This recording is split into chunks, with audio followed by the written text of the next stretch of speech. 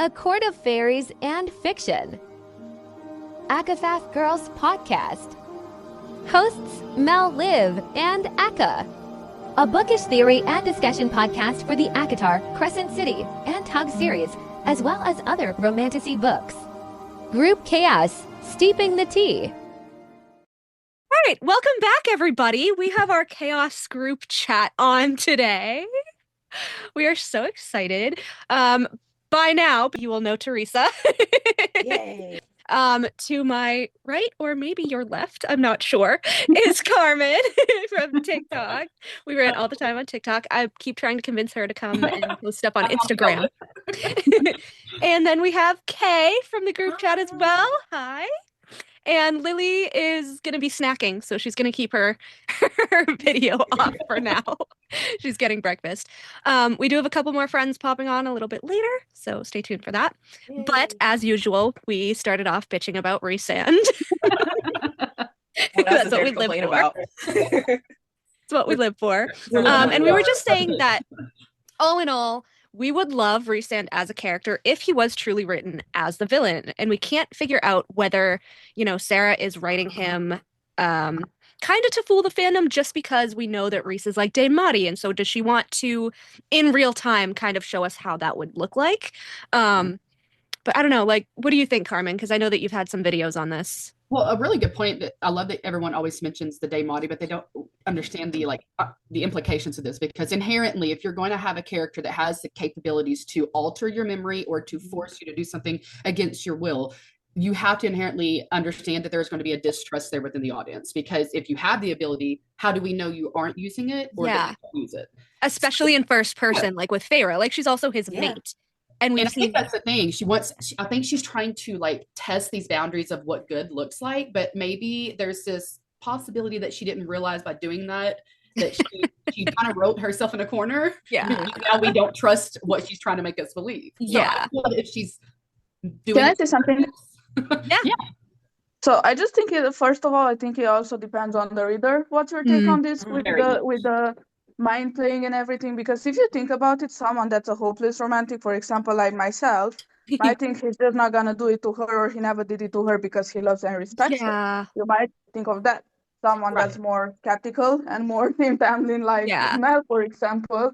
You want to believe that the love interest is the love interest. Right. A lot of people love that. To hurt the love interest at all. I do agree with Lily. I'm not 100% against Rhys. We've talked about this before now. I'm not 100%. I don't hate Rhys. I don't want him dead. I am not hoping for his death at the end of this book. It'd be so boring if he wasn't there. In my mind, I'm going, he does love Feyre. He just was shit to her when we were first introduced to him. And I was okay with him being that villain. Yeah.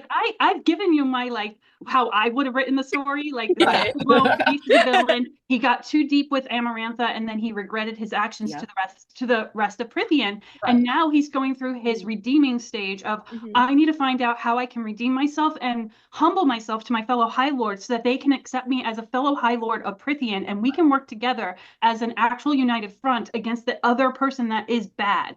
Yeah. My other thing, and that's the issue I have. It's that Sarah never redeemed him. She just justified it. And I don't know whether it's just Feyre's point of view or if he's in her head or if it's just first person, but it's just the fact that he never apologizes. He never actually feels remorse unless he wants something from her. And he even admitted I'll use sex so that Feyre doesn't have to think about this. People take chapter 54 as his apology as his love letter or no. There is a trigger warning for me telling her. Triggered. And I always sit there and I'm just that's not a love letter. It's a fucking justification. Exactly. It's just excuses. Which is a chapter fine. of excuses. I did enjoy 54 for the backstory of Rhys, but I don't enjoy 54 for under the mounting things. Yeah. For the justification of his actions for what he did for 50 years. Just fucking say sorry, dude. And even at the High Lords meeting, he is confronted by Kallias about his possible involvement with the death of children. And he's But I saved your life. I feel so bad for those children. I don't know. I just didn't feel very, very remorseful from. I hate that it's from Feyre's point of view. Or not, children died that day. Yeah, I want to make a point. The fact that people think that he's been written as the good guy. This scene right here tells you that it's not, because she's purposely still leaving it open-ended if he actually did it or not. So by those actions alone, the way she is structuring all of this history with Rhysand and not being purposefully clear, how do you not see that she is playing that edge of is he good or bad? Like that's where the argument's coming from. Oh, sorry, Eliana, go ahead. Go ahead. Sorry, I just meant to ask because I wonder maybe I don't know if she said that or not because I haven't kept up with her interviews and stuff. But like, what if he meant, or like, maybe she first meant to write him as a villain, and then maybe she changed her mind to maybe I'll write him as the morally gray guy. Well, and I actually know about this. Mel and me keep disagreeing on this, which like we agreed to disagree to not get into fights. I actually do have some information on that. When I first joined Tumblr for the ACOTAR fan, there was one of her first interviews going around Tumblr, and I wish I had saved the link back then, but like I was new and I was like, oh, whatever. And it was a written interview. It wasn't like a verbal interview or anything. And she said, which is why I don't know if I can fully trust her interviews because she always flip-flops, but she wrote, and I remember it because I have a photographic memory because I could see it right there. She wrote ACOTAR, ACOMAF, and half of ACOWAR. And then she realized, I want Rhys to be my protagonist, not Tamlin. So she scrapped all of ACOMAF and the half of ACOWAR that she wrote, rewrote them with Rhys as the love interest, and then added and tweaked some of the scenes in Tar, but didn't completely rewrite it. And I think that's where the disconnect is, because she was writing ACOTAR originally, thinking Tamlin would be the protagonist. Like, I love SEM, but this is my big issue with retconning. After you've already written an established book in the series that you can't go back and fix. I mean, you're not doing this, please God, don't do that. But like, you lose so much of like the story that's already been established that it just gets convoluted. And this is such an issue with Nessa's arc, with Lucian's arc, with Elaine's, now with all three sisters being evil, but now they're not evil. So like that's why there's so much contention, is because she can't go back and fix what she's already started to change in the future. That's why it bothers me that now in interviews she'll be like, oh, I knew about Rhys from the beginning and it was always going to be Rhys. And it's like, I saw your freaking interview where you admitted it wasn't. And she brought him in as a bad guy. Like he came in taunting a dining room full of people. Like you brought up people's moms. Like you're a bad man. Like if she's gonna do this, if she's gonna really commit to, I hope not, him being the good guy in the end, I would at least respect it more if there is more explanation to the prior events, maybe some more like taking accountability and flashbacks, it would have been real change. Because this whole, like, what always infuriated me is him being saved by Nessa, all of this meaningful sacrifice that she has done, and her like calling him brother, all of these things just for the same mentality to resurface not a book later. Or like not half a book later, sorry. This is why I'm like, this has to be fucking purposeful. He has to be some sort of unhinged. Yeah, I mean, he was unhinged before, but he has to be some sort of unhinged after coming back from death, like not once, but twice now. Farrah too, honestly. It would have been a lot easier to accept Rhys's actions under the mountain with him saying, I was wearing a mask, I'm just doing things to protect people, if we found out that Cassie and Azriel, Moore and Amren were in the dungeons of freaking under the mountain being tortured so that Rhys can do what he's supposed to do. But fucking like she wrote it that Amarantha didn't even remember that she captured Rhys in the first war and that he had wings. So he his wings under the mountain because Amarantha forgot he had wings. Amarantha had no desire to know where Rhys's inner circle was. All of the freaking High Lords brought their courts under the mountain, and they had to live under the mountain with their High Lords. I mean, that's their sons, their wives, their cousins, their brothers. All of them were under. He brought Hewn City, and she slaughtered half of them. And then he had the gall to be like, "You know how much?" We already know he doesn't care about Hewn City, so that. When he was like, "Do you know how much that hurt me?" I was like, "What? How are you a general of Highburn? How are you a general of Highburn? How can you claim Rhys is your mortal enemy for killing your best friend, the Spring Court High Lord, Tamlin's father? Okay, and you don't know who Rhys's allies are? No. How?" Unless he lied and he could Daemati her. Circle. It's just the toxic trait of Rhysand is not recognizing that if you play this mask card, that people might actually believe him. And he interacts with people like they shouldn't. And it's so crazy because he's so sad that no one thinks he's a good guy. And I'm like, sir, for 200 and something years, you've been a bad guy. Yeah, you walk like a bad guy, you talk like a bad guy, and every single thing you did was just like a bad guy. You were a bad guy, and you want me to think you were secretly good? And you know what it is? What it is too is that people forget that he hasn't just been a High Lord for 50 years. He's been a High Lord for 2 centuries plus. So and it's like for what, 5? Yeah, and it's like what diabolical shit were you doing in that span before Under the Mountain happens? There's another continuity issues. They always like to say a quote where Jurian's like, I never believed the whole mask thing because I knew him as a decent guy. I'm like, what doesn't make sense is, okay, so was the Night Court always wearing a mask to protect Valaris? So that means for 500 years, Rhysand would have always been wearing that mask. So where would he have seen a good guy? Yeah. It is making sense. But then here's the thing: isn't Jurian like suspicious of Rhysand in the first place? Oh, and then Jurian, I don't believe him. Sketchy. He murdered. He is sketchy. He is sketchy. I don't believe Jurian for a second. He's interesting, but he is sketchy. Yeah. So I'm like, I'm not going to take Jurian's judgment. I don't. Yeah, I don't believe Jurian for a second, especially when Hybern was literally like, "Oh, Jurian wants the High Lord of Night dead," and then followed up by seeing him as the fucking Bone Carver. Like, why? What does Jurian know about you that you're terrified of, that you're seeing him as the Bone Carver? Yeah, like your downfall. Like, why is the Bone Carver showing him Jurian? And then why, when he sees Jurian resurrected, did he not think, maybe I should look deeper into this? Right. Why would you be afraid of Jurian? He's a human. I'm sorry, Mando, if you're watching. He doesn't have the power to kill you. But we don't know what he turned into after the cauldron. That's true. I'm hoping there's something there that he's more than just human now. Like, I'm sorry, I do like Jurian. I'm not in love with him. He's not on my top 10 lists like the other guys yet. I like him about as much as I like Vasa, which is just like, they're there. Yeah.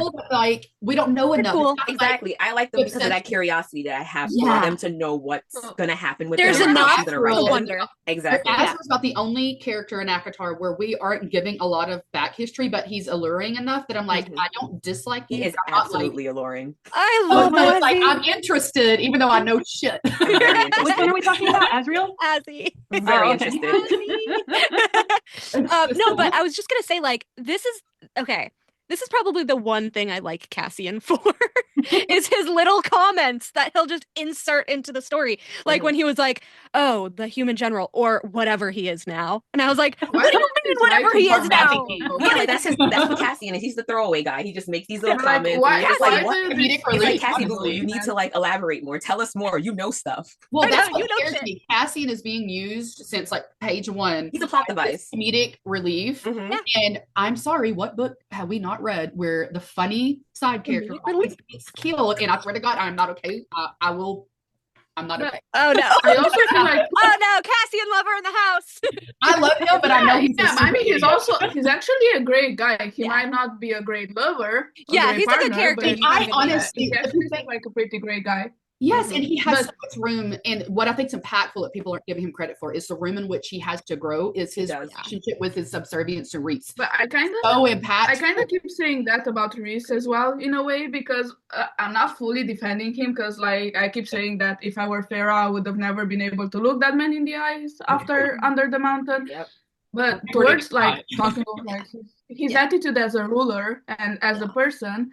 We also know he's had a pretty rough like background and shitty role models if we think about it, like his father, think of the way like his father was and the like him and Tamlin murdering each other's families and everything, I just keep thinking he didn't have a lot of examples of what like being a good person and a good ruler is. Yeah, true. So that could be nature versus nurture argument, which is valid, and it kind of falls into the argument of what if he's Val descendant and he doesn't know, and it's more like these tendencies are coming out and he can't control them, kind of like the typical Fae. They're just brutes and it's not something they can really harness. This is something. Here's a question. Okay, so if the theory is true that Rhys is Valg, okay, and the Illyrians are made from the Valg/Daglin, and they're subservient to Valg/Daglin, doesn't that prove why Cassian struggles to separate Rhys from Nesta? That he has this like instinct that he has to follow Rhys, and it's like he needs. I mean, I love Cassian. You know, I don't mind Nessian. I actually do like them together. I'm sorry, people. I'm sorry. I'm right there with you. I hate how dumb he is, but I think he can get better. Yeah, I'm giving hope. I'm in Carmen with this one. I am just holding out hope that Cassian at some point, Reese is just going to get to a point where Cassian's like, dude, no. And I'm hoping it's like by him watching Lucian tell him, dude, no. Yeah, like standing up for Nesta. I think that like you said, the whole Valg made thing could be his subservience, but I think that also Azriel being other, and all of the times that it has been harped on that Azriel is other, Azriel is different, Azriel is this, Azriel's that. There's another layer to Azriel that allows him to rebel against Reese that Cassian doesn't have. That it's also at the same time pulling out Cassian is different as well. Because look, they're the only two Illyrians that have the siphons, right? Yeah. 7 siphons. Yeah, they have the most. 7. Yeah, like I think Henry's cousin had like 2 siphons, and they have like different. But they're always set apart, other than just like their positions within the court. I think Sarah retconned that again, because I think that after when she was writing Akasif, I think she was wholly going to make Cassian the descendant of Annalius. And then when she was writing Crescent City 3 and she realized, oh shit, Azriel has Truth Teller was Annalius's, so now Azriel has to be the descendant. She can't really go back and fix how like she also made Cassian super powerful. It makes sense because we don't know anything about Cassian's biological father, you know? So it could have been like that secret, like, oh, he has no clue who his bloodline comes from, you know? Whereas, but with Azriel, it kind of makes sense considering his father is a lord and his mother was somebody who is important enough. He still is. I can't wait to see his mom. I'm so excited to see his mom. You have no idea. Oh my god. By the way, I have a theory, like circling back to the Jurian thing, you know. Well, go ahead. It's just that like he kind of fears Jurian because Jurian saw literally everything while like he did. While like Reese was under the mountain with Amarantha, he saw probably the rape thing, honestly. Yeah, literally saw, everything. Like, what they did. He was around for those conversations. Yeah. Am I the only one who inherently is not trusting of like Miriam and Draken and that whole Now I hear Jurian, I immediately think of that whole thing. And I just like the whole, how did they randomly have some piece of the cauldron that can turn her basically immortal, but not high fae? It was a made object, yeah. Draken found a made object. Yeah. I have a theory about that actually.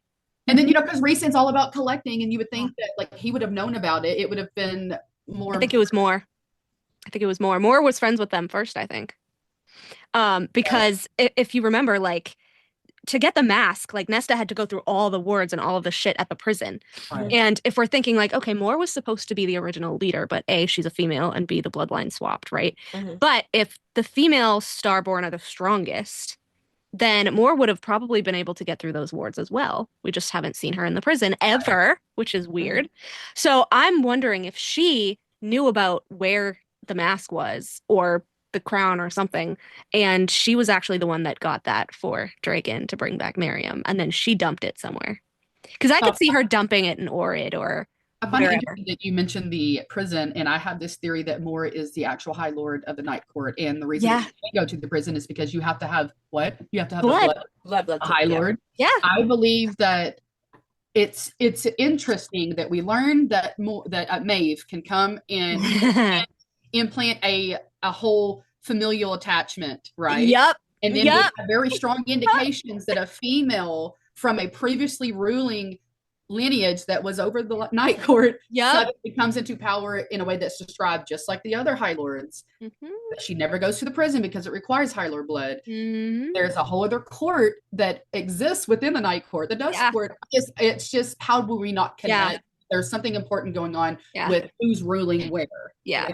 People also forget that in Akamath, which I bring up all the time because I feel like everyone just skirts by this, but in Akamath, when Feyre is talking about going to the prison or whatever, and Azriel goes, oh, I can just go, they know what I am.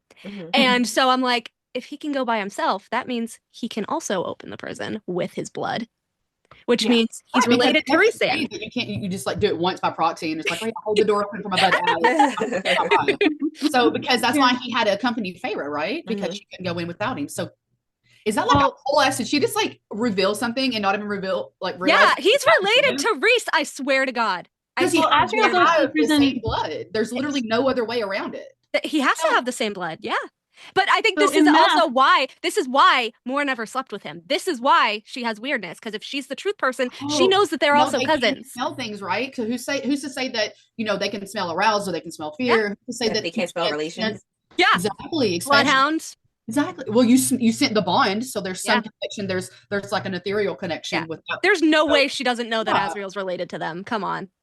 That is too weird about it. For anybody else that we know that can go in, besides everyone else has had to be accompanied, right? Other than Amren came out by herself. So I mean, Feyre had to bond with Rhys by then, so I guess Feyre could. Well, okay, when Feyre went with Cassian, did Feyre go in by herself, or did Rhys take them? Rhys took them. Yeah, he took them, let them in, and then her and Cassian went all the way, and then her and Cassian went in. Yeah, I just found something interesting. And then in Math, Feyre only went to the Bone Carver once, and it was with Rhys. And then there's another scene which is off page with nobody else, where Azriel goes by himself. But we don't know why he was exactly. What was he getting? Does anybody remember what he was getting when he was going? It doesn't say. No, it doesn't say. I don't think it ever says. I have been compiling, and when I get this next book, we get a little bit more. I got to reread Crescent City 3 to make sure. I'm on my 4th reread. Let's go. A list of times where Azriel's motives, whereabouts were not shared with Rhysand and seemed to be almost in opposition of him,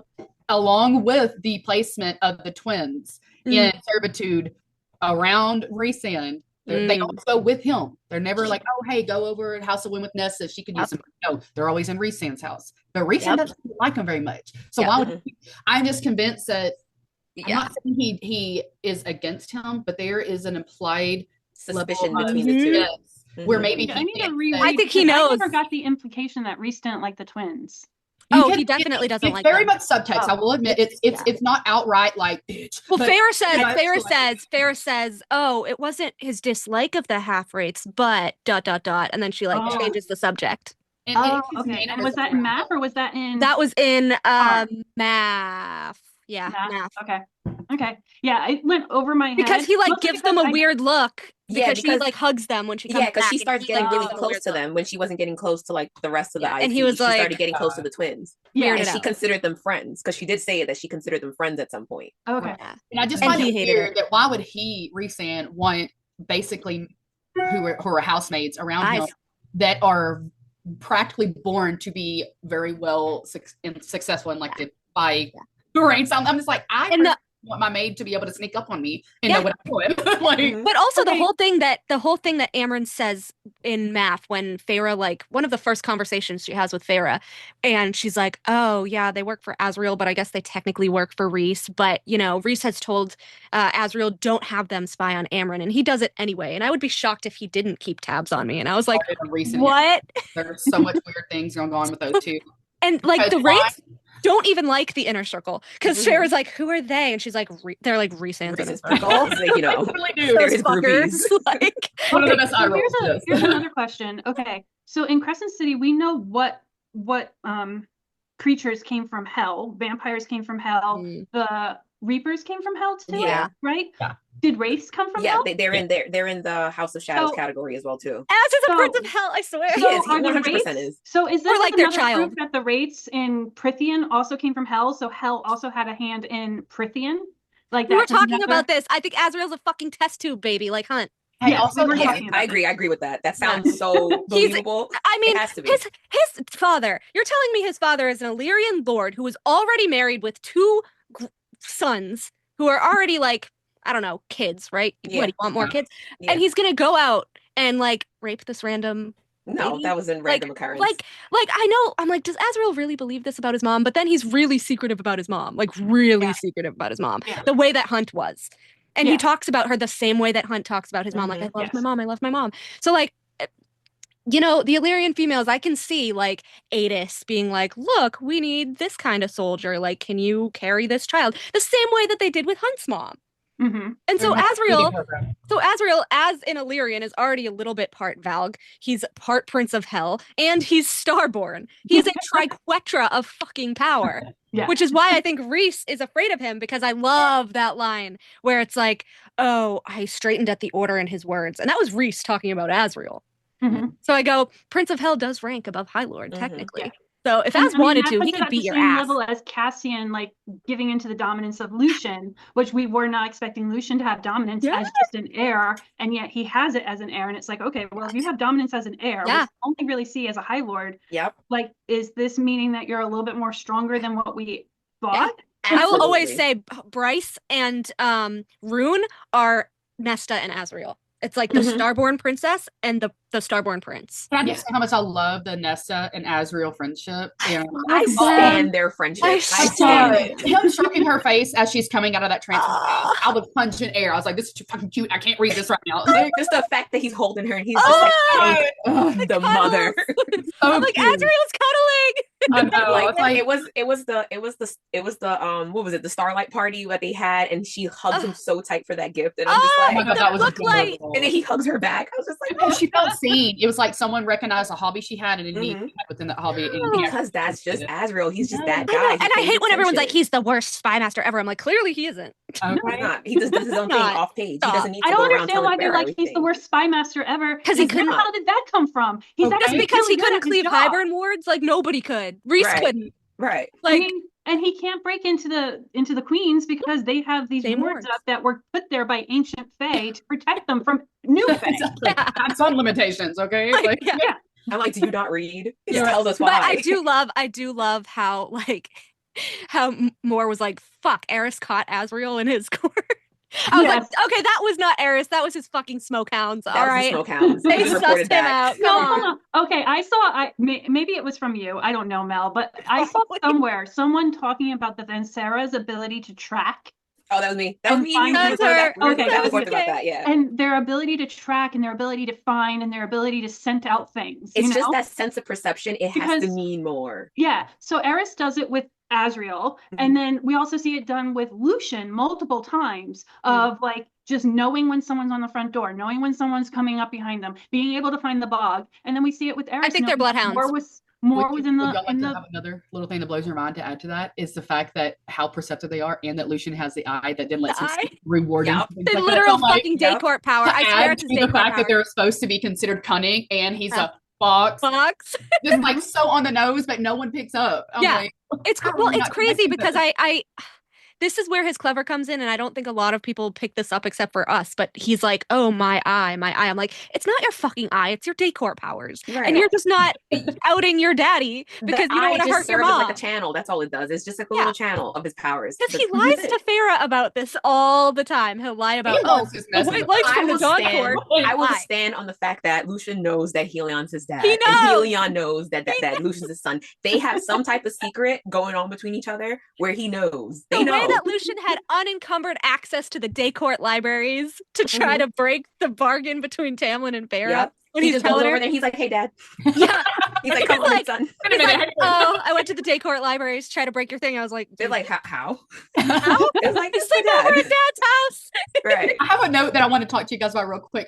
Y'all mentioned Crescent City, and I just remembered. Does anyone else think that it's very suspicious that is it the Underking, the dude, over there, how much he looks in a sound to describe like a Barrow-wight from? I said Barrow-wight. He's definitely a Barrow-wight.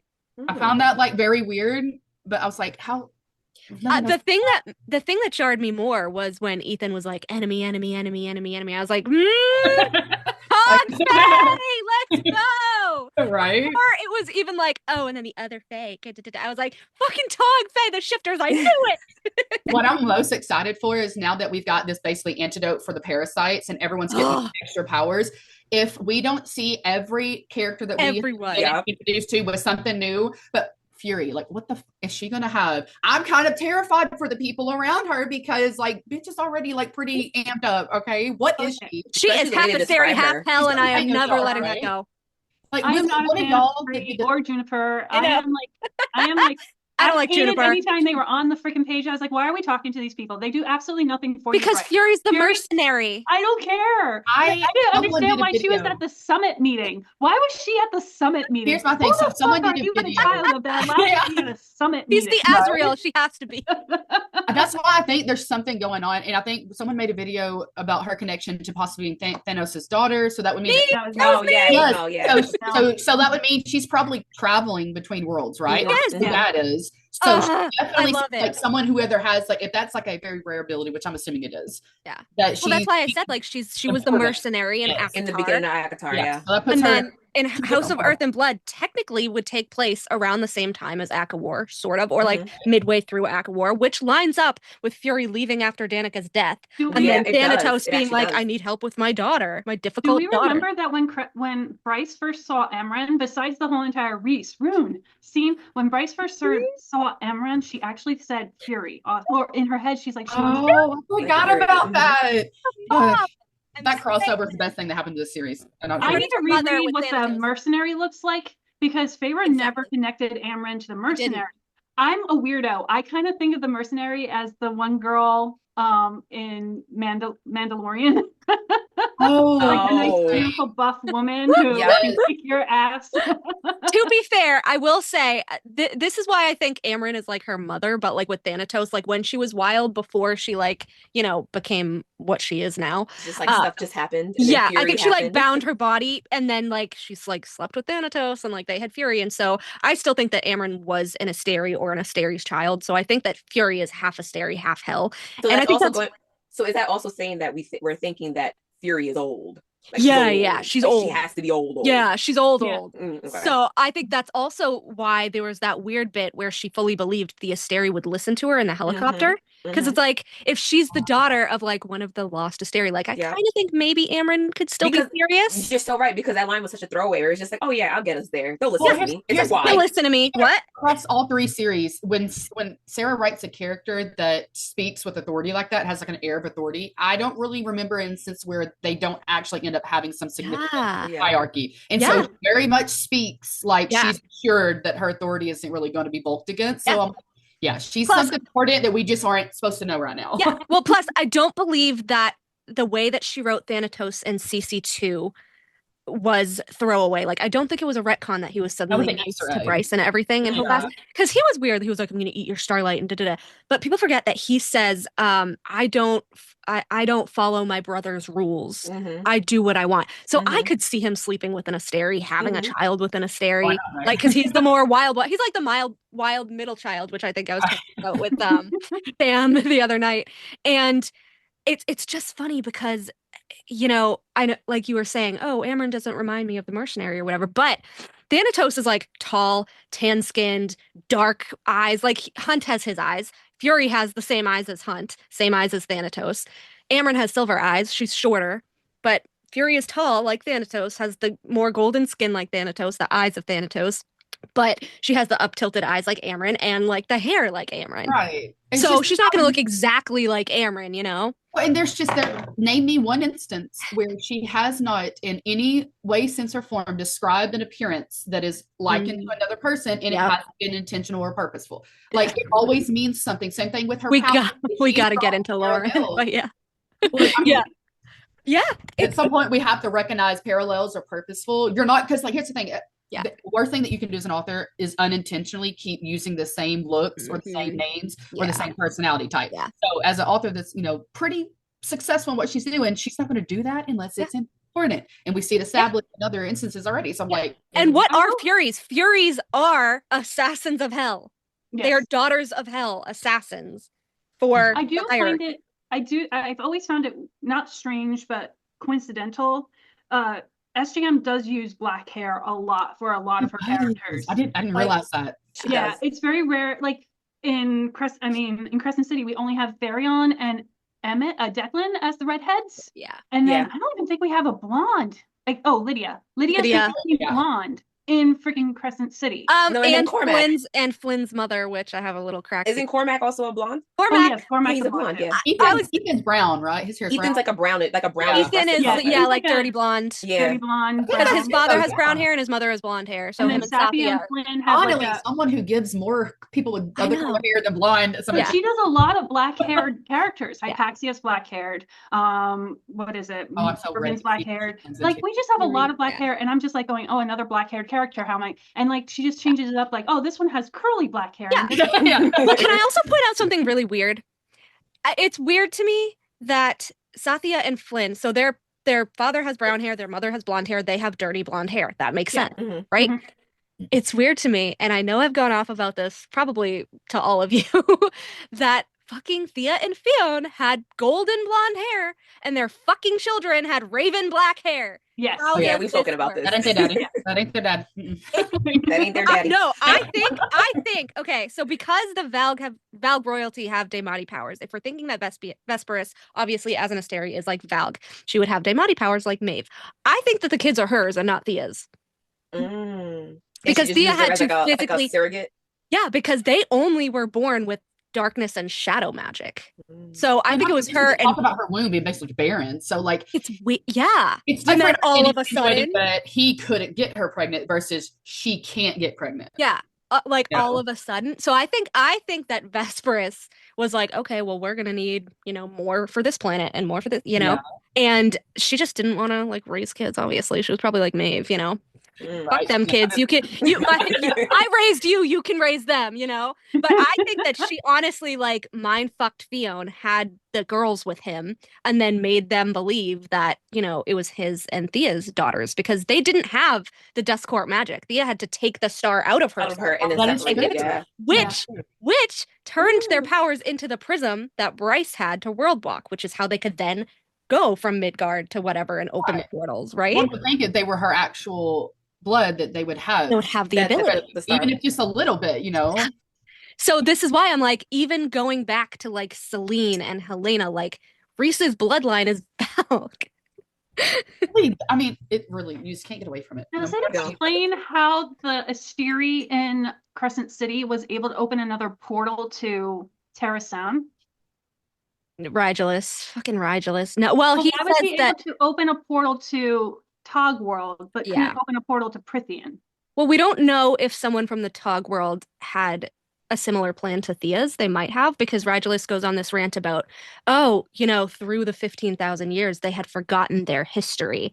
And, I was able to get them to befriend me because, like, he shows up as, like, a fucking scrawny teenage boy that's like, oh, help me, Yeah. And so I'm like, they forgot their history because the book that was written about Kingdom of Ash called The Great War somehow made it to the House of Wind, which is very similar to the Book of Breathings, making it to Jessica's library. So I'm like, they didn't have the book of the history to remember it by, the Valg Wars, which, poor Aelin. I never say that. I will never say that again.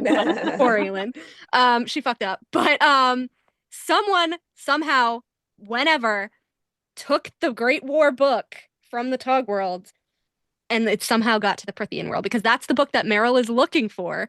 Oh, okay. She's looking for volume 7, which is funny because there's like 8 books in Kingdom of Ash. She's looking for volume 7, and Gwen accidentally gives her volume 8, and Nesta has to swap it out or whatever. And so in Tower of Dawn, it is I forget the character's name right now. What the fuck is his name? I forget his name. But anyway, one of the male characters goes, even the grandchildren of our grandchildren will be talking about this war. We'll write everything down and we'll call it the Great War. And I'm like, the book is in the Prithian world, and that's why they forgot the history, and that's why they trusted Rigulus. So Tog is the past, and I hate when people will fight me on this, because I was like, there's so much proof at this point. Aelin would not have fucking trusted Rigulus. Let's be real. No. He was fucking alive. None of them would have trusted. We're operating that the but world. Also, like, it's been 15,000 years in Prithian. If Rigulus had shown up in Prithian now, I would not put it past Prithian to trust him now. I mean, they're learning not to slowly. Like, they don't trust Koche except for Baron, but Baron wants power, which I'm not he'll do anything for power at this point. But, you know who would trust Rigulus? Fucking Feyre. Oh yeah. You know who wouldn't? Tamlin. Tamlin, no. Yes, immediately is suspicious. But, like, I trust we her. have to remember, like, 15,000 years. A lot. Just forget. A lot of bloodlines too. Yeah, and you forget what the enemy actually was. Exactly. So like, they don't have, like, when Nesta shows up after the prison, and she talks about the blood. What was it that Lanthus was talking about? He wants the wild hunt. The blood hunt. The wild hunt. Yeah. Reese went like super still. He was like, I haven't heard that in forever. Like, that was something that happened on this land. Yeah. And it's like, dude, like, you should not be not teaching your future generations this, but they're not. Can we just talk about how in Silver Flames, which Rhysand, whatever, he takes out a whole fucking book of Prithian history from his library and was like, oh, you're talking about the Wild Hunt. Where was this book in Akawar?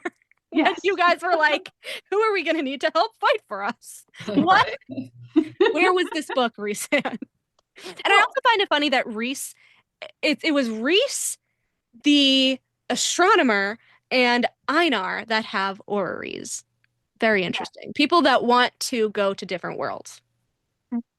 You know, something I find interesting is, what is the purpose of even the prison? You know, it's supposed to be all these like crazy powerful beings, but like not listening and being destructive. But like, couldn't they have just like figured out a way to put them in the middle with like the Weaver and kind of like put like, I don't know, a map with the border or something? I mean, they could put a whole entire veil over Polaris. They could have done that. Selene is the one that created the prison. She wanted to hide Dusk Court. She wanted to hide her mother's original. But she wasn't the one started like just like chunking them in. Like, I mean, your Cassians brought a whole bunch of them. I just we know the. I mean, they even explain. They kind of explain that in Silver Flames. Cassian's a little. Like, we don't hunt the things in the middle because they can't help who they are. It's kind of like holding it against a lion for killing a human. That's what I'm saying. The middle is the fucking Morath of Prithian. I can understand if they dump it into the middle and maybe it keeps coming out of it, but the things in the middle don't leave. Right. That's how I took it. They don't leave the middle. They do. Things in the middle can leave the middle, but they can't. Puka and the fucking but I'm just saying, like, if that was the case, really weird. It would be more humane to just dump them in the middle and find a way to like lock them in. Yeah. Well, because also remember what Vesperus says when Bryce was like, "We're gonna kill you. We're gonna kill you." She's like, "Can you just let me live in the middle?" Like, no, bitch. No, we're not. Well, and hello, the last time that happened, there was Amarantha. Fuck you. Well, it's even talked about with the Weaver and the Koche that they couldn't be trapped, or they might have been too powerful to be contained. So they were bound to a specific location. So the Weaver had an ancient fae, most likely Selene. I'm guessing. I'm not 100% sure. I'm thinking it's somebody from Helion Line, actually. Right. Found the Weaver and Koche. It was the same person who found the two of them. One to a cottage, one to a lake. And the Bone Carver to the prison. The Bone Carver did say she also bounded me too, but he gave himself up. He gave himself up. And Bryaxis? Yeah. I feel like he purposely put himself underneath the mountain. Like the Bone Carver, Yeah. I feel like Bryaxis is actually, I feel like while the other, like the Bone Carver and Koshi and the Weaver are like Valg, I feel like Bryaxis is actually like a hell nightmare. It's definitely, and I think I told you guys this too. I think that Bryaxis is a Stygian spider, and I think he was guarding the portal to hell because it's literally the pit. Apollyon is the prince of the pit. And when Nesta and Gwen are in the library, it's like, oh, the darkness was creeping up on them. And then Nesta's like, I felt a cat-like presence. I'm like, that's fucking Apollyon and Adis checking up like, who's the starborn heir of this planet? It's Nesta. So that makes so much to see what she does. sense. But I also find it was really interesting. And I said this maybe a handful of episodes before the end of season 2, but I was telling Olivia that I think the invoking stones and the siphons have dragon fire in them. Because if you think of that scene, Gwen is the one who pushes them back with her invoking stone. So the only thing a Prince of Hell is afraid of is dragon fire. And it literally glowed when it was like came into contact with that darkness. And then remember once it receded, it like stopped glowing. And it was like, oh, it looks just like Azrael's siphon. It's the same color blue. And when she asked her what it does, she said it's only for protection and healing. Yeah. So it's just like, protection about what? Yeah. What do we think about the 7 brothers in hell? Do we think that the brothers mentioned that are Valg, do we think they're the same? Do we think like Valg, like the princes of hell and the Asteri? I've seen a video and I'm like, I don't want to believe it, but I could see how it could be really fun to like get them to connect. They were basically, and there's plot holes here, so I'm trying to like see how they would patch it. But they were like, because we don't know all the 7 brothers of hell, we don't know all of the Valg, right? We just know the 3 mentioned, right? So they were saying that they're the same because Adis says he has 4 brothers that are off other planets, off world, right? And then she mentioned, what if? Because what do we know? We know 3 of the Prince of Hell's names, right? Yeah. And then we know that 4, or we know 3 of the Valgs. So that leaves 1 left to make it 7. And they were saying that it was Koche, and I don't know if I believe that one. I don't know. I mean, we know all of we know all of like the ruling Asteri from Crescent City. Yeah. But again, like the Asteri and the Valg changed their name from planet to planet too. Right. And that would have to only be if the Asteri and Valg aren't the same thing. And the same. Yeah. I kind of believe the Princes of Hell. I don't think they're the same as the Valg. Because they have that whole spiel about, oh, they tried to use the black collars on us and we were too powerful. And I'm like, the black collars is from the Tog world. Because they're like, oh, they used the black collars to control people in the past planets. Hello, Tog. And then they came to Hell thinking they could do that to us. And we were equally as powerful as them. So they couldn't do it. And then he says, you know, so because we had bested the black collars, they didn't want to take that chance on other planets. So they adapted it into the tattoo, the slave tattoo that I wish I could remember who did this because they had another video because I went to a spiral. Should we look further into, when Night Court makes a bargain, they get a black tattoo. I know. Is that similar to a black collar? Point, Teresa. Don't even get me started on the Illyrian tattoos. The Illyrian tattoos. Yeah. I believe that every single warrior has because look at this. Tell me it's not they can't purposeful that what is the Sam's gonna get me because she has corrected me 10 times to cover the name of that place where Hunt lived at in Crescent City, where all of the angels, what is that called? Oh fuck. Yeah, I know what you're talking about. Okay, so the landing is very similar to the landing area for where House of Wind. Okay? Yeah. Okay, so if these both were housing for an aerial force, and if it is understood that Hunt's type of angel and the Illyrians would both probably be serving a higher power. Yeah, the Illyrians were the first fuck ups of the angels that they were trying to make in Prithian. So they're all both serving at one point the Asteri. Yeah. So the architecture had to have been basically a contract of servitude. Yep. But when when they left, Prithian, they kept the tattoo. Yeah, they did. So I don't think you necessarily need to be like in front of somebody pledging your allegiance and then get the tattoo. I think if the tattoo being born from that bloodline, the design and follow, and you just get it tattooed. Follow the High Lord. And so I think unknowingly they may be pledging allegiance to an Asteri, and if they were to ever get that connection. Can I had a thought here. Can I just run through this real quick? Oh yeah. Okay. So if we're thinking, so my thought is that Thanatos is actually the one that created Hewn City to as a rendition of his layer of hell, the ravine, because he has been there waiting for the Koshi War because they're like, oh, they're all waiting for big wars, blah blah blah blah blah, whatever. I think that if Thanatos is a prince of hell and he created Hewn City, then the Hewn City residents would be more hellish, which makes sense, right? Right. And being so, they wouldn't. Rhys even says oh, I can't make them fight for me, which is funny because if Rhys is Valg and hell are the enemies of the Valg, he wouldn't be able to make people with a more hellish nature fight for him, which is exactly like Azrael, right? Azrael can rebel against him, but the Illyrians have to fight for him because the Illyrians are the Valg part of his court, whereas Hewn City is the hell part of his court. And because Rhys is Valg instead of hell, and his bloodline, it goes through his bloodline, those bargain tattoos are really slave tattoos to Rhys, which is why they can't say no to fighting for him. Now, this is because you are saying that Valg and the Asteri are the same. Yes. Now, I would only argue, only because it'd be a really fun story, what if they weren't the same? And what if the Asteri / Daglin are the same, right? And what if they were at once the rulers over the Illyrians, and if they come back through a portal and they take the Illyrian forces from Rhysand? That would be a fun spin. Imagine if he goes low, because that's a large force. It's his entire aerial force. Yeah. Or Cassian and Azrael, he would be screwed. He would. Well, and they're all worried about after Messicane. That Rhys has weighing over his stupid fucking head. Right. I have 2 armies, but one is useless to me unless they like me on the day that I ask them for help, and the other one is my actual army. But I can, if I do anything to piss them off, I could lose them also. Oh, and I'm like, and then you have the freaking city of hippies that you didn't even ask to fight for you, and yet they're the ones that require you to keep them safe. And I'm like, you fucking hippies! I hate you fucking hippies. He is using Valaris as his first light feeder. Let's be real. Oh, that's a possibility.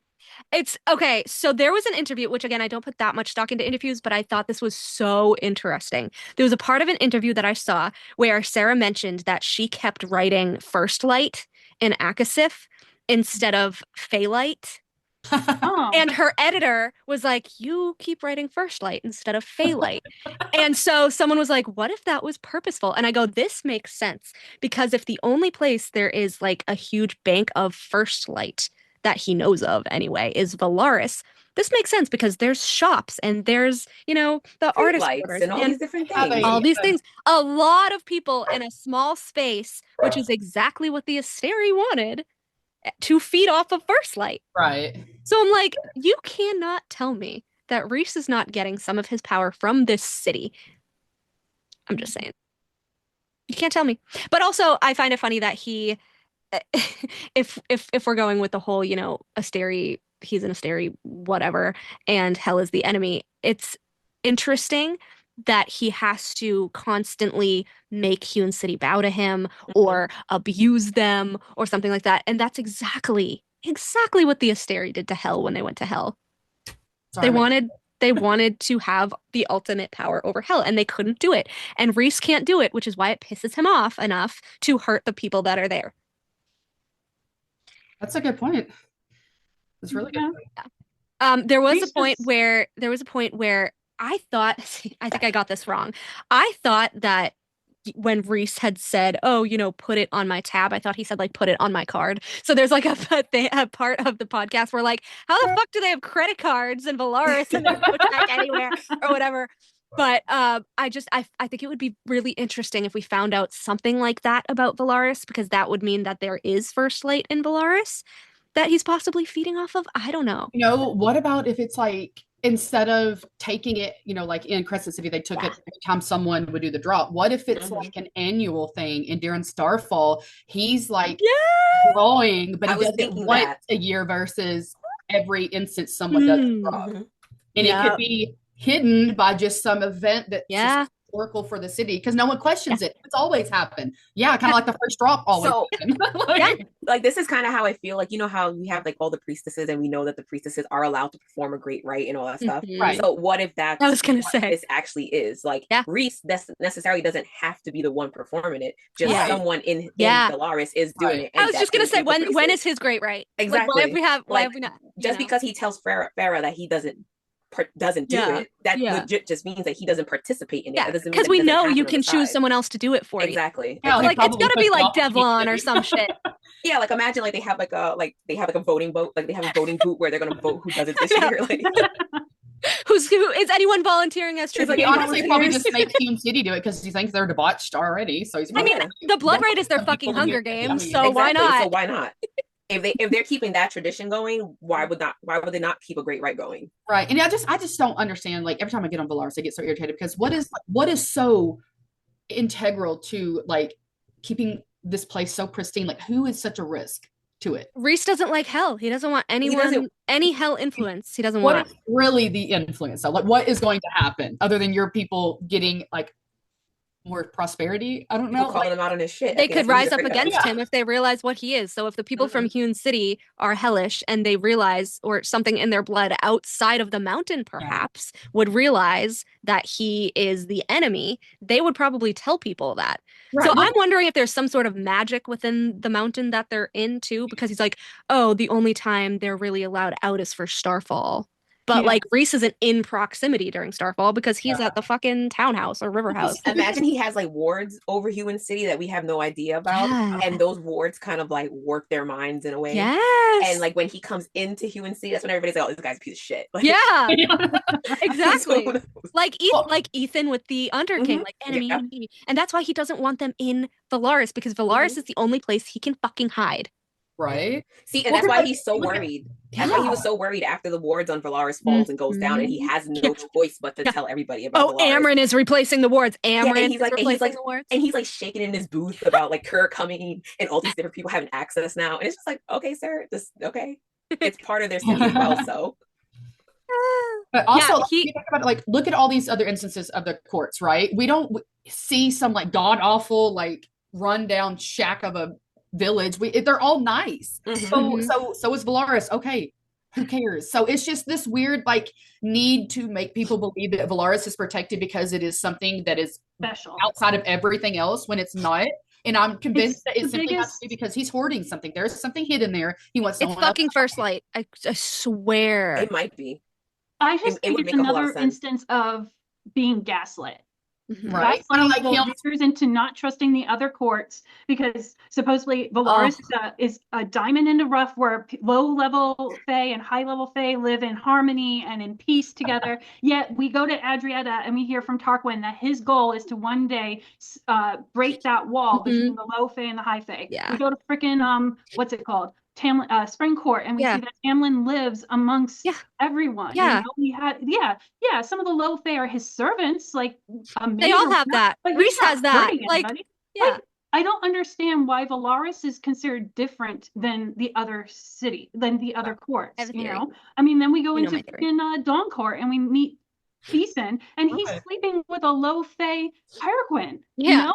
And there's no issue there. And they're like, oh, yeah, that's his lover. But they're waiting for the bond to snap. Like, and I'm just like, okay, so why is Valaris different if all of these other courts have no prejudices? Like, except for Autumn Court. I'm so excited for this question. Valaris is different because also, Rhys says that it was only made 5,000 years ago. So he could be lying, but let's say he's not, right? If there is truly a night court, like a night court leaning line and a dusk court leaning line, and we're saying that that's like Mor and Rhys's, and we don't really know which is which, and they share ancestors, obviously.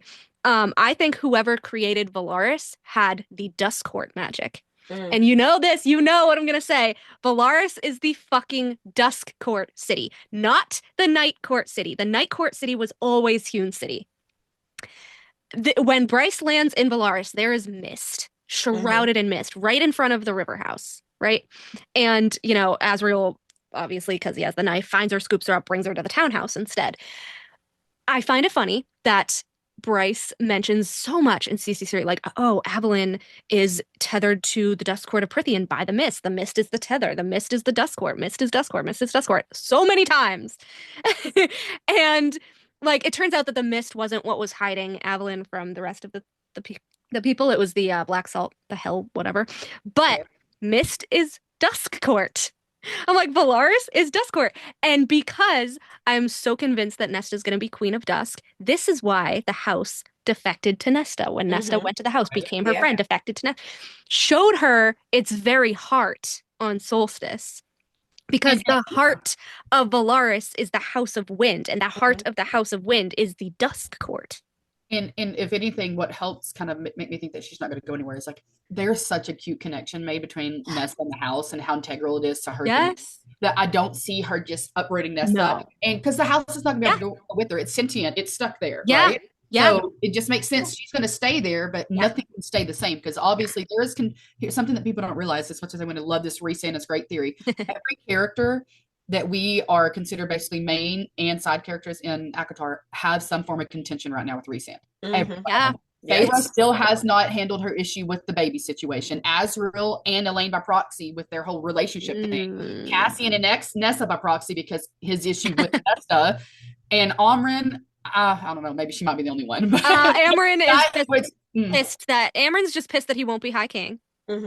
And their whole shit is just weird. Mor is just, why are you sending Mor to Valahan? Like, she was like, don't send Mor to Valahan. Fucking send, like, Lucian and Elaine. Like, they would get it done in 2 minutes. Come on. Yeah. Mor's like, oh, it's been 5 months, and I still haven't gotten them to sign. What the fuck have you been doing? Chilling. At this point, I don't think you're even asking them to sign, because I think you're being suspicious as fuck. It's now been a year, by the way. It's been a year. It's been a while. It's been a long time. Okay, so to go back to the house defected to Nesta. Yeah. Okay, one of my biggest issues was when I was reading Silver Flames and I was reading the house, I instantly was like, oh, the house is sentient because it was already doing things for Nesta earlier in that period. And then out of the blue, when Nesta's talking to Amren, Amren tells her, you made it. You made the house. I'm like going, I'm pretty sure the house was sentient before she fell down the steps. I don't I mean, I think she probably made it like the first time she went there. I think that's what Amryn meant. Awakened it is almost how they describe it. Because I think awakened is a better word to use. Awakened. Yeah, Where it's like maybe where the house recognized her. Yeah. Okay. Yeah, it almost, because I believe that is the actual verbiage they use, is like she made it, but they heavy insinuation of awaken, not like it was created out of nothing, because it was like it was dormant because no one else was worthy of it. Yeah, like it was waiting for its master to come. Exactly. Is even more which is again how Amryn knows what house Nesta became was. your friend. Right. Nesta fucking knows. I mean, but like, I just had a hard time. I was like, so wait, are we retconning what the house was doing for Nesta? Right. In House of Wind?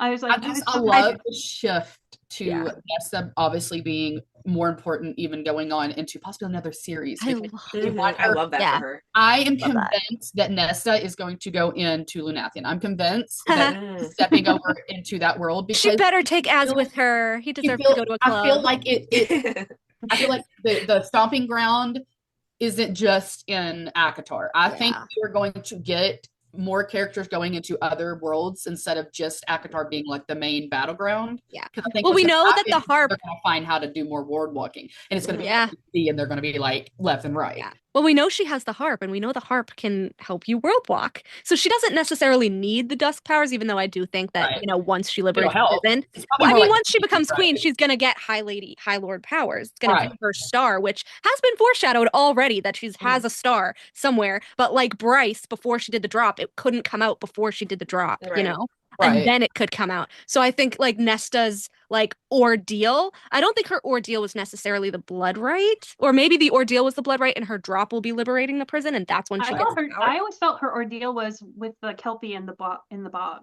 That could be it too. I mean, she's had so many at this point. Yeah, she's just been fucking hammered with ordeal. She's been through a lot. I was trying to figure out, like, do all these characters go through an ordeal? And I was like, I guess that we can look at everything being an ordeal. Like, Lucian's ordeal with the loss of Jasminda, and run from his brothers, Tamlin's ordeal.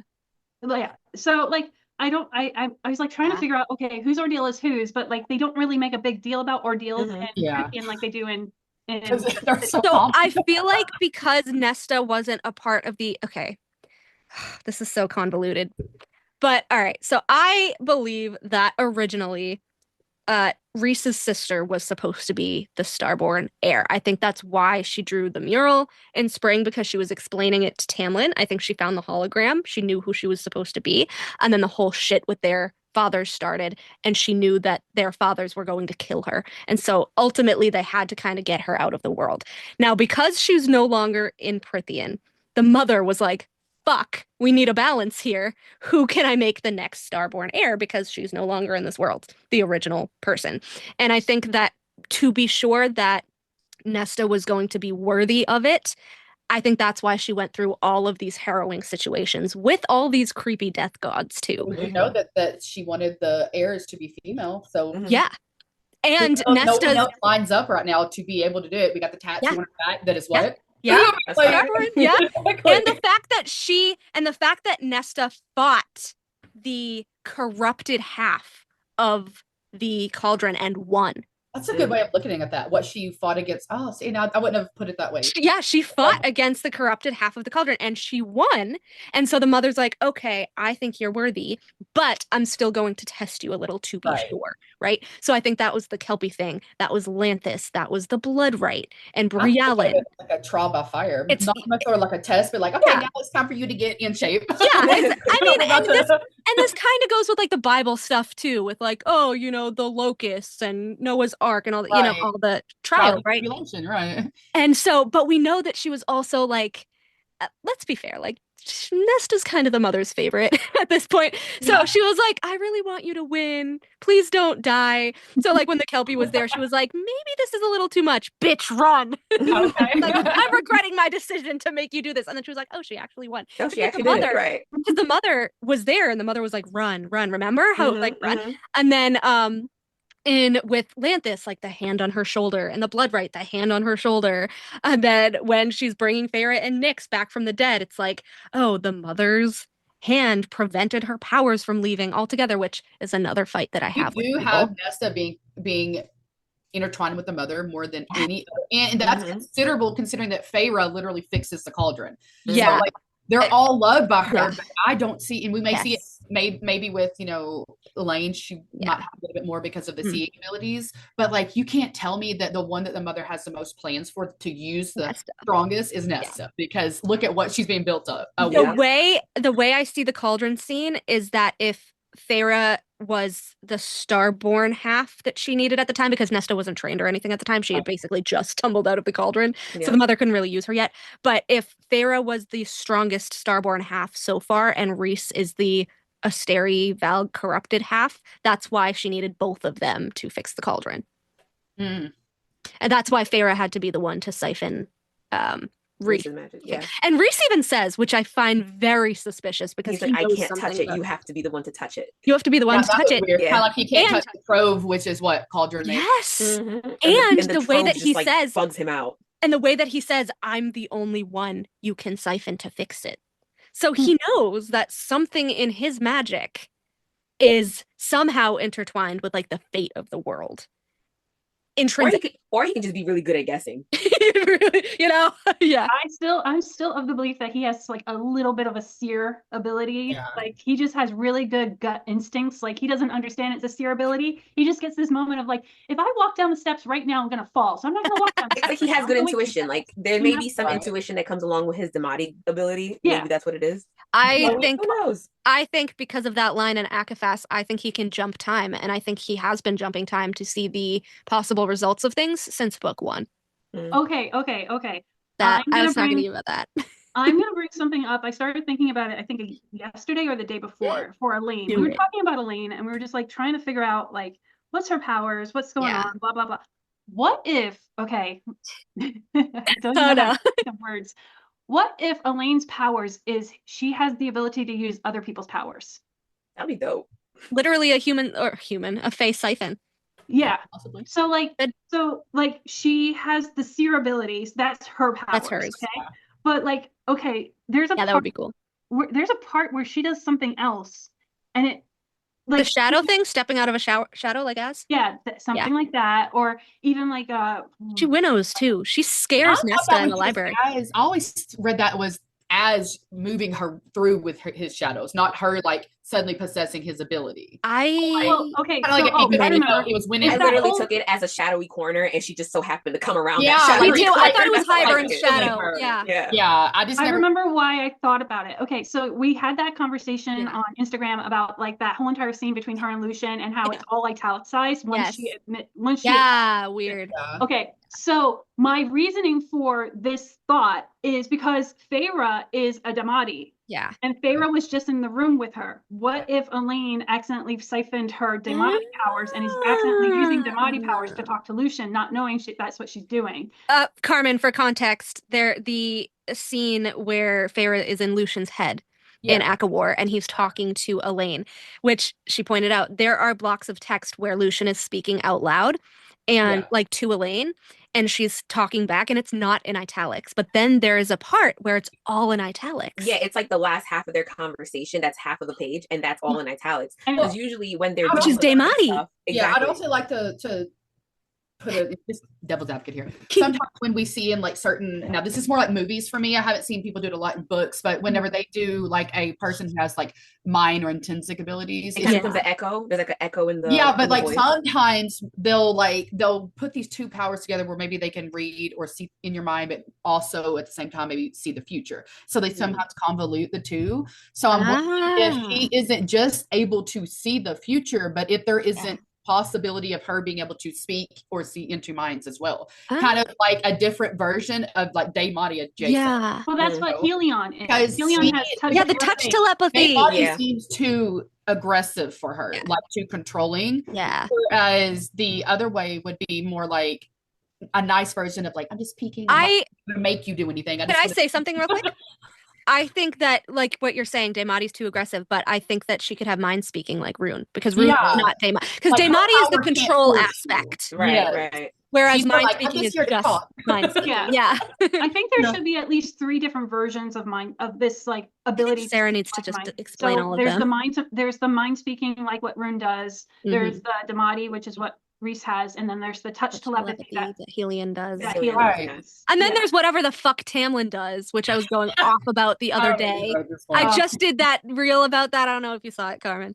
You might. Know what? Honestly, so funny is it turns out that Daemati is not inherently some like very rare power, and because of these like convoluted bloodlines, everybody is out here able to do it, and Reese just thinks he's special. Or maybe it's just a power that comes along with the High Lords, and Reese is so, and no one else detached from everybody else. Yeah, because he's so detached from everybody else that he doesn't know this stuff. I don't know. This is why I was like, he has such an ego that he probably like bragging. He's the only one. They're laughing at him like he thinks he's so special. Well, this is why I was concerned, because in Kingdom of Ash, it is like confirmed by Aelin. She says on page, "Oh, this, power that Maeve has, it is Maeve and the Valg princes that have this power, which is Daemati ability, the control aspect of this. And Maeve is spinning illusions into Rowan and Lorcan and all these people at the same time. And I'm like, okay, so if people could have mind speaking or mind reading or whatever, but it's the control, the actual Daemati aspect that Reese has, where I'm like, he has to be a more potent Valg than like, even if all of the Valg and all of hell intermingled, whatever became the High Lords, he is the most potent, and I think that is why he is the most powerful. Right. I'm just curious if it's honestly one of these things where what if all the High Lords are Valg? Because we know the Valg wanted to cross with what? Powerful bloodlines. They wanted to spread their seeds. So there, if maybe there was already an established court system, like let's get one of us in each court. Yeah. And then I think maybe even before when there were no courts, a lot of ego. He has a very inflated sense of worth. Yeah. I do think Orid is the Prithian version of Morath. So I think they made all their monsters and everything in Orid. I think that's why Orid is so oppressive. But like before the courts, like they could have totally been fucking intermingling with everyone, Right. So we have no idea, right, about that. But then there's the whole like, I don't know. The Tamlin thing bothers me because I cannot tell if it was a retcon, but then if it was a retcon, why would she do it again in math? And I did a reel, and I don't know if you guys saw it the other day. I think it was yesterday or yesterday morning or something like that, where I was rereading some parts of ACOTAR and ACOMAF. And so in ACOTAR, when Feyre is under the willow with him near the Starlight Pool, and they're going over all that shit, and she is in her mind and in the narrative, and she's looking at him without his glamour on, which he does for her, and I love that scene. And she's like, oh, like, when did I become so shallow? Why does the mask bother me so much? And I just want to see his face. And I was like, Feyre, you've always been shallow. But I don't. and then she like goes on, and she's like, well, regardless, he's exactly what I thought he'd be like without his glamour. And then she's fucking falling asleep. And what does Tamlin say out loud to her? But you're exactly what I dreamed you'd be too. I'm like, how did he know what the fuck she said in her head? I mean, so I took it, when you said that, I took it as like maybe she was that drowsy and sleepy and doesn't realize that she did say it out loud. Even but he does it again. But he does it again in math. But then you brought that up. Yeah. He does it again in math. When she's I think they're all very similar, and they're all thinking they're being clever by like hiding it, and just wants to brag. He's like, look what I can do. When they're arguing in math, and she's in her head, and the whole I'm drowning scene before she actually tells him that, she's in her head, and she's like, find someone else who can deal with this, in her head. And then he's like, you don't want to marry me? Okay. Or find someone else to marry. And her head. I said it in your comments. Yeah. You said it too. I did say it in the comments. I've always had a feeling that once she turned High Fae, and then we found out she got the Daemati powers when she turned High Fae. Yeah. We've always had this feeling that her bloodline has Fae heritage. Yeah, is she pushing or witch heritage? So I always had this. She's so in her head at times that I always felt like she always had some form of Daemati powers. She was projecting. And she was projecting herself. Just about the projection. It's not him reading. What is it? It's just her projecting. Say it all the time. And he doesn't notice that she didn't actually say it because he's so like he didn't notice her mouth didn't move. She probably said it in his head, and he thought she said it out loud. Yeah. Reese even says you were practically screaming it at me. Yes. So she might have been doing it and didn't even realize it. And I hate that though. She says, I mean, I know a lot of people claim that Reese was the one that was always in her head. No, she was trying to jump in his head a lot. But she was but this is when she was a child and she was seeing things as a child. I don't think so. I think she was jumping into Reese's head. Right. You are right, because Reese made it seem like, and Reese always made it seem like these visions came to me. Yeah. It was never like I went searching for them. It was just like, out of it was like an intrinsic connection. Exactly. So she was always sending images to Reese. And Reese is like, what is this? And then he would send images back, which is why she put a night sky on her one. Well, this is why I think they're mates. I think I don't know if I would go as far to say that they are Karanam, but it's weird how their magics work together. Yes. Because I've said that going really quick back to the whole Time Walker thing, and that line in Fast where Cassian's like, oh, you could just skip the week if you wanted. Or he's like, oh, I wish I could just skip this week. And Cassian's like, you could with your magic. And he like gives him a look. Like, shut up. Like, don't even tell me to use that power or whatever. So I had this whole theory thing that I had put on my old TikTok that got fucking banned, which I'm still pissed about. I'll have to repost it. But I had this whole theory thing where like Reese was the only one who bet on her in the worm trial. There's a reason he put the bargain on her arm. There's like all this shit that he did under the mountain that was really suspicious. And I'm like, I honestly think like one of those nights when Amarantha was asleep, he jumped time to see how all of this would end. And I think he saw like foresight, as and I think he saw certain aspects of how it had to be handled, which I don't like making excuses for Reese, you know this, but like the bargain tattoo thing, like there's no excuse for him torturing her before that whatsoever. The arm thing is disgusting. I hate that. The bargain thing, fine. If you knew that you had to put a bargain on her for the lever trial, fine. But you didn't have to torture her, you know? So I think that it's really interesting, which I just thought of right now, actually, is that then this is in Tar, she has that dream of killing Andrus. And I know she's next to Tamlin, but we know that Reese was in her dreams at some point and in her mind at some point because of the eye on her palm. But really it was because of the mate bond, let's be real. Yeah.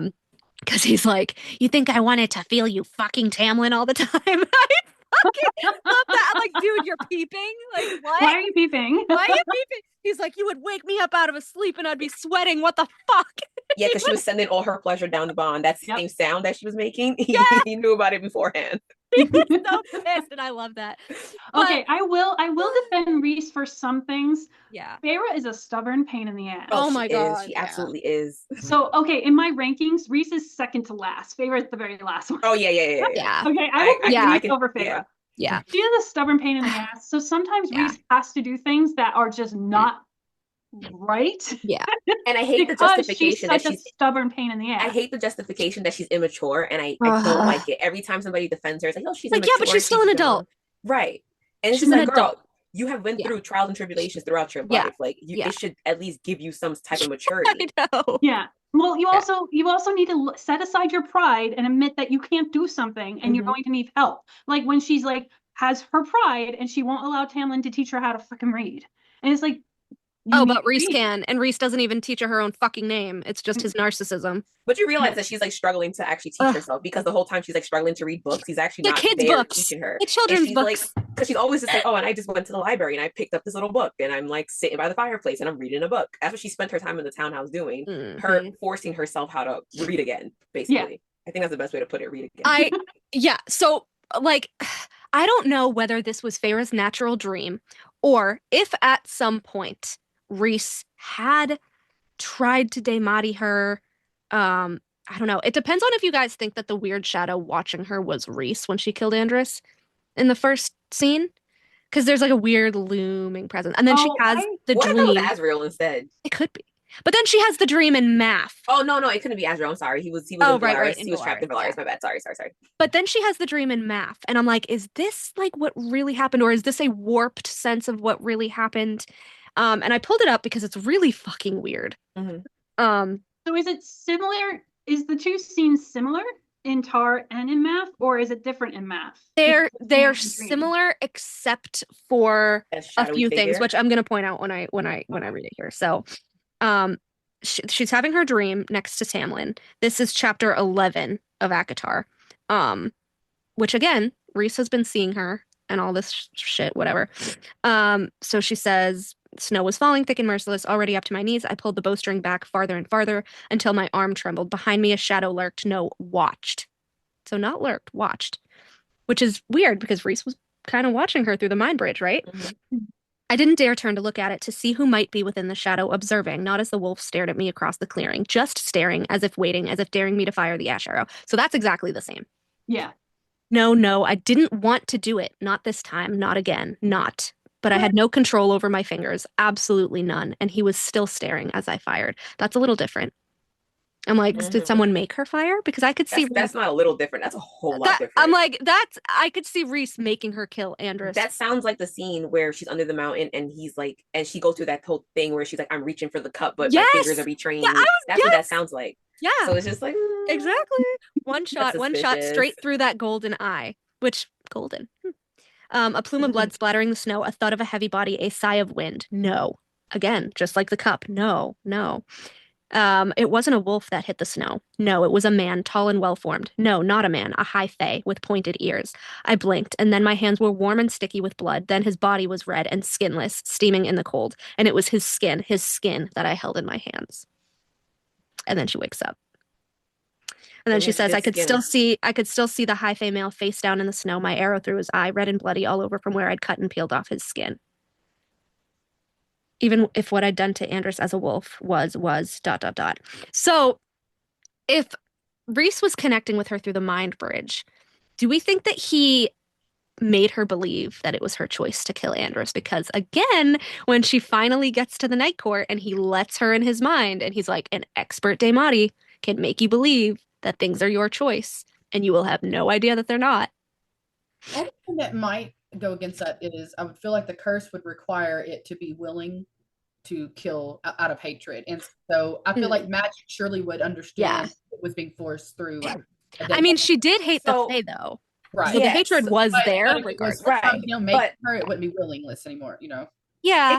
But it can also be something as simple as like now that she knows that Andros was a Fae and he wasn't a bad person and he was helping Tamlin. So now it's like now the guilt is setting in and she's trying to like justify her actions by shifting blame to somewhere else. Yeah, like I didn't want to do it. I didn't want to do it. Yeah. But in the moment in ACOTAR, you told us I need to feed my family. Yeah. I'm gonna kill this wolf. It's just so weird because I can sell the pelt. That was her whole thing. I can kill it and sell the pelt and get money. So it's like, no, now you feel bad. It's just so weird because it's just like the cup scene though, like you said. Like it's so parallel to what Rhys does to her. But she also like when she's doing the dream with Andros, she's looking at it differently too, because like she's like the wolf is staring me down and not making a move. Whereas normally a wolf would move by this point. To attack you. But now she knows he was why the wolf. Now she knows why the wolf just stood there because the wolf is saying, "I need to die so that my friends can live." Yeah, justice for Andros. I love him so much. I'm mad that she didn't give us a fucking description of Andros in that dream. I am so petty. Yeah. Tell me what he looks like. God damn it. So I think he also have blonde hair. Like, I think her holding his skin, his bloody skin in that dream is the parallel to her cutting off his fur and then selling it. So she feels guilty for all those things because she didn't know. So now that she knows, it's just like, oh my God, I'm a monster. Yeah. That's why she saw herself as a monster. She knew, but she wasn't thinking of the implications of it. Yep. So now that she knows everything, now it's like eating her alive. Because that personally would eat me alive too if I knew I just killed the man about to marry his basically, I subsequently just skinned somebody. Right. And then I'm like, I just skimmed the person. I would have PTSD for at least a year. Okay. A year. Especially because Lucian is like, especially because of Lucian, and he's like, oh, I'm gonna take his post for a couple months. I was like, So I want to pivot for just a second because I want your guys' opinion on what do we think about this bargain with Papa Archeron and I want to know all about it. I want to start. Okay, so this is the reason I am so adamant that Lucian's book has to be next. Okay.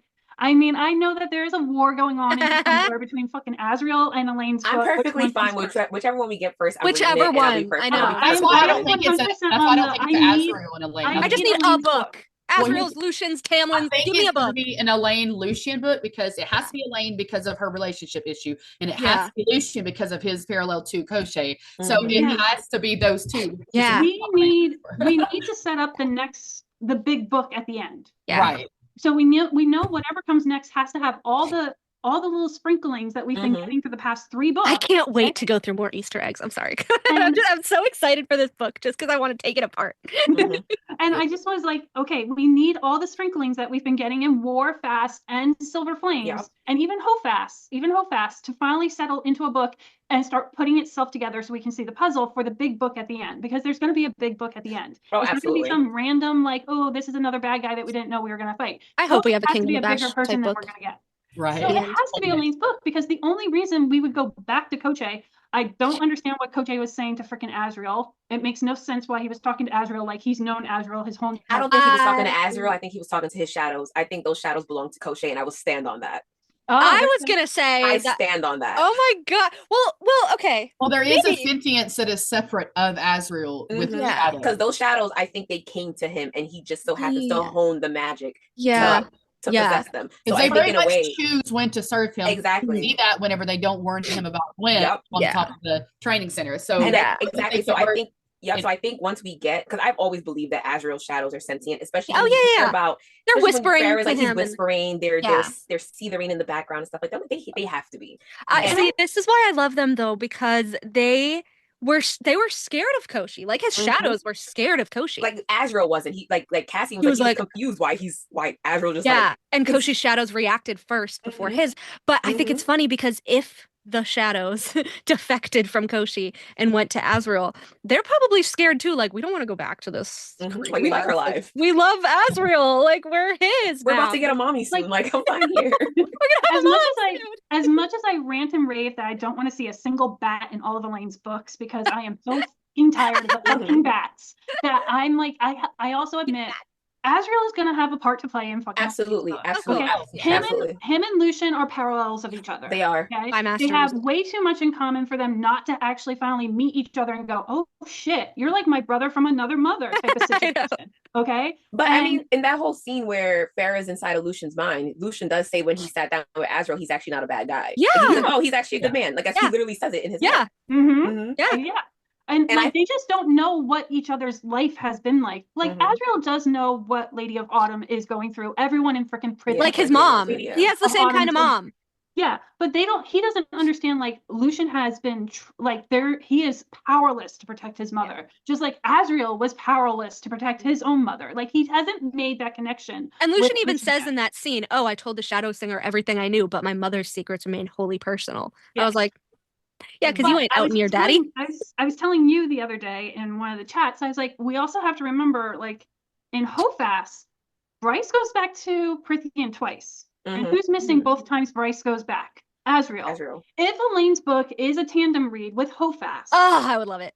Azrael went somewhere. Yeah. He's not sobbing in his room. I know that's the big joke. I was like, he's salty over truth teller. He has to go somewhere. He just found out shit about Prithian that he was not expecting to find out. Okay. And he didn't tell Reese. And things are clicking together. Okay. So if Elaine and Lucian are doing something that Azrael, let's say his shadows are following Elaine just to make sure things are going the way it's supposed to go, and he wants to see, oh, does she break up with him so I can come back? Yeah. But like either way, like, if he's following Elaine and he finds out what Koche is, he's probably gonna fly out there and be like, we can't go near him. We can't go near him. He's something other in this world that we can't fight, not knowing what Elaine and Lucian are yet. I personally think that Koche had a hand with Vesperus in making an alias, and I think that's his connection to Azrael. I don't necessarily think the shadows are Koche's. I think the magic of his shadows come from Koche through the bloodline. So do you think Koche and Vesperus created the Illyrians? Yeah. Okay. I think because we don't have firm confirmation on who the two shadows were near the cauldron or whatever, it's a possibility that one of them could have been Koche.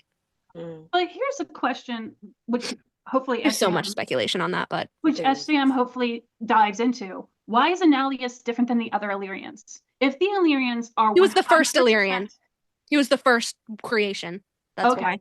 So He defected from the people who created him, sided with the Fae, the High Fae, his friend Theon. Yeah. Why? I would like just to know more. Like, how did he get the rest of the Illyrians to defect from the Daglin? Well, because I mean, kind of like anything, I feel like if you're the first of something and then there are like people under you, they're going to look up to you. Right. And like so he I sparked think the revolution in a way. Yeah. So I think in a way, if he's like, look, I'm the most Asteri out of all of you. I was the first creation of theirs. And even I know what they're doing is wrong. I think he could easily convince the rest of them to defect as well. But also like the way that I like Analius. I know we don't really know him, but I'm like, he's literally a creation of these beings, chooses to defect and then dies killing his creators. That's pretty fucking epic, honestly. Yes. Right? That's pretty I mean, that's pretty cool. And the way that like I know that Azriel's I guess technically part of his original bloodline now, but the way that Cassian was compared to Analius like 6 times, 7 times in Akasif, I'm like, all right, the Koshi War is coming up. I still 100% believe that Cassian's gonna die, and it's just looking like he's gonna die the same way that Analius did, like holding the line against the hordes of the monsters, especially if we're thinking that like the portals between worlds are gonna open again, kind of like how Hell came into Lunathian to try to help them against that Asteri. I'm like, there's a possibility, which I was telling Teresa the other day, that if there's one way out of the black hole, because I think that the black hole is the void. I think there's a difference between the rifts and like the black hole. If the black hole is the void and the void is the cauldron, could the Asteri come up out of the cauldron? And join Koshi? And if so, that would mean that they would again need reinforcements from another world. And Cassian could die holding the line or something like that. Like either way, I feel like he's gonna die at some point in some way, regardless. I would kind of like to see it done justice, just in like a sacrificial way like that, just because it's his character, it's in his character, and it's foreshadowed in his character. Like, oh, if I spend my life defending those who need it most, it'll be a death well spent. And he says this like 5 times. Right. You know, if I'm protecting people who need it, I don't mind dying for that. Like he's said it so many times. Yeah. But I just think that like, I don't know. I don't know. I think no matter what happens with Cassian, I just don't see her keeping a main cast member dead. She's like, his association with one of her favorite characters to write, and like, I just don't feel her doing that permanently, but I definitely know she's going to probably do it and make us have to go through it. He's gonna be the Gavriel. Because here's the thing, her like, did she kill being the goddess of death, her having this connection to the mother is just screaming. He dies, and she goes back and get him. But she can't though, because she has the bargain already with the cauldron. There's no other options left on the table. She can't go back and make a second bargain.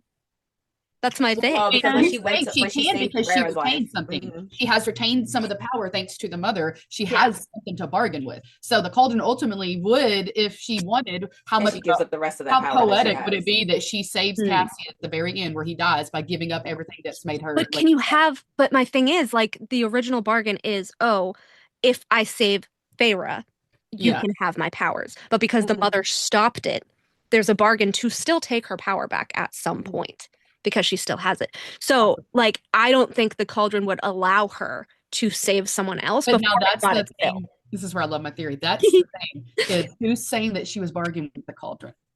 She was bargaining for what? For a life. So who do you ask for that? The mother. The god of death. Yeah. I mean, the cost for our bargain with Koshi would be a life, right? Eventually, or something. I just think all of these bargains, Feyre's for Rhysand, and I feel like maybe even Papa Archeron, that's why he died. I think that's Papa Archeron. I think that was his bargain with Koshi. I think I had said it in a group chat one time. Yeah. I think that and that makes you think about, okay, Feyre's openly bargaining, which is all these death gods.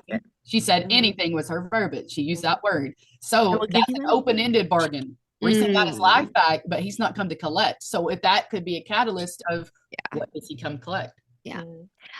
There's also this thing where I feel like the cauldron and the mother choose which bargains they are like, okay, this is acceptable. Because when Nesta and Cassian were dying, right, and Feyre's attached to the cauldron, she's like, I'll give you anything, I'll give you anything, I'll give you anything. And the King of Hybern is like, nice, but ill-advised. And like, she didn't get a tattoo for any sort of bargain there. So I feel like the Cauldron was like, nope, whatever's gonna happen is gonna happen.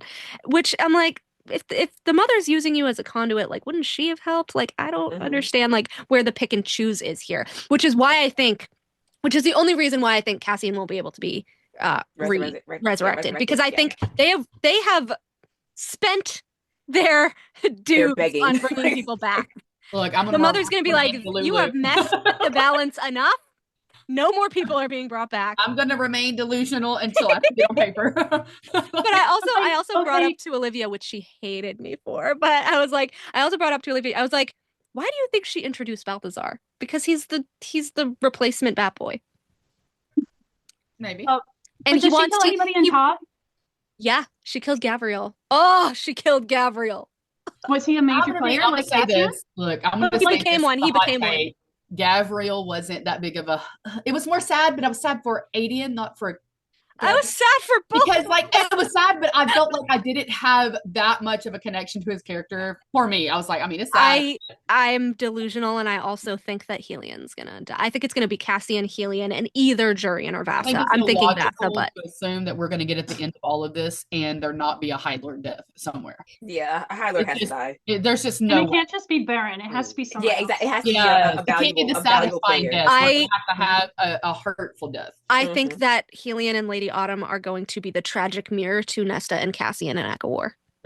Oh yeah, that would be sad. I think she's going to throw herself in front of him, and I think that they're both gonna die. Especially since Helian's a fan favorite. That's a good route to go. Kind of like they never got to be together. The tragic. Yeah. She's gonna die with him. Yeah. It's like a Romeo and Juliet, basically. Yeah. Oh, she's gonna Romeo and Juliet them. It's gonna be sad though. And like poor fucking Lucian. Both his parents. Again. Wow. God. Hopefully he finds love before that. Okay. Okay. Oh my God. Can you imagine? Add insult to injury. Can you imagine if Elaine's like, oh, your mom's gonna jump in front of your dad, and like they're both gonna die, and then they try to stop it and they can't. I think Elaine lives outside of time, and she can manipulate it. So like the whole entire Cassian death, like what is it? Premonition that she has, and then everyone's like still on it. Oh my God, they're like, oh, it already happened. No, fuck, it didn't. I still think that Elaine stopped it. Like Elaine saw it. She had not manipulated anything that she's seen up until now, and she saw Cassian's death, and she's just like, maybe I can stop it, and she stopped it. I don't believe she stopped it. I don't believe she stopped it. It wasn't Cassian that she saw. I think she saw Rune when he fell out that helicopter and his wings were shredded. They looked so similar. Their hair was the same. She maybe didn't see his face, so she couldn't see any other. Wait, who? Hunt? I think that's who she saw. Hunt? I don't think that she saw. Oh. I don't think she saw Cassian because their wings are so different, though. But his wings were shredded. His wings also see the structure, the shape, the boning of the wings. Right. Okay, I can see that. I can see that. The structure being the feather. The feathers are a bomb that's going to incinerate the feathers. There's no sinuous material. It's just going to be shredded. Yeah. And physically, they are physically described as being similar to each other. Yeah. They're big, bulky guys. They're big, bulky guys. Yep. And there has to be a reason Elaine wasn't in Hofast. Oh, because Hunt did visit at the end with didn't want to make that connection yet. I fucking hated when him and Cassian were like, fist bump over being alpha holes. You're better than this. Yeah, you're not stooped to Cassian's level. Yeah. There's so many things I wish happened in Hofast that did not happen. Right? We've all talked about it. I mean, the whole entire we just all ranted about it in the Insta chat about how much Lucian and freaking Bryce look like siblings. They do. They look like complete and total siblings. If you actually pull them up. Know what my thought is about this. You know what my thought is about this. I am going to, I've gone off on everyone about this. There is not one single fiber of my being that you could ever convince that Ember is fully fucking human. Never. I will never be fucking convinced that Ember is fully human. It makes no sense. Like his attachment for her. Like why is he taking a human? Yes, very attached. Look, Autumn King is so egotistical and has such a Rune points this out even. Now I would have thought that it was a mate bond and it wasn't confirmed to be a mate bond. Yeah, maybe it could have. I was starting to wonder that. What if Einar and Ember? 100%. And Bryce is an actual product of a mate bond marriage.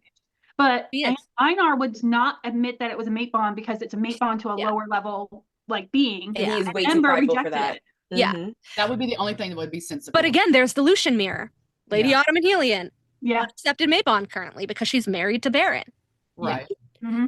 I just there's just no part of me that you can fucking convince that she's fully human. And I also think that in the way that Lucian and Bryce are doppelgangers, as I've said, Ember and Helion are doppelgangers. I think they're from the same line. I would go as far as to say, and I have, that Ember is Helion's bastard sister. I think that the little, I know that you guys think that sometimes Sarah is very purposeful, and maybe I'm taking it a little too far with this, but I think the line about Cassian being like, oh, my scent is from your mom, and Helion like laughing. I'm like, okay, well, if Helion is like very promiscuous, like maybe his mom was, and he was just like, all right, whatever, sex is sex. Like, she could have had a human kid, like a half human kid. Let's be real. And because we know that so many people have been world walking. Helion's a starborn line. Like, you just can't fucking tell me that Ember's not related to Helion. But then there's also all the dilution of bloodlines, and we know that magic can trickle into the mortal lines and stuff like that. So it's possible. Yeah. If she wrote it, I could believe it. If she wrote it, I could believe it because of all those like dilution in the bloodlines. And just the fact that like I do not think Bryce would have been the heir if she was just the product of like a human and a fae. Especially because Einar's like, oh, I don't have any of the starborn powers. Like it trickled through Rune through, and he just has like a little droplet. And I do not believe that Rune got it from Einar. I still think he's Tamlin's kid, but I think he got it from his mother's line. Or Tamlin's line, either or, but he takes after his mother, obviously, which I think is Rhys's sister. But I think he got it from his mother's line. I don't think Einar actually was of the Starborn line. I think he knew of the history of the redheads, and he has spun that through the years to be like, oh, I'm from Helena's line and all of this. Or maybe he was just convinced by his father or grandfather or whatever that they were. Because it was weird to me that he has none of that magic, but like Rune has a trickle, and Rhys and Bryce has all of the heir. Yeah. Like, her mom is human and you have none of it. So this isn't making sense here. Whereas like Rhys, we know, descends directly from Selene, and we don't really know about Helena's line. Like, she didn't really go into Helena's line. It was Helena and Peleus was the bastard, you know? But I don't see Ember being fully human because I don't see her that powerful if Ember was fully human. No. I would love to see Ember take the antidote. I'm waiting for it. Oh. I'm It would be interesting to see what would happen if the humans took the antidote. It would be. To see if there's anything hiding within the human. Like there's some type of like glamour on them or something. Look at Sophie. Sophie is a Thunderbird that was so deluded that she thought she was human, but she actually was Thunderbird. Yes. Before I head out, I would love to mention the correlation of the fact that Bryce had not taken the antidote into the water source in Akatar. Everyone points that out. What if a way that Koschei gets free is some kind of weakening of the magic system holding him there because of the and then there's another reason they need Bryce to come back in is to help them figure out how to fix it there. Like personally, I don't think she bled enough to like, I don't know. I that's all. But I don't know. Like I feel like Sarah's gonna forget about that. Yeah, maybe it does feel like a little plot hole there, but you never know. I think there's still gonna be a lot of plot holes from her though. Like really quick before you go, I was telling Teresa and a couple people yesterday on our chat. I was like, me and the girls decided that we have to do a bingo card of everything we think Sarah's gonna forget about. Oh yeah. and every time a book passes that it's not mentioned, we're just going to do a check mark. Like Rhys's mother's ring having a witch symbol, Tamlin's mother's ring that Lucian took to hopefully get fixed, the necklace, Elaine's engagement ring that went into the cauldron with her. What powers does that have? Like Briar, Balthazar, like all these things, the bleeding into the water, like how Tamlin crumbled under the mountain, like Selene. What is that connection? Like all this shit that she's just going to forget about. It's gonna be a lot. And I hope she doesn't. I really do hope that her editors are keeping up and are making notes, but I don't know how much faith I have in them after Hofast because again, it was Dara and Seamus, and then she just forgot Dara's name and made it Duncan, and that bothers me to this day. I'm like, you couldn't go back and go back to your books. You couldn't ask anyone at Bloomsbury, what did I name this character in the bonus chapter? But you couldn't. When people have read it, come on. 10 pages. It's just 10 pages, if 10. It was published in one of the additions in a bonus chapter. Plus, you can find the bonus chapters on fucking Tumblr.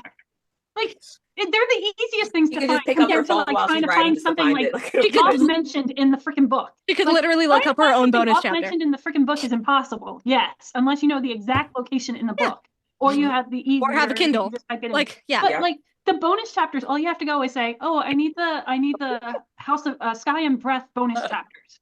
But you got all 4, you know, right there. Yeah, it ticked me off. That is the one thing that ticked me off about. I would think, as the author of your own book, you would have like random manuscripts just laying around all over your place. Yeah. Or at least have a sticky note with all the characters' names on it and who they're related to. Exactly. Like your sticky notes and strings. This is connected. But even if like you're gonna have your manuscript on your computer, right? In Word or whatever you write on, you can look up a phrase and it'll bring you to the phrase, right? So if you forgot that, you know, Dara's name was Dara, you know that in the same sentence you say Dara and Seamus. Look up Seamus. Like, it's that simple, Sarah. Yes. I don't. How did her editors not catch this? It bothers me. When you have a top-rated author, you need to keep her with a certain team. You need to have a full-blown, advanced, very well-placed team. Yeah. She got a brand new team after, I think it was War. It was either Akamath or War, where in her interview she was saying, which she has confirmed in other ones, she was saying, "Oh, one night I went out for drinks, I got kind of drunk, right, and I texted my editor and I go, these are the 3 people's books that are going to be next, and I pitched her the whole thing of all 3 books, which was Noor's, Elaine's, and Azrael's. Yeah, and they're like, great, let's set up a meeting for tomorrow and we'll get it on the books. And the editor called her and she's like, what happened last night? What did I send you? And they're like, let's go, we want this. Well, she also said this is how it happened for Crescent City. She was out for drinks. She was doing a press tour for something, and she was out for drinks with her editor. She got a little too drunk, and so she has to document the time that she works on her contracted book. Yes. And she said, on the time that I'm not working on my contracted books, I started writing this other story. Yeah. It was digging in the back of my head. Yeah. And she finally pitched it to her editor, and her editor took it to her publisher. Yeah, and was like, you know, she's writing this, and maybe we should let her write it. Let her write it. Yeah. Let's give her a contract for it. Just let her write it. Because it was during War where she's like, oh, this could be like a multiverse. This could be. But she also admits, like, okay, so Silver Flames, when she was making War, she had to write out the plot line for Silver Flames for Nesta so that she could figure out where Nesta starts and everything in War.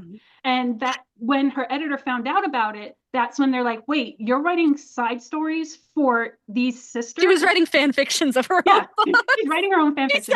And that's when they were like, well, we want that. And how many more do you want to write? And she's like, I want to write all this. All this. I don't think if she continued on the path of like Farrah, I don't think the rest of the books would have been that great. Yeah. They wouldn't have been great because it's going to be very repetitive. Like Farrah's whole entire world is just Reese. All right. So Reese. Okay, cool. Reese. Because Farrah has no ambition to leave to like get out and explore, get out and like learn history or anything like that. Yeah. So I felt like she did at one point. Okay, at one point. When I was reading Tar, at the end of Tar, my girlfriends were like, what do you think the next books are about? I was like, well, now she had all that power given to her by all these different High Lords. I think she's going to be like the last Airbender, and now she has all the powers of the different... going court to court. No, I thought she was going to go to court to court. See, that's what I thought as well too. I thought that she was going to be very ambitious and driven to like learn how to use those powers from the High Lords that she got those powers from. Yeah, and it's just like, no, as long as she was in Night Court and Reese taught her, and like Azrael taught her how to fly, and Cassian barely taught her how to fight, she was fine with that. Because remember, if you realize, like most of her, like the rest of her powers just came to her in a moment. Like she just figured it out in a moment. Yeah, it's not like she actually like trained them or actually like. I also hate how she was questioning Reese about which power is whose power, and he's like, I don't know. How do you not know what the other powers are? Like, he's like, where did the wind power come from? Okay, we know that the man you were effing not too long ago. Like, what do you mean? How do you not know that's the power of Spring Court? Right. Well, okay. So Tamlin, Helion, and Thiessen all have wind power, all of them. And so Reese's response was like, I don't know. It's probably Day Court. Probably. I took it as Tamlin's because of the fact I took it as she got the wind from Tamlin and the shapeshifting from Tamlin. Technically, her wind power should be the most powerful because there's wind power from 3 courts. Well, that would make more sense because then she would have to get something from Tessian, which would make sense if she got the wind from Tessian. If that's the case. Yeah. Yeah, and I mean, it's weird that it's weird that she had so much trouble learning to fly because technically, as I just said, her wind power should be pretty powerful. So even if she couldn't really figure out the wings at first, she should be able to figure out, okay, wind, maybe I can help myself with this. Which is why, like, when they're escaping in ACOWAR, and she's like, oh my God, I can't fly. Tamlin has to send her his right. He's like, here's some wind. Get the fuck out. Bitch, I gave you my power already. What the fuck? Why are you not using my power? Because you know what it is? It's like Farrah has this, like, she has a complex where she wants to fit in with whoever's around her. So at the time she has the Bat Boys and she wants to fit in with them, and then she's like, I can sprout some wings. Let me just try to work on that instead. I love how she's like, I want Azriel's wings because his are the biggest one. I'm like, girl, we all want Azriel's wings just because of that. That's the dumbness of her too, because she structured her wings off of his, and she's not his structure. Okay, I'm sorry if this makes anybody mad. You cannot structure your wings off of a male's anatomy. I am not mad. I agree body with it. For those wings, you need to structure your wings off of a female's anatomy. Because I could have clearly remember it stating that when I think it was like in like maybe like her second practice with him, like even as she tried to like pick her wings up and she mastered picking them up, they're still dragging on the ground. Yeah, which clearly means the proportions are not correct. Like, because you're going after Az and you're not him. I mean, like, girl, you're like 5'5", he's 6 foot something. You're 5'5" and anorexic right now. What are you doing? It doesn't work.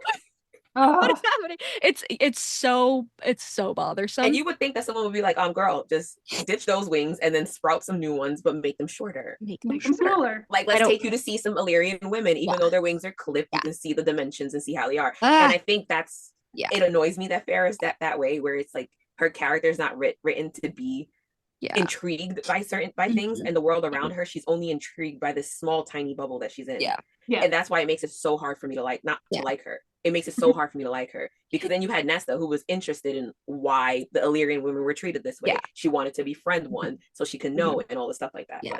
So going back really quick to how you said that she structured Akasif while writing ACOWAR, I take issue with this again because of Cassian, and I'm sorry, I'm bringing up Cassian again, but I take issue with this because I don't see, all right, the fucking bonus chapter in Akamath pissed me the fuck off. But I was like, all right, he's all right. He's doing well in ACOWAR. He's being nicer to Nesta. And then she pulls the fucking shit where he pulls his hand away when Mor walks in the tent. And Nesta, okay, it's not even a romantic thing. Nesta is being kind to you. For once, she's being kind to someone. She is letting you in. She's wrapping your hand because you just got injured. And you go like this, and then completely pivot your attention. And she initiated that contact. She's like, let me take care of it. Let me wrap it for you. And he's like, okay. Yeah. And he immediately pivots his back to her when Mor walks in and starts a conversation with Mor. So much so that it's like, it reminds me of the whole fast bonus scene where they were like, oh, her shoulders were kind of scrunches. Like, she literally goes like this, and she's like, okay. And she just like walks away because he's now completely ignoring her for Mor. So then I'm like, if you were going into this with the notion that you were planning Akasif as like their romantic book, you're not doing a good job convincing. Not at all. Not at all. You have that one scene where they're dying. Obviously, he's going to be compelled to say something fucking nice because he has a crush on her. But he's acting like a dick the whole time. Like, he's going to say something nice when he's dying. It bothers me. I feel so bad that I'm like a Nessian because I understand like the upset with Cassian's like I liked Cassian. I'm upset. I just wonder how much. Oh my god. Maybe this is why I hate Mor, because she kept making Cassian make the wrong choices. Hey, she did not make him. She didn't make him. No. She just presented herself. But like he took it every time. Every time. There is the one part I loved it so much. I think I read it like 5 times, where like they're about to like go to the High Lords meeting, and Nesta comes down in her dress and stuff like that for the first and she's like, I'm going with you, and Cassian can't take his eyes off of him, and you can see Mor's jealousy. Because she's so used to being the center of everyone's attention, especially between Azriel and Cassian. And I stand by what I said in the group chat the other day. I stand by it. I think Azriel is actually the buffer, and Cassian's the one that just jumps in and inserts himself. And so it's funny. Azriel doesn't even care about Mor. He's just like, I don't care. Have her. Someone have her. So this is funny because this is where Mor knows that Azriel likes her, but Cassian likes Mor as well. So Mor is using Cassian as a buffer to Azriel, not knowing that Cassian still likes her. And Cassian is using Azriel as a buffer for more. So it's like they're all using each other. And I feel like Azriel is inserting himself in it to buffer the two away from each other. And he's just like, if everyone thinks that I still like her, then it is what it is. I don't care. What it is. Because you would think at this point that I personally don't think that Azriel still likes her. I think that everyone else thinks that he still does because he doesn't care to speak on it. Because he just strikes me as that person who doesn't care to. He doesn't have to. I do think that in a way, but the only two scenes where I'm like, is the Hewn City scenes. So there's the one in Math where she does her whole thing in front of her parents and she's like rubbing her hands all over his chest or whatever. And Feyre's like, oh, I could see like the longing and the want on his face that he tried to mask or whatever. He's just a horny bastard. I know. And if somebody hot rub him down, he'll take it. Yeah. I just think he has a boy brain. Yeah. Okay. And then here's boy brain. Yes. And then here's the mirror. Yeah. And then here's the mirror with Mor and Cassian, where they're in the meeting with Eris in Hewn City. You know, the one where Rhys betrays Mor to Eris and Keir. And you know, Azriel, she's like shaking, and Azriel puts his hand over her hand, like to comfort her, like even as a friend. And she pulls her hand away. Yeah. And Feyre's like, I could see the devastation on his face, because first of all, we know he is like self-loathing about his hands, like very he doesn't like his hands. And so what that was, just the fact that it was his hand, and she's like, I was like, oh, that's so painful. But again, Cassian did it when Mor walks in. Mor does it when Eris walks in, and I'm like, I still think that Mor and Eris are rejected mates. I'm never gonna let that go either. Still 100%. I'm not gonna let it go. But also there was an interview that Eris Week did with Matthew Bassett, who is the graphic audio for Eris. And I loved what he said, because I was like, he's giving us crumbs without really giving us crumbs. And I loved it. It was in 2023. And so I have it like saved on my phone because I just love the interview so much. But he says that I forget what her name is. It's not Beth. I forget what her name is, but there's like a director for the graphic audio. And he says that, his scenes with Mor are Eris's most emotional scenes. And I go, that's really interesting. That is really interesting. And he made a point to like bring it up again, like, oh, Eris and Mor's thing, like he gets really emotional around Mor. And I was like, I can see that. I can see where you're going with the rejected bond thing. But at the same time, I could think it could be something as simple as the fact that Eris is just so pissed off at her that he's been painted as this terrible bad person because of her secrets or whatever. What if they have their own type of bargain where they bargain that no one speaks of whatever it is? Whatever. I mean, it could be the secret kid thing. It could be any sort of thing that he knows who Mor actually truly and seriously is, because he probably saw that side of her or something. The one argument I do have toward the rejected bond, or I guess too, I was going with the whole like him scenting her on the wind thing, but we know that other people can do that. But my major argument for this is that he did not have to give something, which we don't know what it was, did not have to give something to Keir to prevent him from going to Velaris. And it was said that he did that because he knew how upset Mor was about the possibility of her father, ruining her peace. And he understands that because of Baron, I think. Right. And especially because of like, oh, do you want to be here? I'm going to give you your freedom. So he gave her freedom once by leaving her on that border, which she shouldn't be pissed at him about still. Right. Like he did you a favor. So he's like, okay, I did that once for you. And I feel like if he couldn't actually feel her panic, he wouldn't have known like how much of a huge deal it was. And so to me, I'm like, if he's feeling her panic through the bond, that makes sense that like, okay, yeah, we're rejected mates, but I still kind of have this soft spot for her because she is my mate. We did go through all that shit. We do have secrets together, whether we're frenemies or not. I can prevent her father from going to her city because I would want someone to do it for me if that was me and Baron, Or Eris is just such a kind heart, not a kind heart, but he's so sympathetic, and he sees what his mom goes through, or he can see the sadness in his mom, and he doesn't want that for somebody else, especially if he's the cause of it. Yeah, it could be something that simple. Yeah. And then the High Lords. I would love that for him though. The High Lords meeting kind of tipped me off too, though, when Azriel attacks Eris and he's choking him out. Mor is clammy and sweating and shaking, and I'm like, if you hate him that much, why are you so worried about it? Why are you so worried about him? Yeah. And Feyre makes a note to say that, like, after the meeting, like, oh, she continued, like, shaking for a half an hour after the fact. And she was so pale. And I'm like, is this, like, this to me sounds like, oh, my mate is dying. Yeah. And, like, obviously she doesn't want to come to his rescue. Yeah. But, like, I don't know. It sounded like, oh, my mate is dying and I can feel it and I'm freaking out. Yeah. That's what that kind of, like, well, we know how intense the mate bond is. Right. Even if it's rejected, the male still Yeah. it more than the female, you know? And in a time where the male is getting attacked and is on the verge of possibly Feyre death, and Rhys.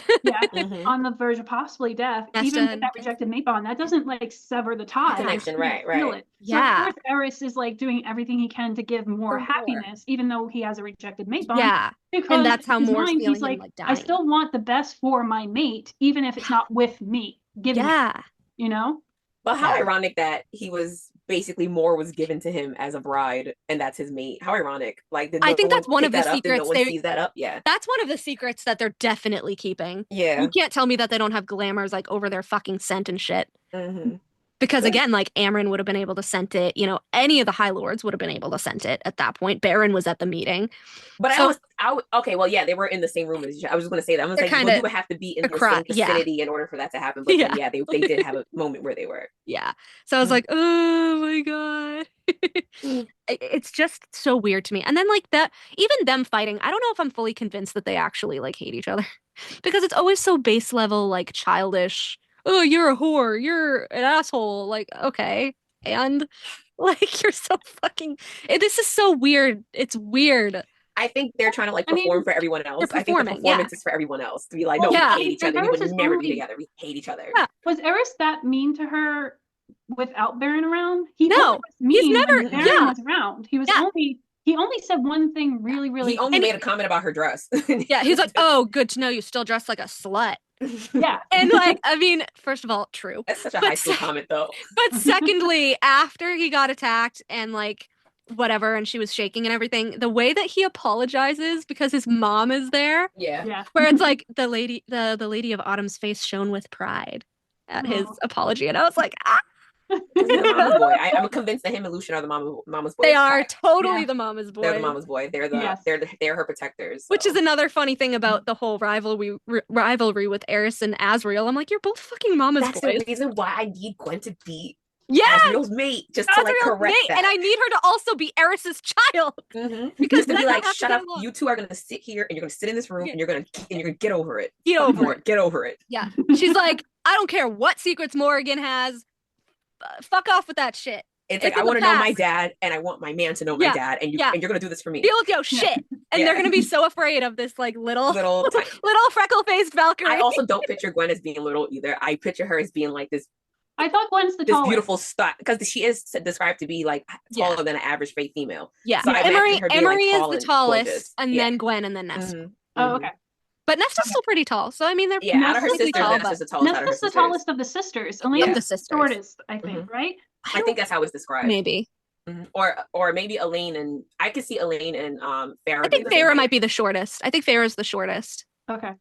But not by that much. Not by much. I just think it's funny because when Nesta's like calling Elaine a wretch for not sitting near Lucian. Oh yeah, I love that part. I love it. He like turns and she turns into Lucian, and then it's like Nesta peered up at him, and I was like, peered up at him. I'm like, Nesta's tall. This is gonna be so cute. I love that. And so this is 100% me with my fanfic like heritage. I still picture as Lucian the shortest of all the Fae. No, really? No way. I know he's not, but Lucian in my is head, a tree that we all want to climb. Yes. In my head, I picture him smaller, like the smallest of them all. Like he's he's younger. I honest to God think that Rhys is the shortest. I think he's the shortest out of all the Fae guys. That's why he overcompensates so hard. That's why he makes everyone bow to him. Bow. Like Tamlin is super fucking tall. Like I think Tamlin and Asriel are right there. And then Cassian, Lucian, Rhys. But that's just my fanfic heritage of like, oh yeah, my favorite guy has to be a little bit shorter than normal guys. I don't like my guys to be like 6'7". I'd fucking climb him like a tree. Exactly. I have no complaints. Lucian, Sarah. I mean, either Autumn Boy. Let's be real. Come on, Eris can get it too. Absolutely. I want to know about his past. I just want to know about his past. I would love to see like a flashback with like him and like Gwen's mom on like not Callan, the Great, right? For Autumn. That would be amazing. I love it. I would love a little backstory where he actually like knew Gwen's mom before that in some little way. Like they were like passing connection, like that's how I wrote it in my fic. How she was like sending him love letters because he could only be let out of the mountain so many times. Not even like even before that. I would love like a little like 100-year thing like that was happening for like 100 years before. Yeah, and he has to keep it secret because she's part nymph, like Jasminda. And we've already been told that fae females, regardless of what line they are, they're not fertile all the time. Yeah, so it could be like they could have been doing this for like 200 years, 100 years. Hello, Helion. Right. Right. I'm still kind of I'm partly convinced that Eris is also Helion's child. I would love that. I would love that. I would love it. He has Helion's amber eyes. Like they're the only two people with amber eyes. Yet Lucian calls him a snake. Helion wears a serpent cuff. It's come on. The way that he stumbles when he says, "Oh, I was sent to do that with my brothers," and like, and a lot of people don't seem to realize when you have children coming from interracial inter skin color relationship, whatever, you can still be pale. It's you a can still bag. I'm like, Eris looks like Lady Autumn. And Lucian is a mix. It's the perfect mix. Yeah. It's so funny. Or, like I've been saying for a while, Eris could have a really good glamour on. Oh, could.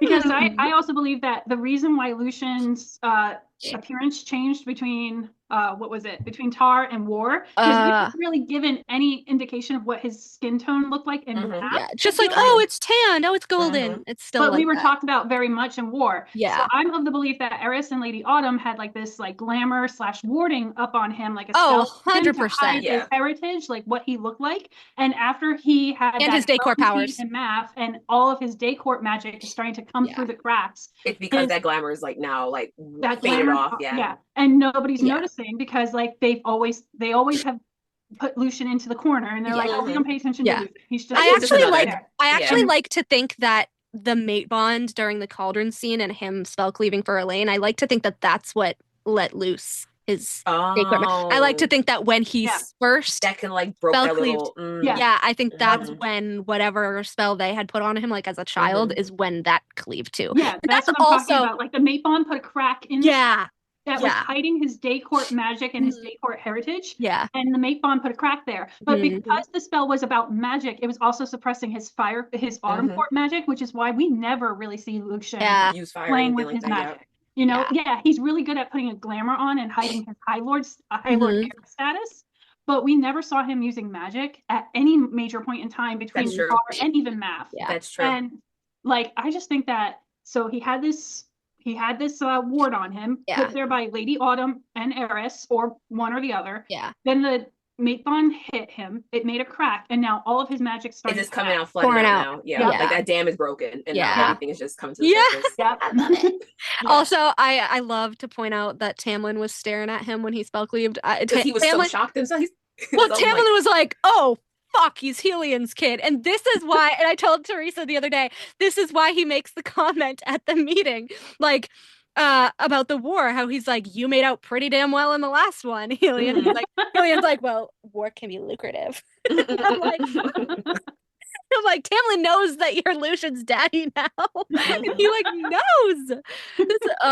It's just let it be Tamlin to be the guy that puts everything together. Oh my god! But nobody would believe him. Feyre cannot just be the only one that figures out heritage. You know, and that kind of pissed me off that she's the one that figures it out.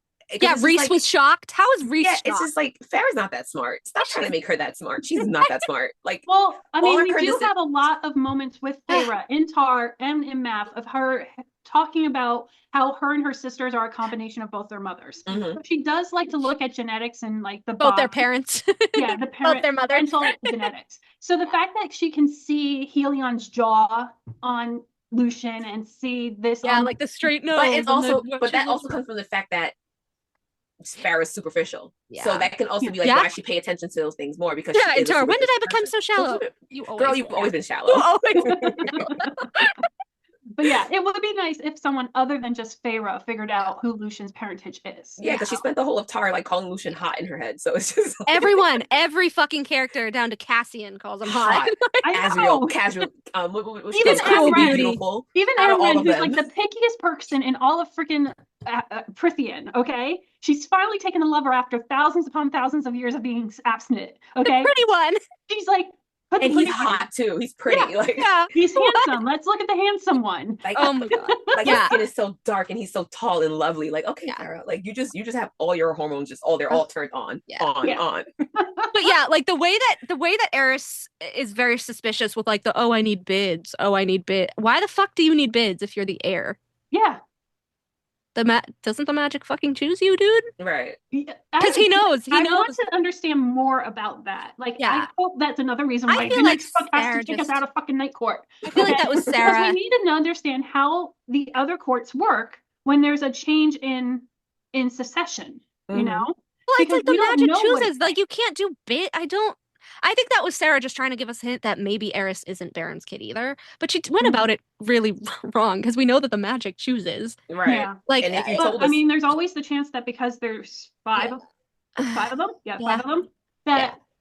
So let's say there's five of them. One of them is a definite High Lord. The other three have their own factions of their father's court that supports them. They do, they already do, There's a succession war. They don't want a succession war. So the more bids he has, so if he can come to the table with all the High Lords supporting him being the heir, then there's not being a succession war. But there's nothing stopping them from just like killing each other. Like even Baron, it's like, your brothers won't try to do that. So, like, Baron's like, don't even care about. They don't, because Baron's like, they would love if you took this fucking antidote and dropped dead, because then they could just fight each other for the time. Like, Eris is the one keeping them in line right now. And the other brothers they're written very ignorantly. Like, they sound like barbarians. Oh, they're copies of Baron. They're just like Baron. Yeah, okay. So there's nothing stopping them from fucking like cutting his throat each other. Exactly. But it does sound like Baron has to give them hunting rights or killing rights before they can have that was for war. That was for Lucian, So they weren't allowed to kill Lucian until Baron gave them the right to brother. So if there's a rule saying that they are not allowed to kill each other right now, like that doesn't mean the rules. But you can't tell me that Baron wouldn't get mad enough one day, like if Eris just does one thing out of pocket where he's like, just fucking kill him, I'm done with him. Like, right. Like if Baron found out that he's an ally with the Night Court. I'm scared for him. That's what I'm terrified. I'm like, how hasn't he figured this out yet? How has he not? Yeah. Like, isn't Eris also like he's not the general of his armies, but he does something important for his armies. No, he is the general. He is the general. Yeah. Okay. Right. Okay. So I didn't take that. Okay. So I never read that wrong. And like the way that he tried to get his men back from Brielle, like it's just so like, I don't know. I'm like, I know that he's trying not to wear his heart on his sleeve because he knows that's the weakness that Baron will exploit, especially with Koshi now. But I had this really sickening feeling that like when I was reading Tug for the first time, and my first book was Assassin's Blade, and I was like, holy shit. I'm like, what if Baron is playing like an Arabin game and like he actually knows all this shit? Because if Koshi has shadows the way that Azrael has shadows, how does he not know at this point? Because Eris purposely told Cassian, like, oh, he's going to a meeting with the queens tomorrow, and like he didn't want any of us to go with him. Like, no, did he just not want you to go with him? You to go with him, exactly. So I'm like scared that he's gonna try to pull like a Sam Cortland, right? Because you would think that your heir will be your right hand man and things like that, because he's your heir. He should be there when you're making these relations, when you're having these meetings to like know how everything works. Trust you anymore, I'm scared. I'm so scared for him. I think it's just one of those things where Baron doesn't want anyone to know what his play is. Like, he just doesn't want anyone to know his hand. Like, he just wants everything to be done quietly and under the table. And I don't even think it's a trust factor with Eris. Like, he just thinks Eris is an idiot and Eris is going to do whatever he says because he's his son. Yeah. So I don't think he's even like put that type of power into Eris. Yeah. Not knowing that Eris is behind your back. I mean, I don't know. I know that everyone's like, oh, he's just an old, cranky, stupid bastard. I don't think he's as dumb as he hasn't been behind for all these years for nothing. He might be a cranky bastard, but he is not as dumb as they think he is. Isn't he almost 1,000 years old? He's 1,100. Going by the timeline. Going by the timeline. He was over 500 when he married Lady Autumn, and she's in 500s now. Right. Jesus Christ. So that alone should tell people. Yeah, you would think. And it's weird that Amren has never said anything about Baron. Other than, oh, he's like a cranky, like, so are you. Because Amren be knowing things, but Amren only tells people things that she's not telling people in those moments. Instead of telling all, she tells what she wants. Yeah. What's convenient for her. Yeah. Yeah. It would have been nice if Sarah wrote Eris as like, if after war or in Fast, Eris had to flee, or even Silver Flames. It would have been nice if Eris has to flee Autumn and hide from Baron. Really? Until Baron dies. I still want that whole like, hello, daddy, I've been betraying you this whole time. And I need it. Like I want that. Like I want Eris. I need them to tag team his death so bad. If he gets a lame ass fucking death, him. So the fact that Eris is in freaking Autumn Court with a father that's not trusting him is... I honestly think that Baron hasn't even thought that far about Eris, that he's betraying him. I think that Baron thinks his kids are so loyal to him that they wouldn't even think about betraying him. I think Koshi's gonna crack that fucking mask wide open. Yep. He's gonna be telling him shit. What are Koshi? If Koshi is trapped to the lake, are his shadows trapped to the lake? Probably. No, I think they can know. I think that he can ask for project too and everything like that. Who knows? Yeah. I think he has eyes everywhere. Everywhere. It's concerning. I think he has shadows. I think he has spies. I think he has informants everywhere. Why did Baron not go to the solstice party in Akasif? Well, it happened in Valaris. Yeah, well, it happened in Hewn City, and Hewn City wants an alliance with the. The Starfall happened at the House of Wind after that, though. Yeah, but the solstice party happened in Hewn City. Yeah, and all the other High Lords were there. At the solstice party in Hewn City? No.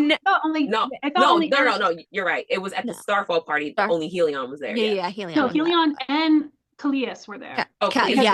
Vivian's obviously. Vivian was really pregnant. Yeah, you're right. She's super pregnant. Yeah, right. Yeah. And I think Tarquin was there too for Amren. Yeah. Oh no, not Tarquin. Varian was there, but I don't know if Tarquin was there. Tarquin. No, they didn't want Tarquin there. Tarquin's still mad. I would have brought a whole trunk full of blood rubies. I take these back.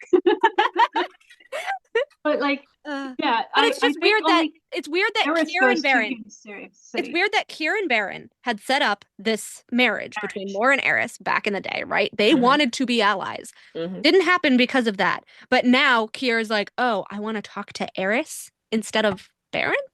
What's going on there? And the fact that Baron's letting him go to this random party in Hewn City. Because if it's like for political reasons and political standing, he has to at least tell Baron where he's going. I think Baron didn't know that he went. I think he just sent them there as an informant. But remember, Eris is already playing. Yeah. So it's like, okay, father, I'll go. Yeah. I'll go see what I can do. It's just weird that Baron would let him like be around Nesta after how thoroughly she like degraded him at the High Lords meeting. She's like, you piece of shit is gonna sit here and listen to me. And he was like, I'll see if I would fight in the war with you. And then Tamlin's like, you best fucking bet, bro. I'm gonna make you fight in this war. I may not be a Daemati, but I'm gonna strong hand you into the right. I'm gonna drag you out by the back of your neck. It's like, remember, we share a border. I'm so mad that wasn't an Aka War bonus chapter. It should have been. It should have been. There were so many things that should have been an Aka War bonus chapter. Imagine an Aka War bonus chapter from Tamlin's perspective. Gorgeous. It would have been amazing. It would have been lovely. It would have been poetic. I feel like Tamlin's poetic. Like, I feel like he speaks in metaphors and like similes and stuff like that. Oh my god, the way that this man has such a long memory, I adore that about him. Everyone forgets, and they're like, he's a piece of shit during the meeting, and I'm like, no, he's literally throwing their own words and actions back at them. That's what he's doing. He's listing all facts. They're his actions. Yep. So when he's saying like, oh, have you heard the little noise? Da-da-da, that's a mirror to Rhys going, oh, she wants your teeth between her thighs in Akatar. And then when he's like, oh, why would I want spoiled goods returned to me? Is the mirror to Feyre going, oh, why would I want sloppy seconds like after Calanmai? I'm like, he's throwing their own actions back at them. This man has a long ass memory. Listen, when I first read that scene from the High Lord meeting where he came in, I was sitting there, I was just like the whole time, like, and the way he came in, the exact same fucking way that Rhys comes into his wedding with the crack of thunder and the wind. I was like, he probably came in there dressed to the nines, just dressed to the nines alone, like Rhys was. Dude, he is throwing their shit back in their face. I love it. But And I also yeah. No, go ahead. But I also love how he like looks right at Reese with the wings and he's like, have the masks come off now? And I'm like, Tamlin, do you know he's Valg? Because I still think he's part of Aelin's line, and I think he knows some shit. I think he knows some shit. What? I think he just knows Reese. I think that's what a part of it is too, since he's known him since he was a teen. Oh yeah. I feel like he knows who he truly is. And it's just like, you can't fool me. Maybe you can fool everybody else in the room and the people next to you, but not me. Not me. Like, I've seen how you act around people, and I've seen how you act when you're generate, like being yourself in general. Yeah. And like, you're playing everybody here. And I think that's how it is with Adriel too, where it's just like, no, sir, I know you. Yeah. I know who you are. I know how you operate. Yeah. Don't try it. Yeah. So I think those are his two don't try it people is Azriel and Tamlin. That's why they get under his skin in such a way where he has to taunt one and try to like power trip and like try to power play the other one. Yeah.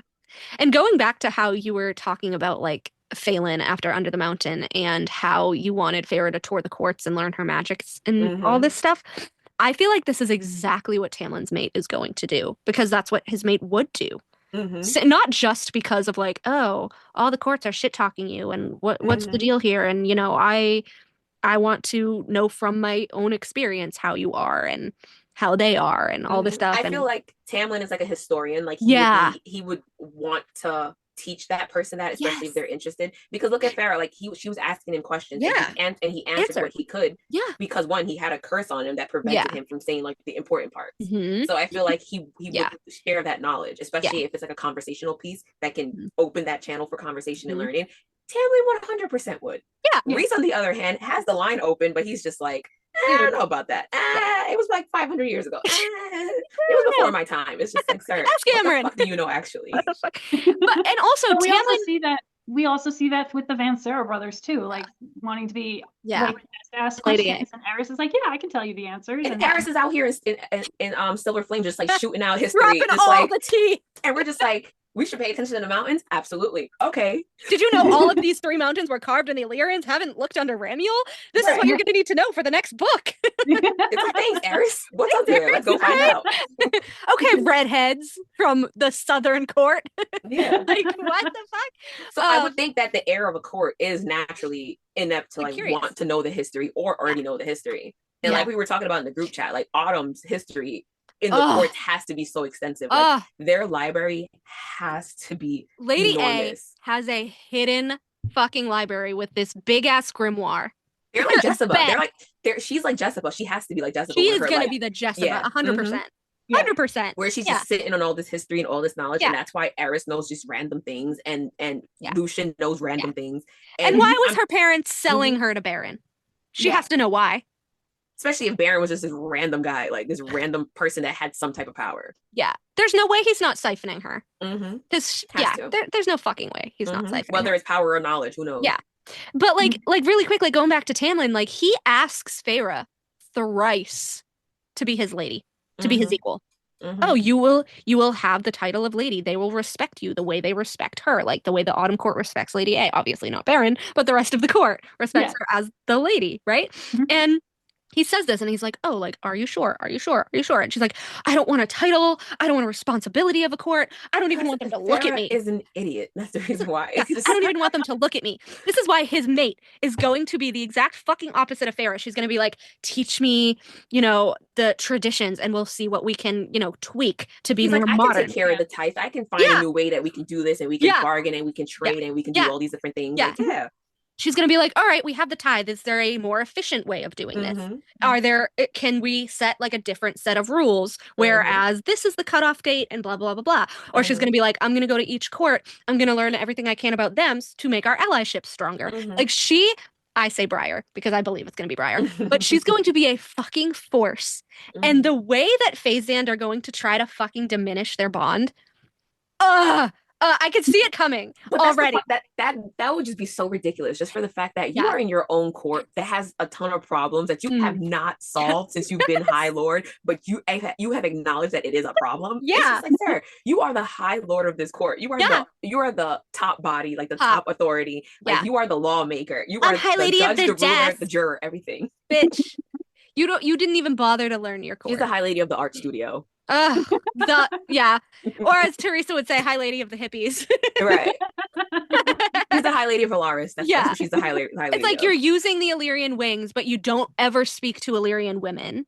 She doesn't care about their issues. You go and allow Rhys to torture the men in Hewn City, but you don't ask the females how they're being treated. Like, you would think that you find out that your sister is training alongside an Illyrian woman who wants to be a warrior, but just because you're pregnant, you can't come to the House of Wind and visit and find out about her, or come with her and talk problems, like find out from her what's happening with the women in Illyria to see if you can help. Yeah, but that's why I hate the fucking argument that everyone's like, oh, Feyre did it as rehab to Nesta and she just wanted the best for her sister. No, she wanted to look good. If she wanted to make sure her sister was getting fucking better, she would have told people to bring her to the goddamn House of Wind. She wouldn't have had Nesta sent and brought to her like a fucking, like, toy.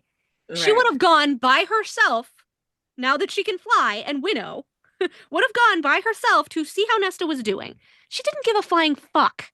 She just wanted her image back. She just didn't want Valaris talking about Nesta. Exactly. I was just thinking that, where it's just like she didn't want to, like, I'm like, that's the High Lady's sister. Why is she in here picking up men and shaking her butt like that? Yeah, she's like, if I can't control my sister, how am I supposed to lead a court? I wasn't under the assumption you were leading a court. You're not. And Valaris doesn't need leaders. Like, we already know Valaris practically like runs itself. Exactly. They have governors. What the hell are you trying to do by saying that if I can't control my sister, how can I lead a court? Yeah. The court that you live in and only spend time in is you spend time in one place, and then maybe twice a year you go to Hewn City 3 times max. You've never been to fucking Illyria. Mm-hmm. I don't think she's ever actually been to Illyria, has she? No, she has. She went twice. Yeah. I mean, like, aside from the drop off. Oh, that was just at the camp. She only went to the war camp. So yeah, she never actually went to like the city, like where Nesta has been into the city. She never went to like Windhaven or that's where Emery's from. Windhaven. Yeah, because Nesta's the one that sparked that interest to go into Windhaven. Yeah. So I'm like, what the fuck? But like they have been to Illyria. The Illyrians have seen the sisters because Evelyn mentioning what is she, and then when they brought the 2 sisters back, they're looking at Nesta, and Elaine was like, Nesta's like giving into it. She's like, yeah, I'm a witch. And then out of the blue, Nesta moves. This was the best part. Nesta moved. Elaine got seen, and they all like went even more like scared. And Elaine was like, another one. Yeah. And that one scares us as much as the first this was right before they went to fucking Grayson's, and Moore's like, I'm gonna glamour on you. Which I forgot that Moore can do glamours. Yeah. Moore put the glamour on Elaine. Yeah. Interesting. Very interesting. And it didn't work. Yeah. Well, it did work. But he just already knew about her being he already knew that she was taken by them. Yeah. But I need Sarah. I need Sarah to delve back into Tamlin, like especially him with a mate, because Feyre was not who he needed. No. And when he finds the person he needs, it's just gonna be so epic. Like I could just see it, because he needs someone to like not just like keep him in line, but he needs someone that will work with him, that will talk things out, that will be like, all right, I know you're overwhelmed right now. 10 minutes from now, to prepare you, I'm going to come to your study, and this is what we're going to be talking about. I feel like Tamlin just needs a structure from somebody. Yeah. He can't be strong-armed into talking about his feelings, and he can't be, ambushed by that. Because when Feyre just comes in and she's like, look, you're drowning me, and da-da-da-da-da, and he was like so caught off guard, and he explodes because he's overwhelmed. But you realize that she did that with Tamlin, but she never did that with Rhys. Yeah. So you would think that you would do it with, if that's a personality trait of yours, you would do it. It would be continuous where you continue to do that with other people. Oh no, because he's her mate and she has to give him grace. Although I did love how she did scream at him for the adder thing and for the mate thing. I did like that she was angry at him for that. But after Rhys, and she does hit some low blows with Rhys. Feyre does hit some low blows with Rhys. Not often, but sometimes. At that one point, like, I think it's like right after the stupid freaking Hewn City like room scene. Like Rhys is trying to tell her I'm sorry or whatnot, and then she just out of the blue says, "Yeah, this is why you don't have anybody who loves you, because nobody could love you like this." And it like okay. I will say that in the beginning, before she started, like, I guess, falling for him, she was a little savage. Ruthless. She was savage, but that was before she was falling for him. When she still had that hate in his heart, because she did bring up to him like, "Yeah, you remember what you did to me under the mountain?" Yeah. And then he'll just look at her like, he he's like, "Oh yeah, we're not gonna her forget out that." of talking about it. Yeah. And then she's like, this is why nobody could love you. But then, like, she's like, because you never show yourself to people. Yeah, but the difference is, like, Reese goes away, and then Feyre gets pissed and has to reevaluate, like, what she said. Her approach, she kept sending him, like, notes going, are you going to forgive me yet? Are you going to... Because that's true, because he did leave for... And where did he actually go? He went nowhere. He was probably in, like, the House of Wind just chilling and left her in the townhouse. That's where he went. He went for, like, 3 days to the House of Wind and left her. But he made it seem like he was, like, off, like, doing something important, making some partnerships or getting some I can't tell. Oh no, it was later on. It was later on in Math, and then I think again in War, because I think it was twice, where he's like, yeah, I have to go anyway, because I have to go meet with the governors of the palaces. That should take you like a couple hours. Not 5 days. Also, can I just mention, why do we not know the name of one of the palaces? It bothers me. Same thing with locations of things. Hello. Oh, there's 4 palaces. Okay, so we have Hoof and Leaf. We have Bread and Jewels. We have, hold on, there was one more, which I don't really read. Hold on. Valaris palaces. That's a lot of ground for a lot of palaces. Yeah. Okay. The 4 market squares, which I thought that was funny because in Crescent City they call it like the markets too. I thought that was funny. Palace of Thread and Jewels, Palace of Hoof and Leaf, Palace of Bone and Salt. Bone and Salt. That was the other Bone and Salt. Bone and Salt. Stones and Bones and Black Salt. Interesting. And unnamed 4th palace. It has to be something with painting in the theater, because that's their like main draw. Is we're a bunch of Palace of ballet and paint. I don't fucking know. Palace of music and something. I don't know. Yeah, it's. Palace of canvas and ballads. But I also find it interesting. It says it says the Palace of Thread and Jewels and the Palace of Bone and Salt sell jewels and food respectively. Bone and Salt sells food. Are you kidding me? I don't want food from Bone and Salt. Meat and salt for the spices. It's weird. Oh, that could make sense. Yeah. They're positioned on the southern side of the Sidra. I say Sidra, technically. The Palace of Hoof and Leaf is positioned on the northern side and is the twin square to the Palace of Bone and Salt. But then they just said the Palace of Thread and Jewels was? I don't know. There's a fourth unnamed palace also on the northern side of the Sidra. Everyone's like, what is the 4th one named? It has not been said yet in any of the books. Weird. Okay. Yeah. I think it's just important. It has to be. But that's because everything is important. A lot of stuff. It's Valaris. It's not important. I know. Like Valaris has eerie fucking blood red mountains. Like, what is that about? It's weird. And Reese was like, oh, my ancestors spilled out his blood on these borders to ward the Valar. I was like, so is those like blood mountains? Like, so we're going with like the blood forest that they have in Flesh and Fire and stuff like that. Like, I'm like, is this like a fucking like blood mountain? What's happening? Like, okay, they spilling bloods of gods here. Okay, no problem. Got it. Like the death gods spilled their bloods here. Okay. Yeah. Why is it that we only have 3 sacred mountains when we know that there's 2 other mountains that are empty and hollow inside?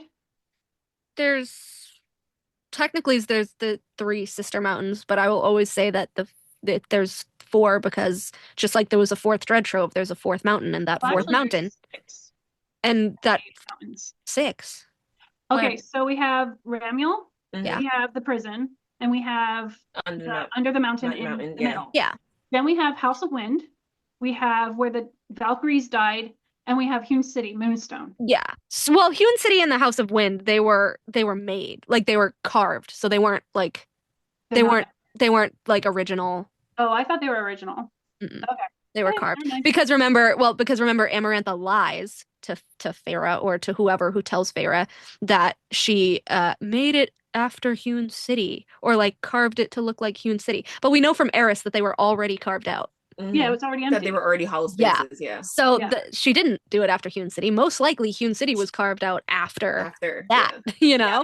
Well, also, Reese says that normally when Feyre's like, well, where would you normally have a High Lord meeting? He's like, normally we would go to the under the mountain. Yeah. But then Amarantha corrupted that. Yeah, he's like, the seat of my power is in Moonstone Palace above Hewn City, which again, Hewn City is the Night Court City. Absolutely.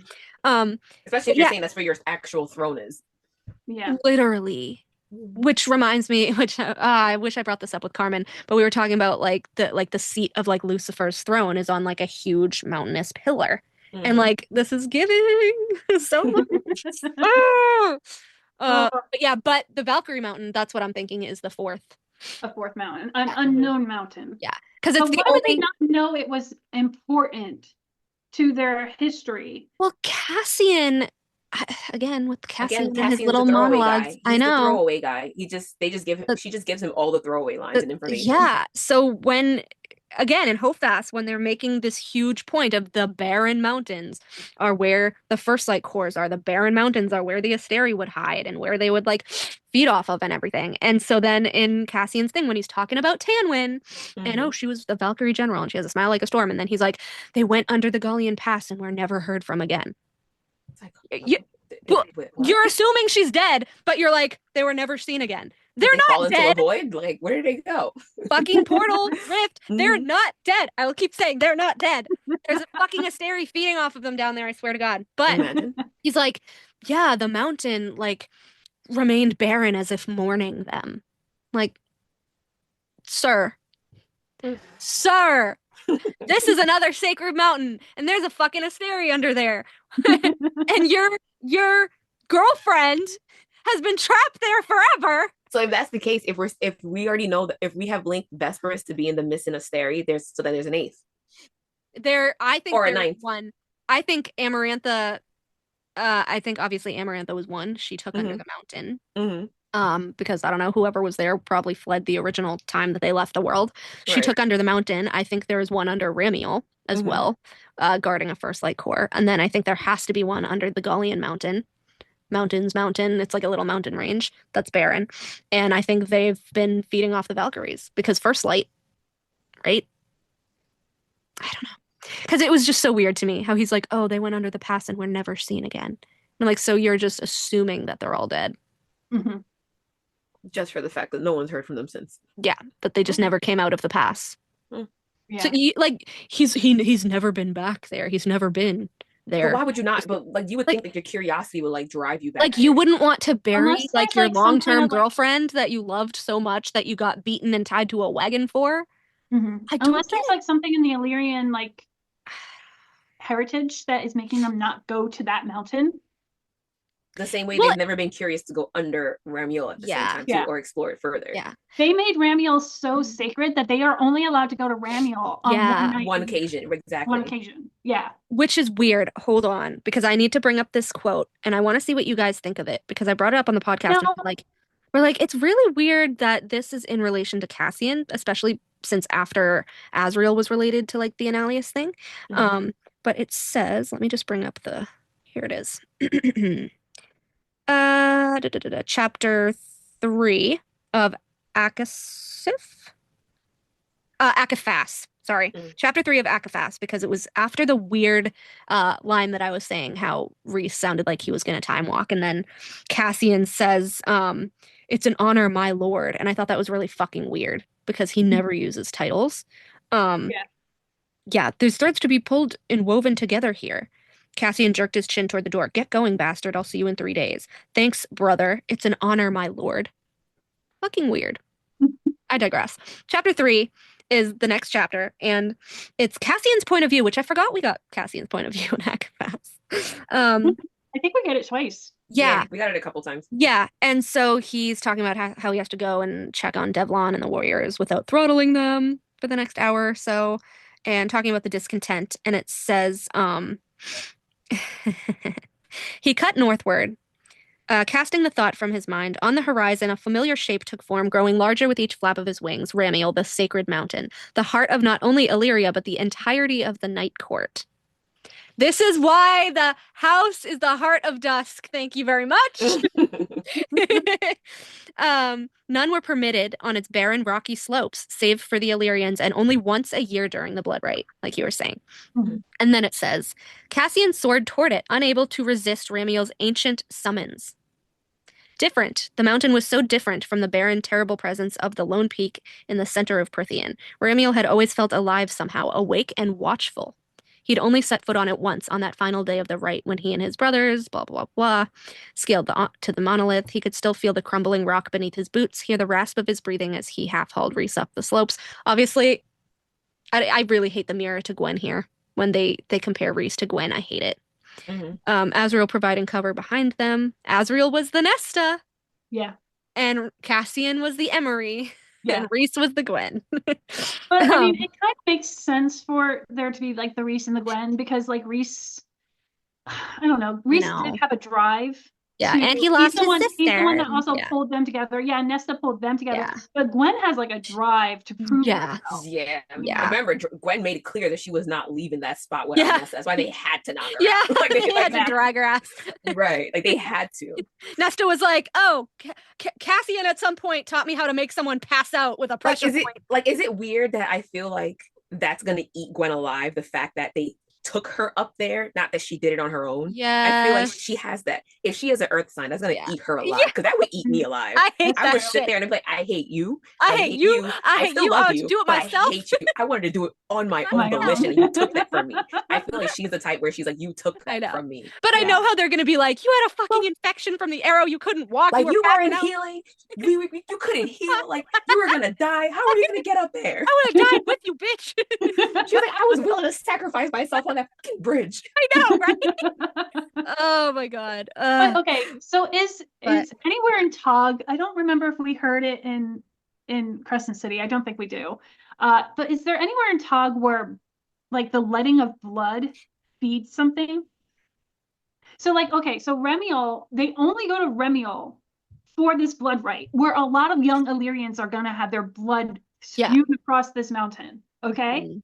Is it feeding some? And we're always like, okay, the Asteri, the Daglin are underneath these sacred mountains, the beasts feeding off of ancient first light cores. Okay, what if there's also something else? Is the blood of Illyrians also feeding the Daglin? There's the beasts that are in the I was thinking that. Yeah, I was thinking that maybe the beast that protects the mountains. Nesta was like, oh, they look like the beasts like on the pillars in Hewn City. So that's why I was like, but that also looks like Rhys's beast form. It could be like a once a year feeding to like keep them happy.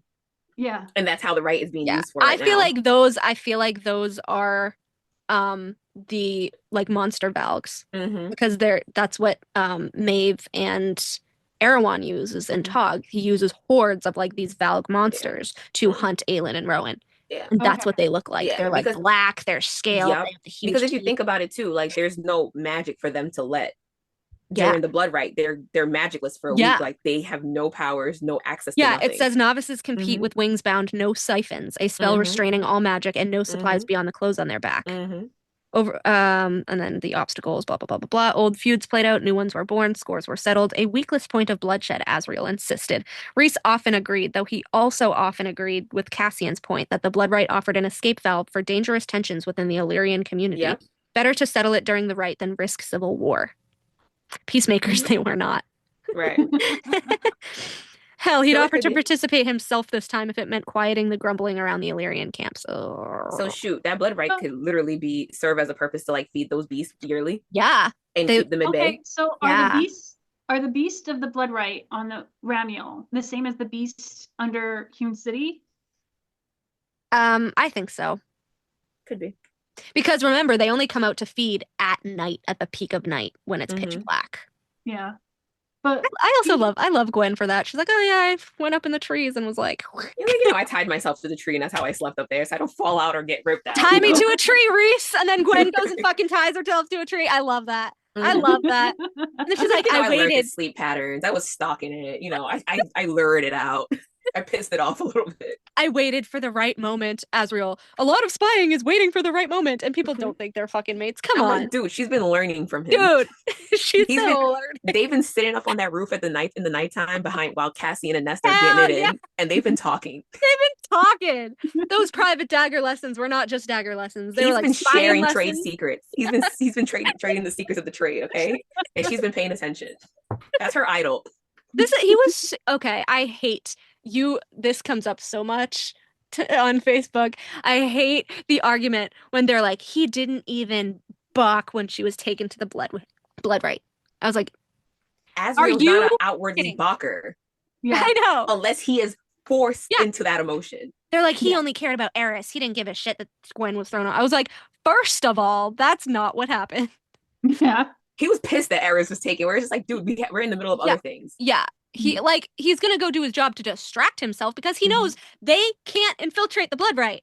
Yes. He's gonna go fucking distract himself with work. That's what Azrael does. Also, there's no mate bond yet snapped between them. It didn't snap yet. Why are you guys?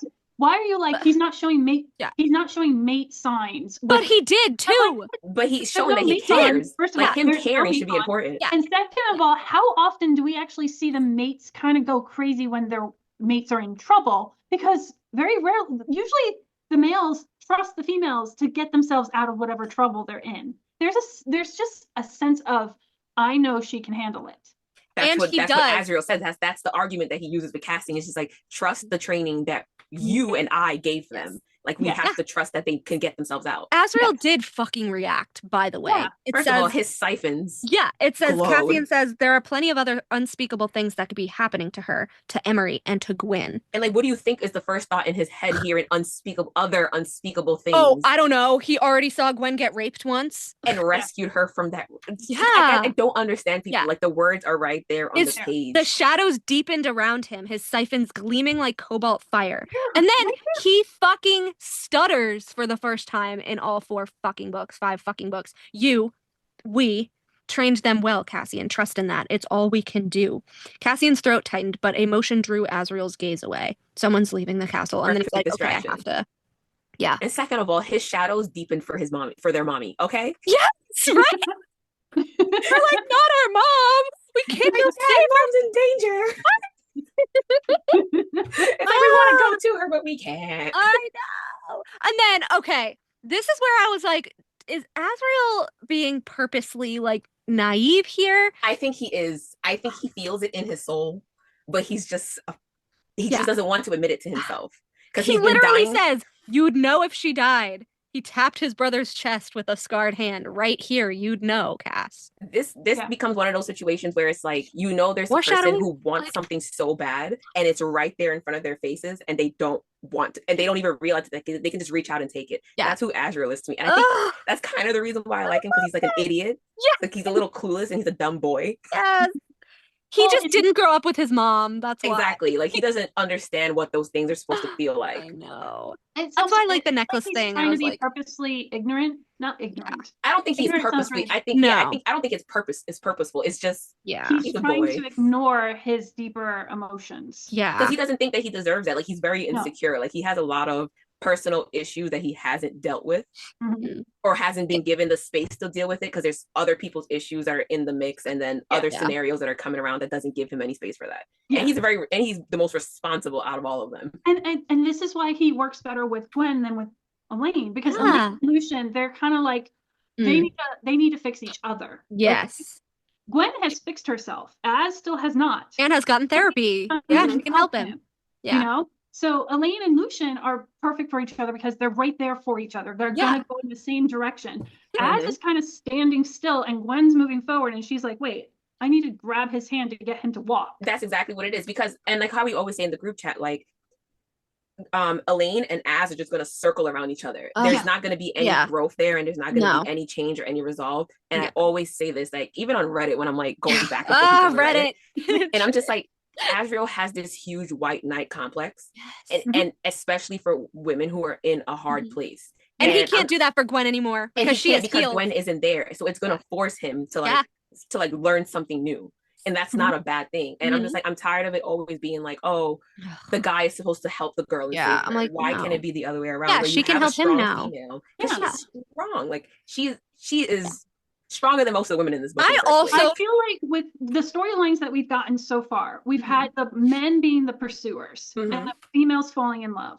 I'm ready for the next set, which is the females are the pursuers and the men have to get in line, you know? Thank you. And I feel like Elaine and Gwen are like that. They're going to be the ones who are like, I'm moving this relationship forward. I'm the one that has decided I want this, and you need to need to meet me. Especially for the fact that these are two guys who have like this huge, like, I don't want to say a mommy complex, but they have such love for their mothers, and we know that.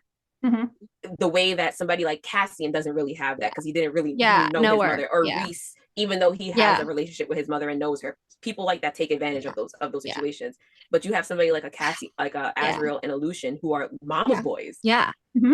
Azriel even says in his bonus chapter of Akasif, when he goes to give like the necklace to Clotho. Oh, and he's about to like cross his arms, but then he's like uncrosses it because he thinks about his dad doing that. It used to intimidate my mom, and I don't want to make anyone feel uncomfortable. I was like, oh my God. Super respectful. I'm like he's Lucian. So naive with like the necklace thing, because he's just like, oh, it will give someone joy. He's not thinking, oh, I'm regifting this to another woman. He's not. That's why I hate that argument. I'm like, he's not in that headspace. He's just like, oh, this could give joy to somebody. You know? I asked my husband that, right? Because we had a whole debate about this a while ago. He was just like, I would buy you a heart necklace. And I'm just like, and I was like, I bought my ex-girlfriend a heart necklace for Valentine's Day. Yeah. And I was like, but why would you buy something for me that you know that you bought your ex in the past? And he's just like, because it's a necklace and it made him happy. Because boys are dumb. Like they're very straight-minded. Yeah. He's like, and I'm like, there is no. And it's like, and I think it's just pure like straight up laziness where he's like, I don't want to go back to the palace. He's like, I don't want to be embarrassed. I don't want to like go back and return this pretty thing. And then, but also it's like, what happened? It didn't work out. But like Clotho was also pushing him toward giving it to Gwen too. Because Clotho knows. Clotho knows. Obviously she knows. She totally fucking knows. She's divine. Yeah, I mean, but I love how to go back to the whole mother thing. Like we have Azriel who like changes his demeanor to make females feel a little bit more comfortable, and then we also have Lucian who's giving Elaine the space that she needs because he knows what it's like to have a mother who's constantly being bombarded by his father, who follows her around, who has things always on top of her. Exactly. His mother is his mother's relationship with his father was supposed father is a forced relation. It was an arranged relation. And like, why would he want his mate to ever feel like that about him? Yeah. So we have two males who are not going to push their agenda onto their females. So we need to have different females for these males to go into a relationship with. I'm so excited. Oh my God, did I say this on our last pod with you? I was talking to someone, and you can even see it with Lucian and Jasminda. Lucian says Jasminda seduced. Yes, she was the lively one. That she was like. He's not the pursuer. He's not the one that's like, I'm gonna keep being near you until you finally get into me. Our Lucian is a shy boy. He's underneath. He's like he's very ambivert. He's a shy boy, just like Elaine. They're ambivert. When he feels deep feelings for someone, he's going to internalize like self-hatred. So he's going to be like, I'm not good enough for that person. I'm not good enough to pursue that person. Yeah. And that person's going to have to take it upon themselves to come in and do it for him and be like, nope, I want to be with you. So Jasminda had to seduce him, had to pursue him, had to get him to admit like, oh yeah, I feel better. I feel for you. And this is why Gwen has to do it with Azriel. Oh, she is. But she's going to be like cute and subtle with hers though. But is she? Because I wanted to go back to like the scene where she's talking about where he saves her, but I went back a little bit more. And it's Gwen that starts this whole conversation about like going up the mountain and how she gets pissed. And Nesta's like, oh, we should go this way. It's safer. And she says, we would come all this way to just hide. And Nesta's like, you're hurt. And that's a whole mountain in front of us. And she says, so rather try and fail, you would rather take the safe road. She's like, and Emery's like, we would live. It would cost you, Gwen. And she's like, is it living to take the safe road? You're the one. And then they're like, you're the one who's been in the library for 2 years. And it says, Gwen didn't flinch. I'm tired of it. I don't want to take the safe road. I want to take that road, and I want to take the road that no one dares travel. I want to travel it with you two, no matter what may befall us, not as Illyrians or titled as something new, to prove to everyone that something new and different can triumph over their rules and restrictions. And then obviously the whole thing where Nesta's like, I'm going to fight for you. And she's like, no, I'm staying with you. I'm staying with you. I'm staying with you. And then, she's talking about Katrin and the temple and all of this stuff and how one of them had already like assaulted her. And then she's like, the other ones were about to. And she said before the first had just unbuckled his belt when Azriel arrived, she's crying. And then she says, Azriel slaughtered all of them within moments. That's mate vibes. Hesitate. He didn't hesitate. That's mate vibes. But I could barely move when I tried to get up. He gave me his cloak and wrapped me in it. The bare hands thing with Phazand, with Helion and Lady Autumn, the cloak thing with Lucian, with again Gwen and Azriel, and with Emery and Balthazar. Mm-hmm. So I have to go, girls. I'm sorry. Yeah, me too. But this is why I wouldn't mind if it was Gwenriel next too, because there are some clues of that too. Yeah. Like, I feel like Gwen is done. Gwen is done. She's ready to get rid of the library. We've had Lucian since book one. We've had Reed since book one. We've had their mate bond since book two. It's just, I just really love they have Gwen. such a big quest to go on. We don't know anything about Elaine's power. We don't know anything about Lucian's power. We need to go on this quest so that we can find out more information. They obviously are the ones that are going to take us out of the Night Court, take us around the other Prithian courts, learn the history of the Prithian courts. We know there's a good chance Elaine has time magic. There's a good chance that we're going to get full blown. We're going to go into the past and find out what's going on. Maybe we'll even world jump into Aylin's world and stuff like that. Who the hell knows? More stuff is just set up for Lucian than for Gwen Real. Gwen Real will keep us in Night Court. I forgot. Going to take us out. I forgot this little part about Gwen when Moore like I thought. All right, so like this could be taken one of two ways. Moore either brought her to the library because she thought it was best, or Gwen asked to be taken to the library. No, Moore. I think Moore took her to the library. Well, so it says all the females to the library. But it says Morgan arrived a few minutes later, and then Rhysand appeared, which that never really happened in math, but okay, retcon.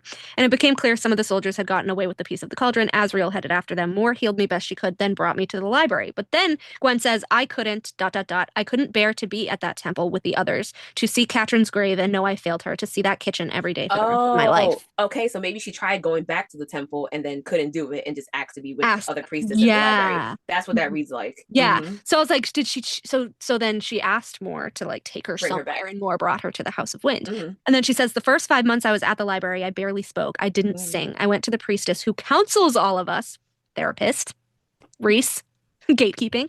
And sometimes I just sat there and cried or screamed or said nothing. Then I began working with Meryl upon Clotho's request, and the work focused me. It motivated me to get out of bed each morning, and I started singing during the evening service. Then you came along, Nesta. So I was like, first of all, why the fuck would Clotho put this traumatized fucking girl with Meryl of all people? Meryl is like, she can handle it because she said she can handle it. Meryl has a straight and narrow focus in Meryl. And Gwen needed routine. And that's true. Routine. So Meryl's going to give Gwen straight orders. I need these like books. Asriel needs straight orders. Yeah. I just hate how she's like such a bully to her, and like Gwen gets so. It's like Rhys and Nesta. She gets I think Meryl has it coming with Gwen later on. I think she's gonna flip her shit and hand her. Gwen has to go off on her and be like, "Oh, she's gonna go off on her." She was like, "Stop calling me a nymph, bitch." She's like, "I'll show you a nymph," and like wraps her in water. That's another thing. I want to see Gwen's powers too, because does she have water and fire? I want her to have both. Like, I want her to have both. She could be she'll be a little unicorn Pegasus. She's the Jelly Jubilee. I said that in the chat. I go, she's the Jelly Jubilee of Prithian. Welcome back. There's another little group film night. Eka is back after a long sabbatical. Hello. Long time no see. We were talking about remakes and ACOTAR TV show and Lucian Spider Monkey running, because I fucking love that scene, and I've gone off about how much I love that scene. And because like Lucian running with Feyre and her like being so nauseous is like the mirror to like Rhys flying with Nesta and her being nauseous. So I was like, is Elaine gonna like the Spider Monkey run? Are we gonna hold her close and climb some trees?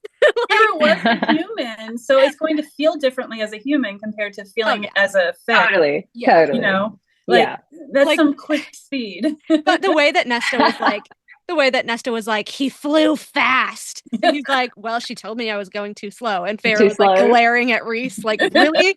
And Cassian's like, she'll never fly again.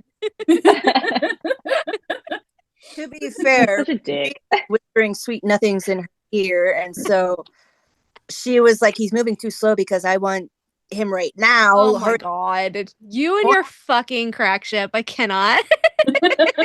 No, I mean like Feyre and Rhys. Nesta I thought you meant Nesta and Rhys. I was like, what? No. She ships them. She ships them? Maybe a little bit. You don't want to know what I read on AO3, though. You don't want to know. Okay, I'm sorry. My crack ships live in AO3. I would never ask for them in the book. But there is shit I read on AO3 that I'm just like, I can't tell Mel I read this. But I posted on Threads, and I shared it on, I think, Instagram. And then I shared it on Facebook today, and I know Teresa saw it in the group. Where I just put, can we talk about Rhys's contradictions and just how many times he contradicts himself. Like, I could only come up with like 3 off the top of my head, but I know there's a shit ton of them. I can't come up with any more than what you've already wrote, but there are definitely moments. Yeah, I'm sure there's more.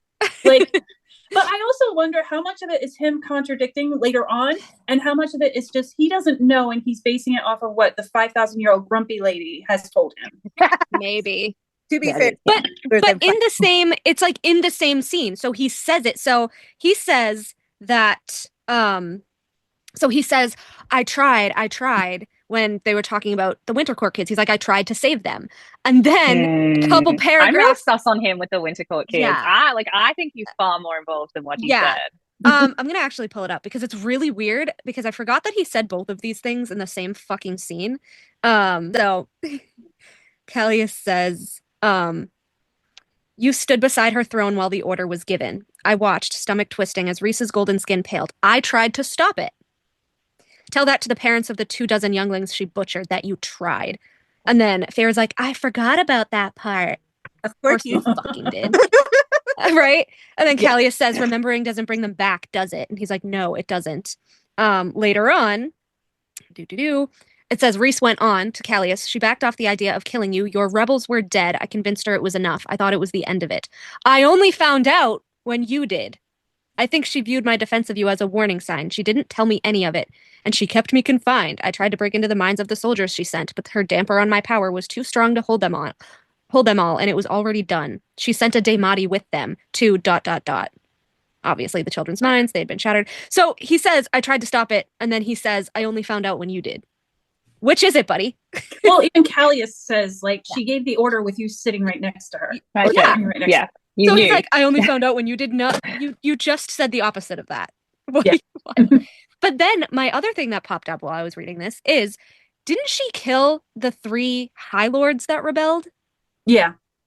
So Rhys is saying that it wasn't Callias that she killed, but other rebels from his court. So I think the 3 previous High Lords were years or decades prior. That put Callias, Tarquin, and Helion into position of High Lord. Okay, so isn't that later? But isn't that why she's pissed? That's so why she's pissed. It sounds like Callias and Summer, Tarquin, were trying to do something again, which it also sounds like I've talked to you about this in the dining room scene. It sounds like Lucian also had his hand in all of this too. So it sounds like they were trying to pull another rebellion again. She found out Callias's part because that was the day before that the children died, and then Lucian found out the children died, and he was very upset about it. I wish she clarified that they were 2 different, because I was like, I thought she just killed the other 2. Like, what is she talking about? No, this all happened. The 3 previous High Lords obviously happened. I mean, to me, happened decades prior. During the 49 years. Because it says 40 years ago Helion was crowned, so it was like 40. Yeah. So it was like 10 years after it started. Okay. So, and those 3 High Lords were the ones that were working together to try and overtake, trying to rebel. They lost their High Lords. New High Lords came in. She was in charge of who became High Lord somehow. So, but but the second time, this is the second rebellion. So she found out about Callias's involvement, and then while Feyre was underneath the mountain, that's when Amarantha found out about the Summer Court's involvement too, and that's when Rhys had to kill the Summer Court guy. Okay, yeah, he just bothers me. I'm like, you said one thing literally 2 seconds ago, and now you're saying the opposite. Oh yeah, he does this in chapter 54. There's probably so many of this in chapter 54. But again, the whole, I had to do everything I did under the mountain for Valaris, and then my ancestor made it and shielded it, and it hasn't been breached for 5,000 years because it's been unknown to the whole world for 5,000 years. So then what the fuck were you protecting? There has to be something, like, there is a reason why when Sarah J. Maas is asked about, is Rhysand based off of your husband Josh, and she is ultimate stink face, like, ew, like, I gave your birthday as a gift because you like it, but that's it, like, you like, and I'm like, thank God. I don't into other people's marriages, but oh my God, like, do we need to call somebody and get you help? Like, I don't put a ton of that about every person who likes Rhys. I'm like, are you okay? Are you good? Are you happy? You fine? Yeah. Are you safe? I don't put a ton of stock into interviews, but there are parts of interviews that I'm like, okay, this is very real. Interviews, I ain't shy. Okay, I still love when she was asked, like, oh, do you have a song for Nesta and Cassian? And she was like, don't put stock into this or anything, but it's like Stay Together for the Kids by Blink-182. And I was like, bitch, you think we're not going to put stock into that? Are you kidding? And then you purposely write them as a shitty couple. Yeah. I'm just saying, I would love to see Nesta as a mother, but not when she's like in a relationship with Cassian, if that makes sense. Yeah. Yeah. 100%. Not no. Yes. I don't know. Teresa, do you ship Cassian and Nesta? Like, do you I don't mind. I don't mind them. I understand that there's some toxicity there, and a lot of it is based around Reese. A lot of it is based around Reese. But you need to be on when Olivia is on, because she was going off about how nobody ever agrees with her about Nesta. I'm always in the chat. I'm not silent about, like, I don't ship Cassian and Nesta. Yeah. I accept Cass. I also accept Faye Sand. I don't like Faye Sand, but I accept, like, okay, they're together. I'm not going to object to it. I just have to accept it. And they are a mate bond. It's a confirmed mate bond. And I will always support a mate bond, even though I'm like, I don't know. I still don't think it's confirmed, but that's me. So, Cassian and Nesta, you mean? It's not. Yeah, it's not a bond. But no, I mean for Faye Sand. For Faye Sand, it is a confirmed mate bond. Oh yeah. So I don't know. Who knows what Sarah's gonna pull with his whole Valg shit. I'm also an anime person, and there's a lot of anime couples that, and SJM is an anime person also. Yes. Howl's Moving Castle. Yes, hey. So there's a very, it's not a toxic, but they're always at war with each other. It's Vegeta and Bulma. They are always at war with each other because they are two very strong-willed characters. He's a warrior and she's just a leader. Well, not a leader, but she's just a witch. No, she's not a witch either. Well, kinda. She's an inventor. She owns a corporation that makes scientific discoveries. Okay? Oh, like Nua. So anytime they have to go and find something, she's usually the one. Like, she makes a time machine so that she can save her world. Okay, that's how it is. Okay, Nesta. Yeah. So the two of them are always at war with one another, but she knows how to push his buttons and stuff like that to get him to do what she needs him to do. I do kind of like that part. Like, I just loved every time Nesta got one up on him, honestly. Yeah. I was like, he deserves this shit. Yeah. And I mean, I'm not against them breaking up either. Like, I understand people having issues with them and I support it. Like, I understand everything that Mel said, what you say, Sam, and what everyone sometimes says. Yeah. But like, at the end of the day, I'm like, I still like Cassian more than I like Reese. Oh, so definitely. Cassian's issues stem from Reese. Yeah. So if Cassian sees Lucian telling Reese to go fuck himself because of whatever rules he wants to put down for Elaine, I am in full support of Cassian going, I can do that? I want to do that.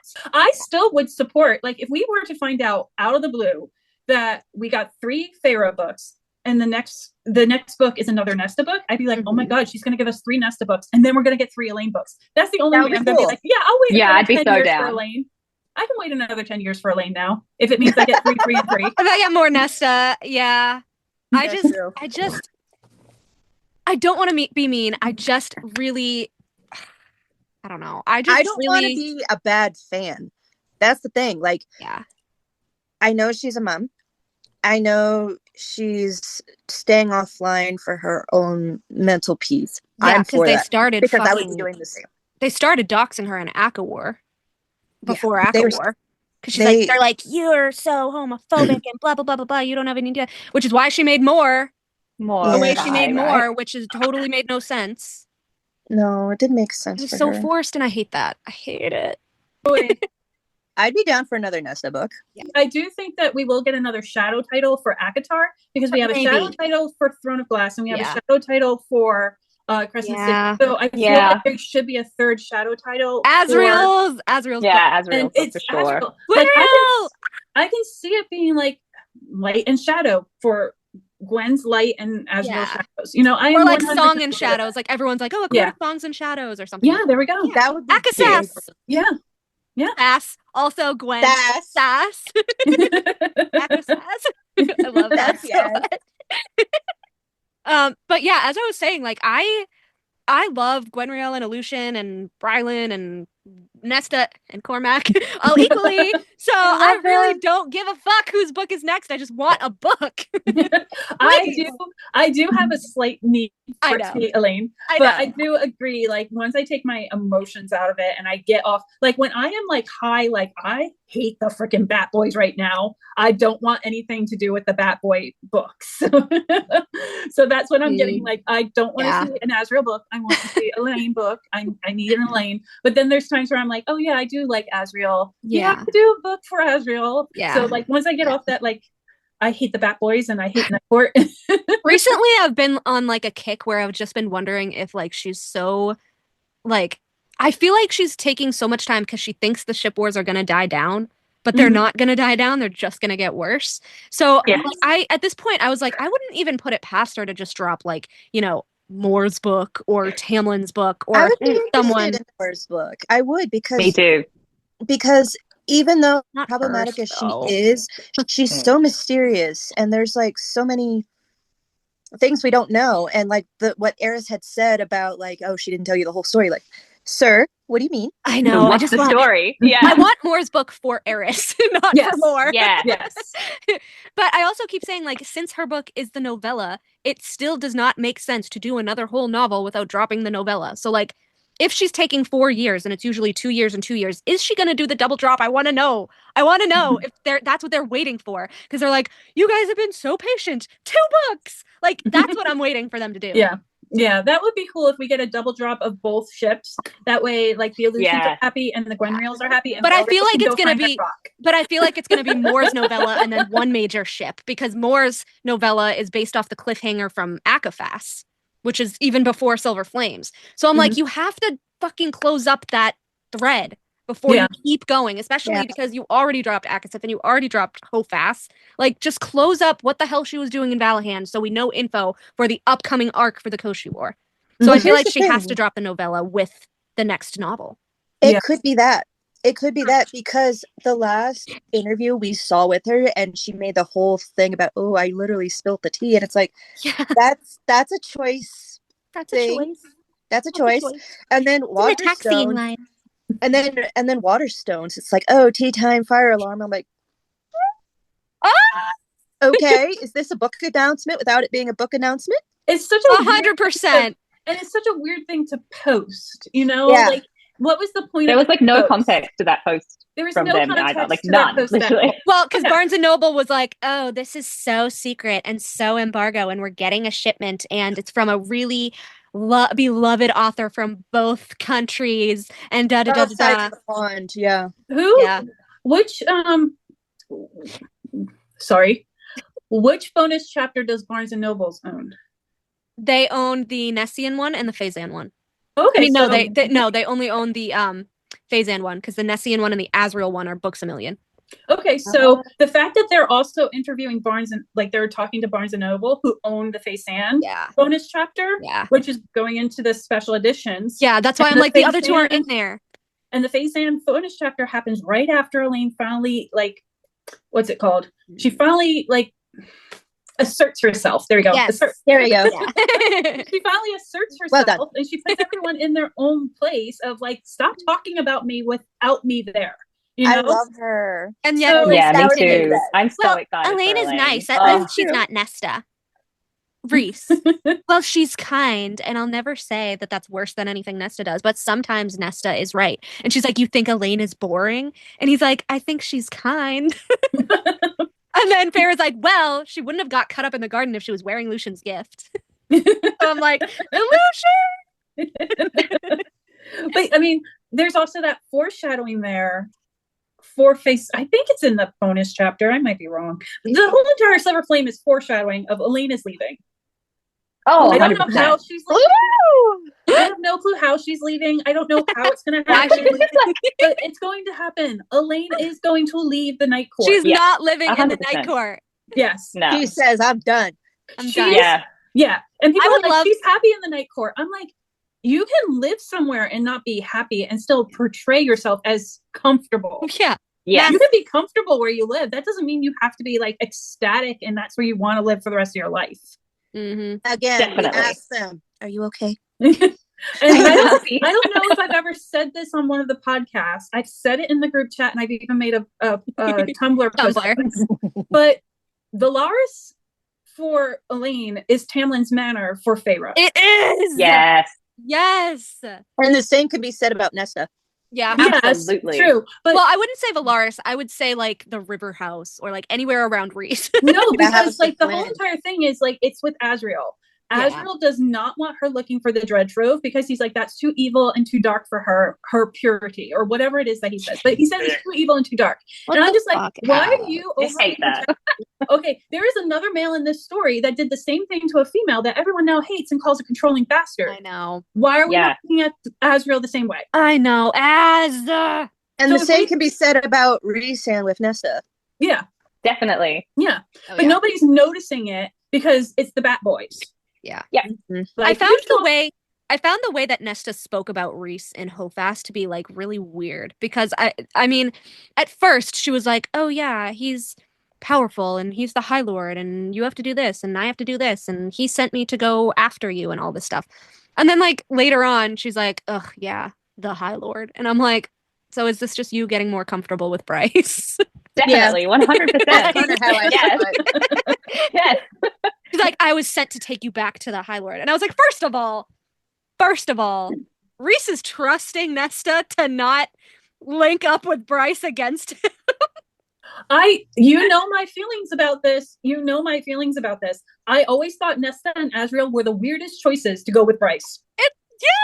Yeah. They're the most antisocial people you can come across in Valaris. And you sent them with Bryce? Well, to be fair, I think that it was probably a power play. One, because Nesta, I mean, let's be real. Nesta was probably complaining like, "Oh, what am I supposed to do if you're not going to like give me a job, or you're not going to let me do this, or you're not going to let me do that?" So he's probably like, "Just let her fucking go, deal with the bitch," or whatever. And as far as Asriel, we know that, you know, Asriel's been kind of a problem for Rhys.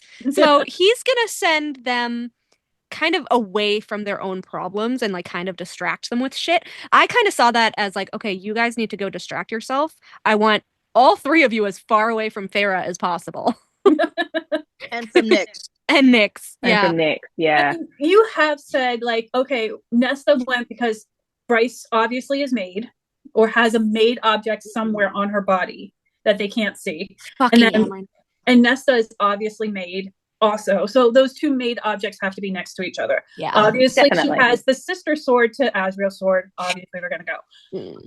I'm just like, you sent the two people who care the least amount about Prithian history.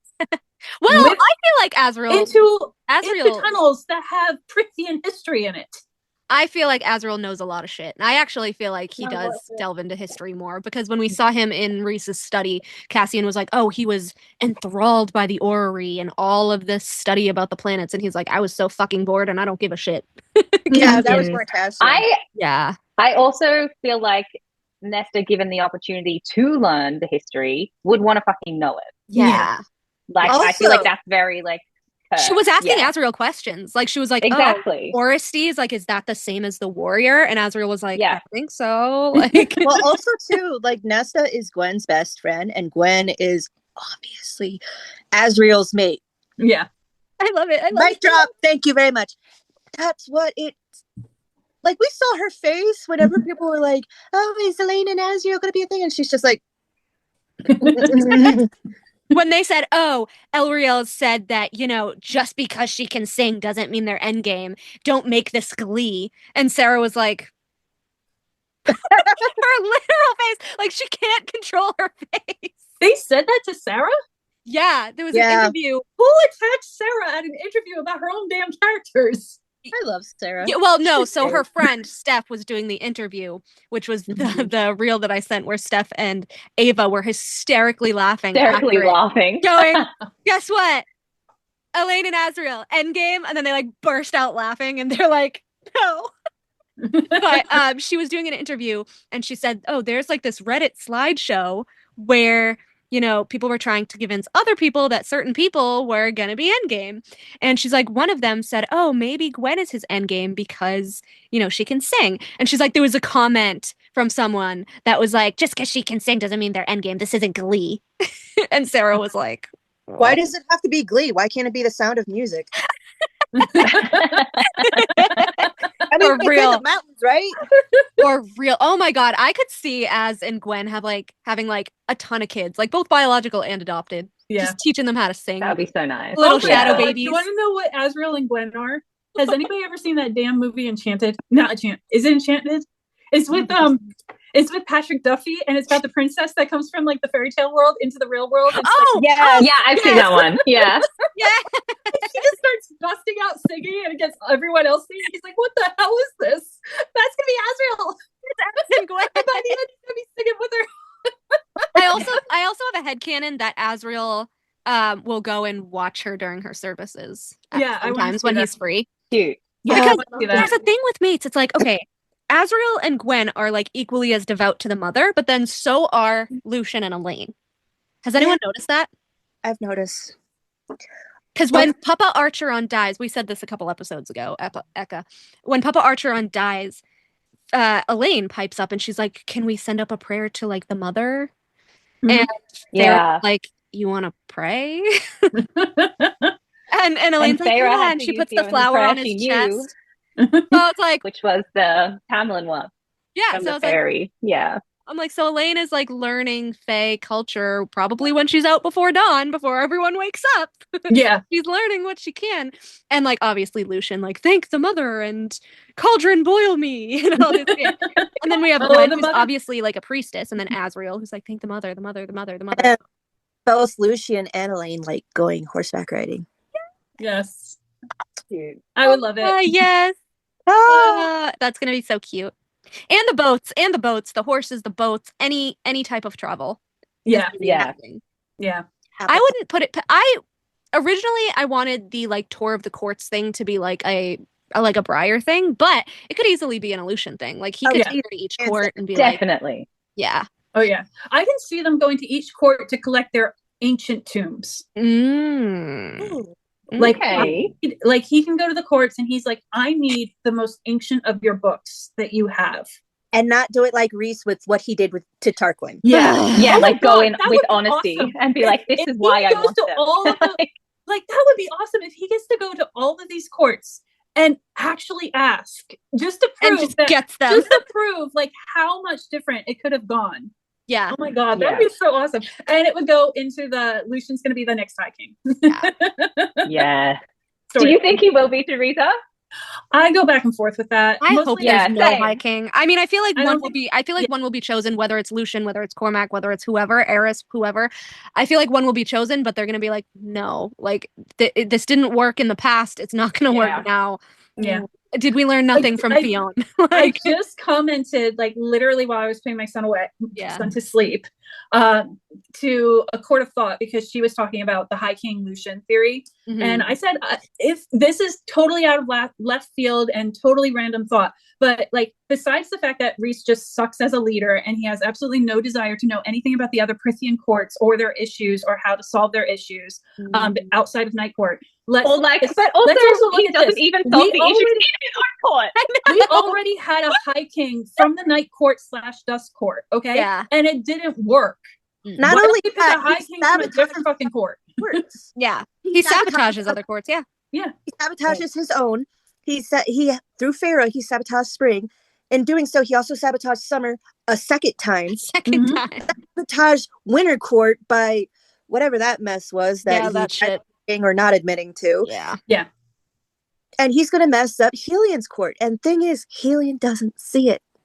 Does he though? I feel like Helian is a lot more clever than people are actually seeing. I think he's very glib and happy and jolly because he knows shit and he notices shit. He's the court of knowledge. You can't tell me he's not soaking up everything when he's around everyone. And we also know Lucian's character so well. And now that we know Helian and Lucian is Lucian's dad, and we look at Lucian and how perceptive he is, and like similar. He's so clued on to everything that happens around him. Like there was that scene, I think you just posted it, where Feyre and Lucian like were fighting. Yeah. And then he like Feyre mind to mind showed Rhys the conversation, and Lucian was like checking in. Yes. So he's like, I don't know what you're talking about.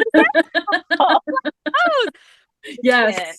I would love for Nesta and Lucian to become better friends because the only two people who have ever done that to Feyre are Nesta and Lucian. Yes. When Feyre originally went into Lucian's mind in the library scene in Akawar, Nesta's like, "Have you ever done that to me?" And Feyre's like, "No, I haven't." Like, how do you know what I'm doing? Yeah. Right?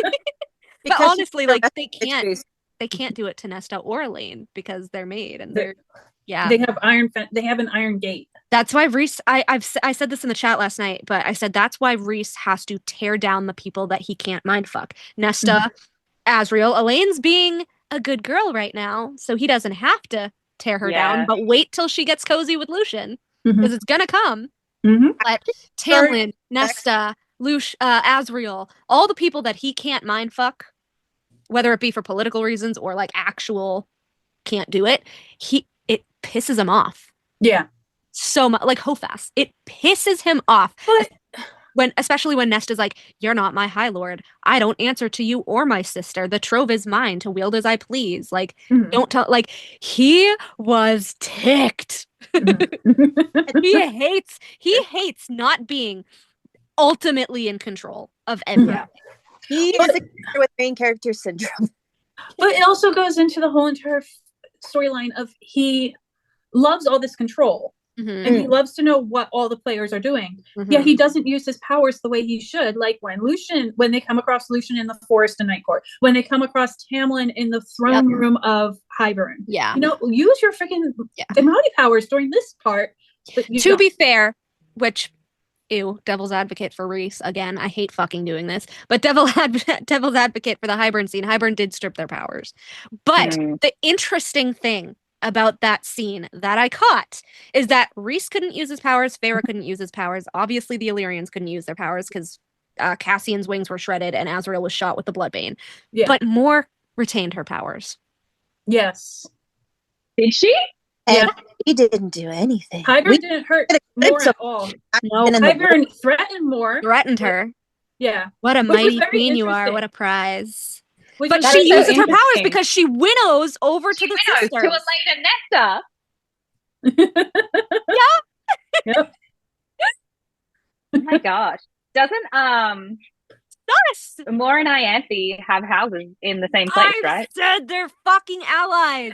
This is how Hybern knew about Mor when he's like, "What a mighty queen you are. What a prize." He fucking knew. They've either been working together or Mor knew what Ianthe was doing. And she had to let her do it because it was a bargain for Ianthe ruining the wedding for Rhys and Feyre. Well, okay, here's a question. How did Ianthe get to the Night Court? I know. I mean, I know it was in Moonstone Palace, not Velaris. She can winnow. Why is she there? Why did Rhys let her in? Like, it almost seems like he didn't let her in. But that's the thing. We don't know what the fuck her powers were. Yeah. I mean, the same thing that she did with Callan May. She probably used Hybern's spellbook to make she fucked with the magic, so it shows her as Lucian's maiden. That would be a Hybern spellbook level spell. Yeah. I always thought that Ianthe scared away the other females. Yeah. No way. No, I truly do. I think she's like, you all have to leave. I mean, even if she did, the magic still wouldn't pick her because she's not a maiden. Yeah. I don't know if they're not. But look at it. Like, Tamlin wanted Feyre, but Feyre wasn't there, so it forced him to pick whoever was there. Exactly. So it wouldn't choose Ianthe because she's not a maiden. Neither was Feyre. If Ianthe made all the girls leave, and she's the only female there, the magic has to make Lucian pick the only female there. Yeah, but they'd still be in the court, so the magic could still pick them, even though they're not in proximity to the cave. Yeah, but the magic made Tamlin pick someone, even though he wanted someone else. But Feyre's not a maiden either. Because she had sex with Isaac. So it wouldn't have picked her. No, it wasn't about virginity. A maiden doesn't mean we don't know. We don't know that. I think it is. I think it is about virginity. Oh, I didn't think it was. Because maiden is a very particular name. Like he could have said, "Oh, it makes me pick a female." Or I think it's very particular, especially because when he comes back from doing it in the cave, he's like, "Oh, she asked me to be rough with her." So it's like, yeah, I assume that means that girl's had plenty of other moments in life. Here's the thing. Virgin is, it doesn't have the particular of what virginity means. Yeah. a woman who belongs solely to herself, not always like you got your maidenhead there or not. Yeah. I don't know. I feel like it wouldn't have picked Feyre and it wouldn't have picked Dianthe because of that. Okay, so in that instance, it wouldn't have picked Elaine either because I know he had done things with Grayson. Yeah.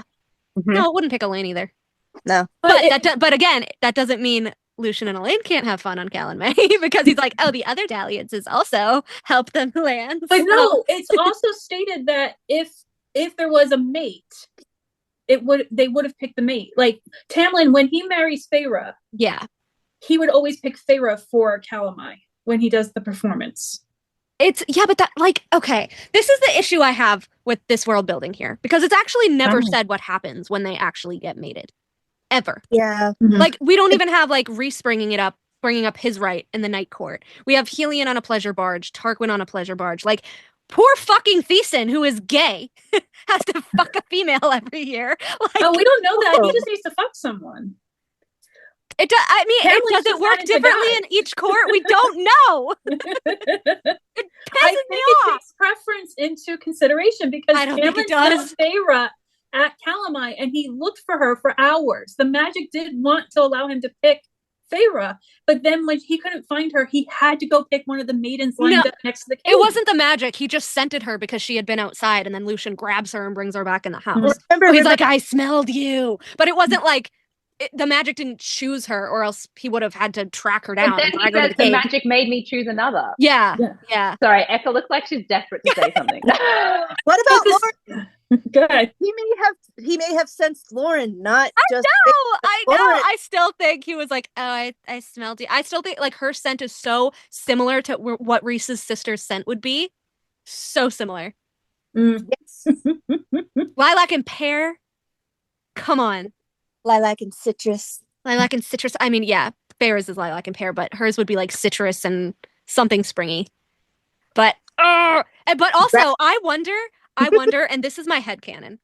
I think the first time that, like, I don't know, not really like the first time Tamlin slept with somebody, but maybe like the first time Lauren slept with somebody, I think it was probably Tamlin. Because if Rhys's father and Keir are like selling their daughters off into marriage or whatever, she would want to have the choice of who she wants to have first, basically. Yeah. You know? Yeah. Because Rhys was like, oh, my father didn't care if, his cousins were selling off their daughters or whatever. So it's like he wouldn't have cared either. 100%. He would have been like, oh, let's set up a marriage for your sister. And Lauren would not have been okay with that.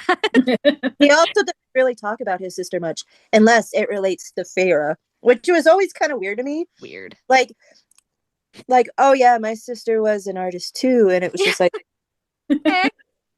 yeah, the artist quarters were her favorite place. It would be wild if I wish we had a scene of Rosina being like, oh, Rhysand's sister used to come paint here. Like, I would have fucking loved that. Oh, yeah. If we got to know the sister through other people. Yeah. Yeah. We almost had it with Az. Moore doesn't even talk about her, but yeah, he was. I still think Moore doesn't talk about her because she gave her child to her to go skip the world, but that's me. That's my theory. I do think that, Moore knows a lot more about that than I think Eris does too. Because if it was their child, it would make sense for them to have this secret. And like, why do you have a secret house? Every time. I'm like, why? For someone who is the keeper of truth, she loves to have her own secrets. Yeah. And it just drives me up a wall because like, she has those boys wrapped around her finger. And it's like, why are you in the mood to keep things from those boys so much? Like, what? Why? What is it that, what power play does it give you to have all these secrets over these boys' heads? Yeah. Yeah. I said something last night. Why is she so threatened by Nesta? Like, why? Why is she so threatened by Nesta? Immediately. I think she's threatened by all the Archeron sisters. Yeah. I mean, obviously she was the most powerful female until then. Yeah. And obviously 100%. She's not jealous of Feyre because she can't sleep with Rhys. It's her cousin. Yeah. But she's jealous of Nesta. She's probably going to be jealous of Elaine if she ever saw how much Azriel is for Elaine at times. I mean, it's just because the attention's not on her. Her. Hell yeah. But with Feyre, here's the thing. Feyre, because she's mated to Rhys, who's the High Lord, Feyre's kind of stuck at Night Court. So Elaine Moore's like, oh yay, it's a friend. She's gonna have to form herself to Night Court needs. Okay. Where Nesta's like, I can leave at any point in time. Yeah. Elaine's like I can leave at any point in time. Yeah. And if Cassian grows the balls that he needs to grow, he can be like, well, she's going that way, and I'm kind of gonna go that way with her. Because, and Rhys is going to be like, no, you can't. And Cassian's going to be like, okay, daddy. But we talked about this on Sunday. We talked about this yesterday. That there's a good chance that Cassian can't go against Rhys because of the Illyrian being made by dogs. I was just going to bring that up. So, I realized something last night when I was talking to Anne. And we were talking about how, you know, the Illyrian tattoos are like slave tattoos. And because she was saying, why does Feyre have the eyeballs on her palms still in Akafast? Because he changes it to like the Night Court mountains. And so I completely forgot that he had like put it back after she came back from the Spring Court. Because I was like, wouldn't she only have one arm? And then they're like, oh, she's like, no, she put it back in Akawar. And I was like, did she? And we went back and she did. Is that the death pack? Yeah. So originally under the mountain, it was the sleeve with the eye. Yeah. And then when they accepted the mate bond, it was the twin sleeve with the eye on both arms. And then when Hybern burned off the original bargain one, it was only the one arm again. And then when she comes back, he puts it back on. Yeah. Because she wanted it for some weird fucking reason. Who knows? Did she want it, or did Rhys make her think she wanted it? Right? Just putting it out there. Right? So then in Akafast, she's like, can you change the eyes to the Night Court Mountains? And it's really weird. She says, I showed him my palms, the eye in both of them. I want these changed. Since you're no longer using them to snoop on me, I figured they could be something else. He set a hand on his broad chest. I never snoop. You're the greatest busybody I've ever met. And then he just laughs it off. And he's like, what exactly do you want on your palms? And she says, I want a mountain with 3 stars. And then she says, he moved to stand before me, gently taking my hands in his, turning them palm up to the cat's eye that stared at us. I don't know why it says eye when it says palms, but whatever. I never snooped, you know. You certainly did. Fine, I did. Can you forgive me? How many times, Rhys? A lot. He meant it. The worry that I deemed his glimpses a violation. I suppose I could find it in me. Bitch! I swear. He brushed a thumb over the eye inked onto both of my palms. Any last words before I mark you forever? Oh. My heart thundered, but I said, I have a last solstice gift for you. What the fuck? And then obviously it was like Nyx. Yeah. And then he changes them. Why He's like, he said, once I put this insignia on you, there's no taking them off. Yeah. It cannot be changed again. It just makes no sense why he words it that way, because their bargains are forever lasting bargains to begin with. So obviously they wouldn't be changed. It's not like the bargain tattoo that's on Nesta's back waiting for her to call in the bargain on Cassian. You know? But I don't think this was a bargain. I think this is just his magic changing the design, because she just says, can you change the design? There's no like bargain or anything here. It's weird. It's a weird way of phrasing it. Before I mark you forever. We don't see that in any of the other bargain tattoos in Night Court. And like we said yesterday, Night Court's the only one that puts an actual tattoo, an actual physical tattoo on your body to bind you to a bargain. And it's like, I'm hoping that we see it in other courts in other ways. Like, I would love it if like Lucien has like a golden swirl like somewhere on his serpent. Body. Serpent. Yeah. No serpents for Lucien. He's not a snake. He's a fox. True. I said he'd be cute, the fox boy. He's cute. I know. But I mean, it's only in Night Court that when you make a bargain, you get a tattoo. Yeah. But I said at the end of Math, the cauldron burns away the bargain tattoo. And then I said, when she takes off her glove, that's how she proves to Tamlin that the bond is broken. And then I said, holy shit. That means that Tamlin knows the tattoos are slave tattoos. Okay, say it again once more. I'm sorry. Yeah, say again. So the cauldron burns away their original bargain tattoo, right? But Tamlin thought that was the bond tattoo. because she says, "Oh, he made me. There's a bond. Break the bond." Because remember, they think that Hybern broke the bond and not the bargain. Right. But he saw the bargain tattoo, so he knows what the bargain tattoo looks like. But he doesn't know that there was a twin one for the bond. So he was just thinking that because Ferris stayed in the night court, the bargain was fulfilled. And it disappeared. So he was thinking the tattoo was a bond tattoo, not the bargain tattoo. So when she took off her one glove and it was gone, he's like, "Oh, it broke the bond." Because remember, he thought the bond was broken. Yeah, I don't know. I guess I always thought he thought it was the bargain that was broken, because that was what they were trying to break to begin with. They were trying to break the bargain where she has to be in night court once a week. I know. But then Ferris says, break the bond. And then she screams and it's gone. And he's like, "Oh, good. Like the bond is broken." And then he thought it was the bond and not the bargain. Maybe it's just SJM incorrectly using words. I don't know. But I was like, if he, because remember, she glamours the other one, the actual bond tattoo. SJM's trying to get like that intense feeling from the readers. Yeah. So by using the word bond instead of break the bargain, it makes the readers actually think that, oh, the mate bond can be broken. Yeah. But that's what I'm saying. So Tamlin thought the actual mate bond was going to be broken by this and not just the bargain. Yeah, but like I think it's just SJM using words to get more emotions out of people. And he knows it's the bargain tattoo. Yeah. But she's saying something else. But then why would she glamour the other arm? It doesn't make sense. Because she was hiding that she still had a bond with him. Because he didn't know that there was a second bar. I know. But bargain. She's hiding it. She's hiding the bond from him. Because that's not a bond. That's not a bond. That's a bargain tattoo also. No, that was their bond tattoo because the cult broke their bargain tattoo. Yeah. Yeah, but no, when they went and got married, they promised to be High Lord and High Lady of the Night Court. Yeah. That was another bargain tattoo for her to always be High Lady of the Night Court. Yeah. Yeah. Okay. Still a bargain tattoo. That's still a bargain. Yeah, that's another bargain tattoo. So this was the 1 month. That was 1 week a month. And this is for me to be High Lady of the Night Court. So this is another bargain tattoo. This is why I wish we saw their mating ceremony. Because I feel like we need to know the wording here. Because he says later on, "Oh, you're our bond tattoo." So like, did she just pledge to be his mate forever, and then the High Lady thing was because with it makes whatever.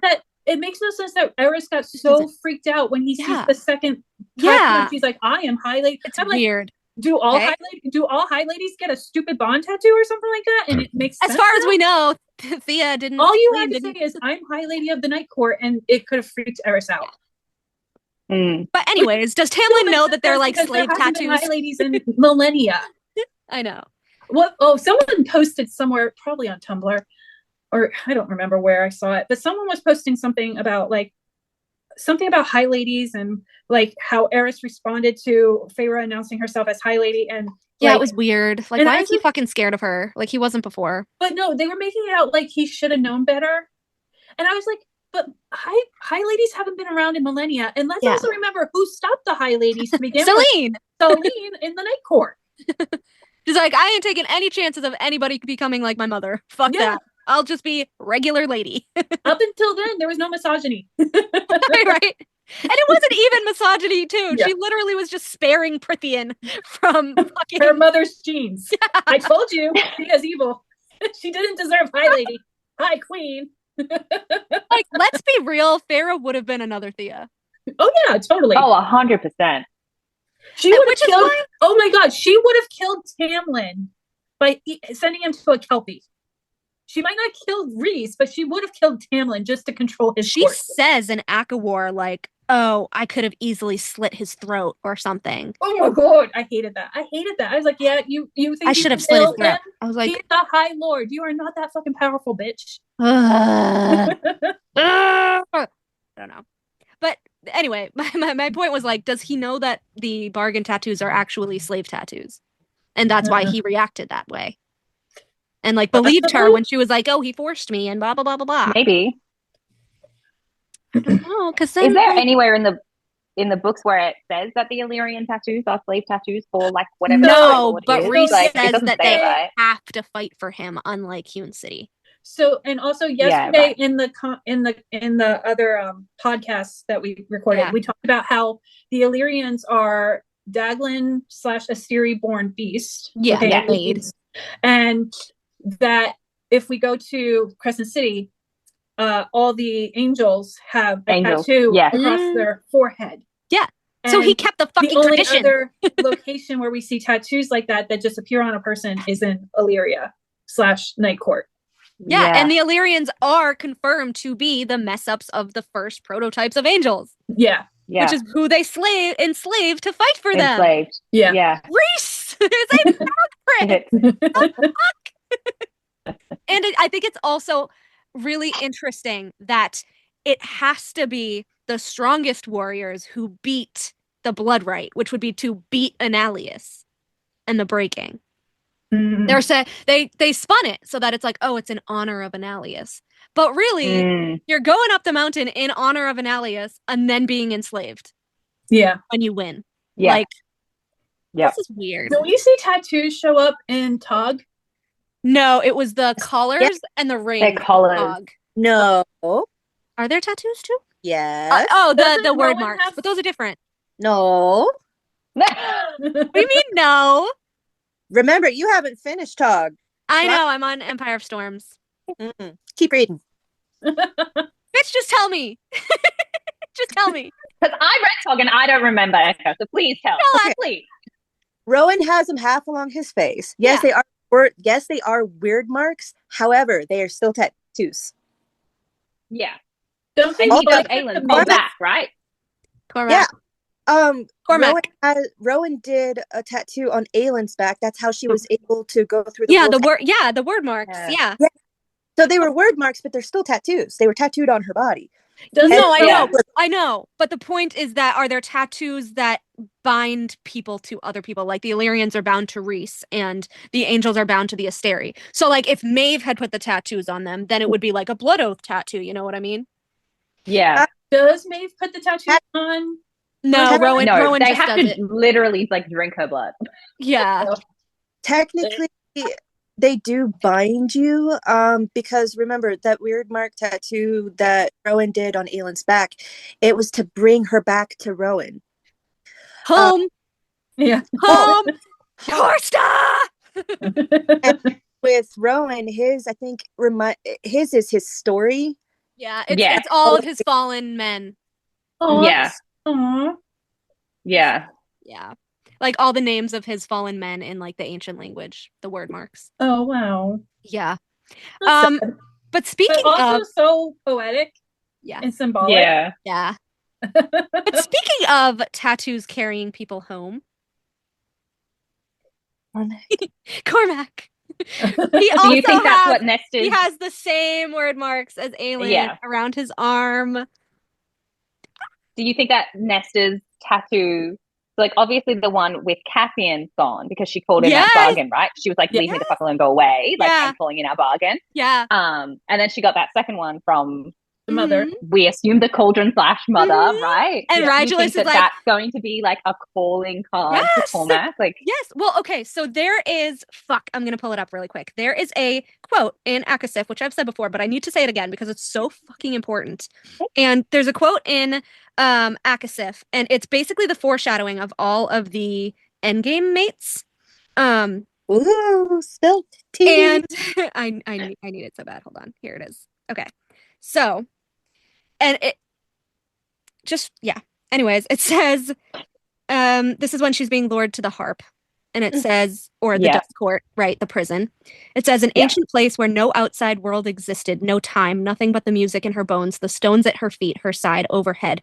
The music took from behind Nesta's eyes as the priestesses sang lyrics to languages so old no one voiced them anymore. She saw what the song spoke of. It says, mossy earth and golden sun, Aleutian, clear rivers and the deep shadows of an ancient forest, Gwenriel. Yeah. And then it says, the harp strummed and mountains rolled ahead as if a veil had been cleared with the stroke of those strings, and she was flying toward it, toward a mountain, mist-veiled mountain, land barren save for the moss and stones and a gray stormy sea around it. The mountain itself had two peaks at its very top, and the stones jutting from the sides were carved in the strange ancient symbols as old as the song itself, word Nesta's do you think that's a Valen or the dust court? Huh? This is that's a Valen? This is the prison, because she was being lured to Okay. the prison where the harp was. Right. Nesta's body melted away, her bones in the stones of the cavern, blah, blah, blah, blah, blah. So I said, obviously I said the illusion thing, the Gwenriel thing. And then I said, The stones jutting from the sides were carved in the strange ancient symbols, aka word marks. And then we have in CC2 with the very first Cormac scene when Bryce is looking at him and she says, around his left bicep lay a thick band of strange symbols in black gleaming ink. And then Rigelus says, your star will glow for your knights. The people who have undiluted blood of the original, Dust Court. And then he says Prince Cormac, for example. Cormac learned all the shit he could winnow. And then in Akasif, when Nesta is broken on the hike from Cassian, it's as if the eight-pointed star, he's like, okay, go do your sword thing. Like, okay, she's sobbing and you're making her go through training right now, but whatever. It says it was as if the eight-pointed star was stamped directly on her very heart. And then it says, hold on. Where the fuck was it? Hold on. I have so many slides right here. Oh yeah, at the end it says it was like the light in her chest brightened to a radiant sun. And then Bryce says, the sun is the biggest star, and that's like part of the Dust Court. So I'm like, if Aelin is also going through worlds, because sun is the biggest star, day court. Yep. That's why Helian's affected. There's no. Oh my god, that's why he's affected by the trove? Wait, Helian's affected by the trove, yeah. Yeah. He is, but do you think that's why? Because the sun is the biggest star? Yeah, he's like, oh, I think my ancestor probably misused it and it's remembering that I'm a part of their line or something like that. And I was like, that's cute. Which ancestor? I think it's just Theon. It could be. I'm 100% yeah, it could be. believe that it sounds like after Thea goes missing, that the trove goes missing. Yeah. And I feel like the mask can go wherever it wants to. It probably returned to its previous owner, which is in the freaking Bog of Orin. The Bog of Orin. Yeah. And that's where they found the mask, where Theon died by the Kelpie that ate him in the Bog of Orin. Yeah. So I feel like when Theon died in Midgard and the portal closed, she created a pocket of nothing, which is what all the High Lords and Fae now use to hide things that they don't want to see. Yeah. I think when she died, the pocket of nothing sent everything out, and she kept the harp. Well, not the harp. She kept the crown and the mask in the pocket of nothing. And I'm pretty sure that everything got sent out of the pocket of nothing, went somewhere, and the mask was like, well, I'm going to my previous owner, who's now dead. And it went to the Bog of Orin, and I don't know where the crown went to. And also, we don't know which one Draken used on fucking Miriam either, which I said I think more helped them with that, but I don't know. Also, can I point out Cormac's prophecy? I know that Ekka's heard me rant about this for so long. But Cormac's prophecy when he went to the Oracle of Avalon, which cannot be pierced by the Asteri, so there was nothing, corrupt about what the Oracle said from Avalon. And it says, they were like, oh, hello, Crown Prince or whatever. And then the Oracle's like, you're destined for a princess with a star in her heart, and your mingling will bring great prosperity to your people. Nesta, it's like the 8-pointed star was stamped on her very heart. Are you kidding? Are you kidding?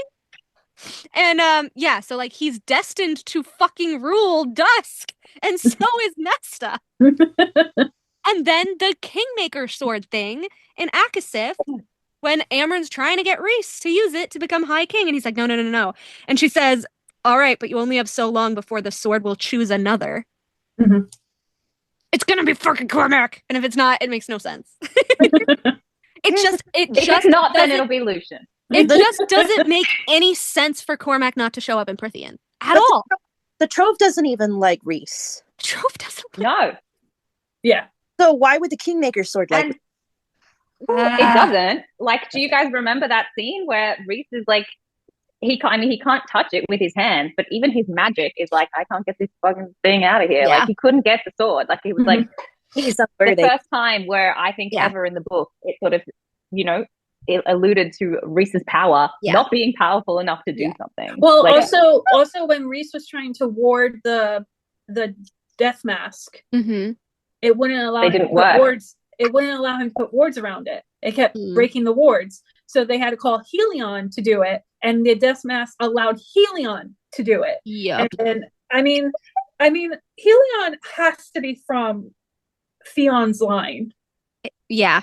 He has to be. He has to be more. I don't want to say more pure of like the undiluted portion of Theon's line or something like that. Like he doesn't have the Val portion of Theon's line, you know, because he's able to do things like he was able to break the Weaver's binding to her cottage. Yeah. And he was able to bargain on behalf of Reese. Yeah. So, which is so weird. Weird. Yeah. Weird. Why? And why did Reese send Helion unless he knows something? Yeah. Right? Well, this is why I'm also of the belief, like, is Coche going to have his eyes set on Helion to break his binding to his lake? Because the same person bound the Weaver to her cottage that bound Coche to his lake. So if Coche is like the bone carver and he can feel his siblings through the earth and the wind and the water, he knew the bone carver and the Weaver were on the Highburn battlegrounds, which he would have been like, how did she get out of her cottage? Which is why I find it odd. This is why I find it really odd that both Helion and Feyre put together could not break his curse on Vassa. Well, I think that just is something to do with the blood. Like, could be a blood oath thing, maybe. Yeah. But I need to do a because I don't really go into Tog that often. But I realized something that actually connected. Well, not I guess a little bit, kind of connected Cormac to Tog in a way. But I was rereading not the epilogue, the prologue that Eka hates of CC2. Sophie's prologue. Oh, I didn't love it either, Eka. So boring. I was it was a bit like Sophie what? Like yeah. But it says, which is super fucking interesting. All right. It says there was the road in the van. Agent Silverbow had waited, which I was like, why the fuck do we never find out why his agent name was Silverbow? But I think I went into this with you before. Then she says she didn't know his real name, had refused to let him tell her, though she had a good idea of who he was, but he would always be Silver to her, and he had waited. Silver! Can you get any more obvious? Silver! That was a choice. Run! Silver reached for his gun, but she shoved his hand down, getting in his face. Can you tell me that Nesta wouldn't do that? 100% Nesta would do that. Nesta's gonna fucking remind him of Sophie so fucking bad. And then, well, we also have to remember that there's the mirror between Nesta and Sophie, because Nesta went for Feyre to the wall to try to get to Prithian, and Sophie, everything she has done is for her brother. Yes, mirror. Yes, I didn't even catch that before. Nice. Yep. And then it says, get the kids to the boat and go. I'll hold off the wolves and meet you there. Some of the children were already bolting for the dock. Emil waited. Run, she told Silver again. He touched her cheek, the softest of caresses, and sprinted after the children. Also, he kind of reminds me of Gwen there, too. That's so cute. I promise I will find you again, Emil. That, yeah.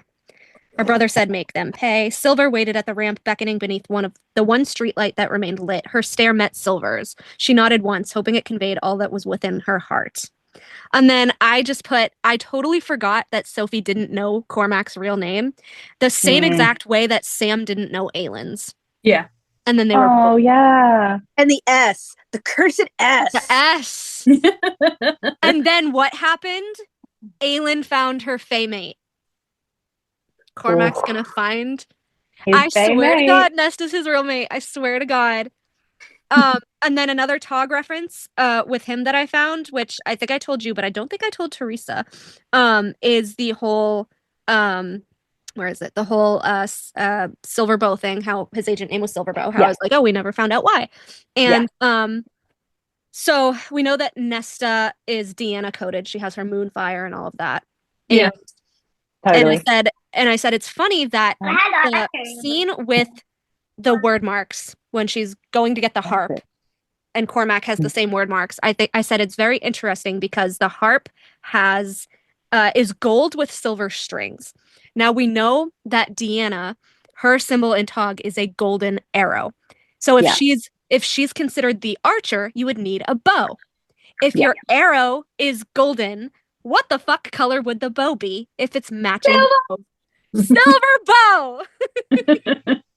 So if Nesta is the arrow, Cormac is the bow. And I said, Nesta Archer on, heir of the Dust Court, magical reincarnation of Deanna. And then I said Cormac Donnell, prophesies to be king, undiluted bloodline from the Dust Court, matching Wordmark's tattoo to the Dust Court peaks. He was known to Ophion as Agent Silverbow, and it was never explained. He is the missing link of the Dust Court. And then I said, let's also remember that Avalon, Cormac's home, was a part of the Dust Court, tethered to the mainland by the mists. His powers are light and shadow, which is the embodiment of Twilight, because Bryce needed the light and the part of the shadow from the prism that Einar had. So his powers are Twilight. In Akasif, I said Dusk is mentioned over 5 times in relation to Nesta, not to mention the 8-pointed star, which appeared again on her back at the end of the book. In Hofast, Bryce pretty much tells Nesta to go figure out what the tattoo and her powers mean in relation to being able to open the chambers in Dusk. I said plus Luna in Crescent City, which is probably Deanna, was also a huntress / moon goddess, and she was known as the Archer as well, depicted with a bow and an arrow. Nesta mentions that Feyre had taught her how to use a bow and arrow in Akasif, and she uses it later on in the Blood Rite to shoot the bridge down. Yeah. And then this is a scene that I picked out the last time I read Akasif, which I thought was really interesting, and it's Cassian. And I'm like, Cassian, are you like foreshadowing your own shit, like Nesta's own shit right now? It says, I've seen what you can do when you are willing to fight for the people you love. Why not apply that same bravery and loyalty to yourself? Don't say you don't deserve it, even though you've treated her like she didn't, but okay. It says, Cassian gripped her chin. Everyone deserves happiness. The road there isn't easy. It is long and hard and often traveled utterly blind, but you keep going. You know that the destination will be worthwhile. So if Cassian's the rockiness, where's the end game? Where's the happy ending? It's not with him. You know, it's so funny because I've just finished re-listening to all of the books, right? And there's just like, I feel like there is more mate energy from Cassian in Feyre's books than there is in Silver Flame. And I'm like, what? Because honestly, I think with how many changes Nesta goes through too, I think the mother is still using her. So I think maybe the mother has a hand in changing. I mean, the mother makes the mate bonds. So even if originally she was like, oh, okay. And then she's like, oh, you know, they're not really going to work with where Nesta needs to end up anymore. So I'm wondering if that's a thing, because we know that the mother prefers her, that she's spoken to her, touched her, all this kind of stuff, which I thought was really interesting. But also, Sarah J. Maas is the mother. The cauldron shooter. Yes. Yes. I just struggle with, why did she write the Akatar men the way she did when the Crescent City men are so much better? Like, I wonder if it's like a world thing though, right? Like, what is the Tog men like? Are the Tog men this back and forth toxic, or are they more like ish Crescent City? Some of them are, some of them aren't. Yeah, I feel like they're all a little bit toxic in their own way in Tog. Like, okay, yeah. I know that there's been issues with Dorian, Cole. I mean, Kale. Personally, I love Dorian, but and I guess Rowan. But like, I haven't read Chris. I haven't read Rowan Tog. literally punches Aelin in the face. Don't name me. It's like. But like, I mean, he apologizes, so he's better than Rhea. Context to put that in, because like, if you were to tell me, oh, Tamlin's like this, I would be like, oh, okay, he's a really bad guy. But like, once I read him, like, oh, he's being struggling. He's struggling. He's reactionary, and the fandom got gaslit by the point of view. But it's just it's so surprising that so many of the men in Akatar are just, and they're the main characters, are just so toxic. And it's like, and it's acceptable. Yeah. But like, then you get to Crescent City, and the biggest issue is the fact that Therion can't figure out what he wants to do with his life. Or Ethan doesn't know what he wants to do with his life. Hogwarts, I think, I can't remember his name, but Nesrin ends up with him. I know who you mean. He was lovely. He was great. It's great. There's Fenris, and then I'll there's Google it. Fenris and Lorcan. Lorcan ends up with Elide. Yeah. I don't remember who Fenris. I don't always know everyone that ends up with everyone. Fenris should have gotten an endgame love interest. I'll always fucking say that. Oh, he doesn't? I thought he did. Surprised. I thought he might have ended up with Lysandra. Adian. No. Adian? Okay. They did. Yeah, I mean, I think Adian should have dumped her fucking ass for what she pulled with Aelin, but that's me. Yeah. Yeah. But that was Aelin. But Lysandra went along with it. I agree. But Lysandra is the Cassian to Aelin's Rhys. Yeah. Yeah. Yeah. All she right. does whatever she wants. I'll go shut the fuck up then. Right? You're like, yeah, that's a valid point. I was gonna say she's just following like her queen's orders, right? Like Cassian. but also Aedian and Lysandra aren't mates. Yeah. Aelin they are. Like I think they are. Yeah. Someone said that they were. What? Were they Aedian and Lysandra? Don't they find out they're mates? Are they mates? They're not mates. No, I think they just have it's decided. So many people on Tumblr have said they were mates. No, they're not. I don't think so. People on Tumblr also say that Elaine and Asriel are well, yeah, okay. All right. Fair. Fair. But Sartak or Nezran, yeah.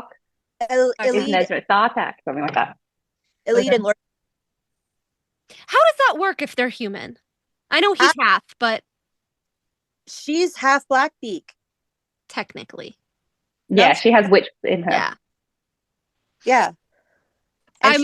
Do we ever actually see her bleed? Because I'm actually interested to know if she has blue blood or not. What? Like, bitch, are you more human or more witch? Can I know? Like, I just want to know. But even if there's like a tiny little bit of witch in her, like, would you still think she would have like a little bit of immortality? Like, she would probably have a longer lifespan, right? Well, you would think that Dorian would, because he had all that raw magic from Gavin, and he didn't. He was human. Human, yeah. That bothers me. But witch is different to raw magic, right? Yeah. Like, they're different. Different. Again, Sarah, can you clarify? Yeah. We just need like an encyclopedia. Yeah, right. I just thought of this, and I don't know why I just thought of this.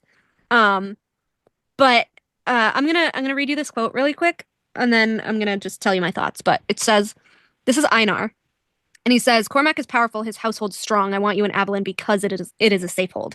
Now, I was just thinking, like, this is what Lady A's parents did to Lady A. They sold her to Baron, and Einar wanted to give Bryce to Cormac. So I'm like, Autumn Court connection, which Eka could go to my theory that he is Moore's child with Eris, because I don't know, there's so many instances where Cormac is super Autumn Court coded. Yeah. Like, I know he has the blonde hair and the brown eyes, which is just like Moore, but there's a bunch of that. Baron has brown eyes, right? Baron has brown eyes and and brown hair.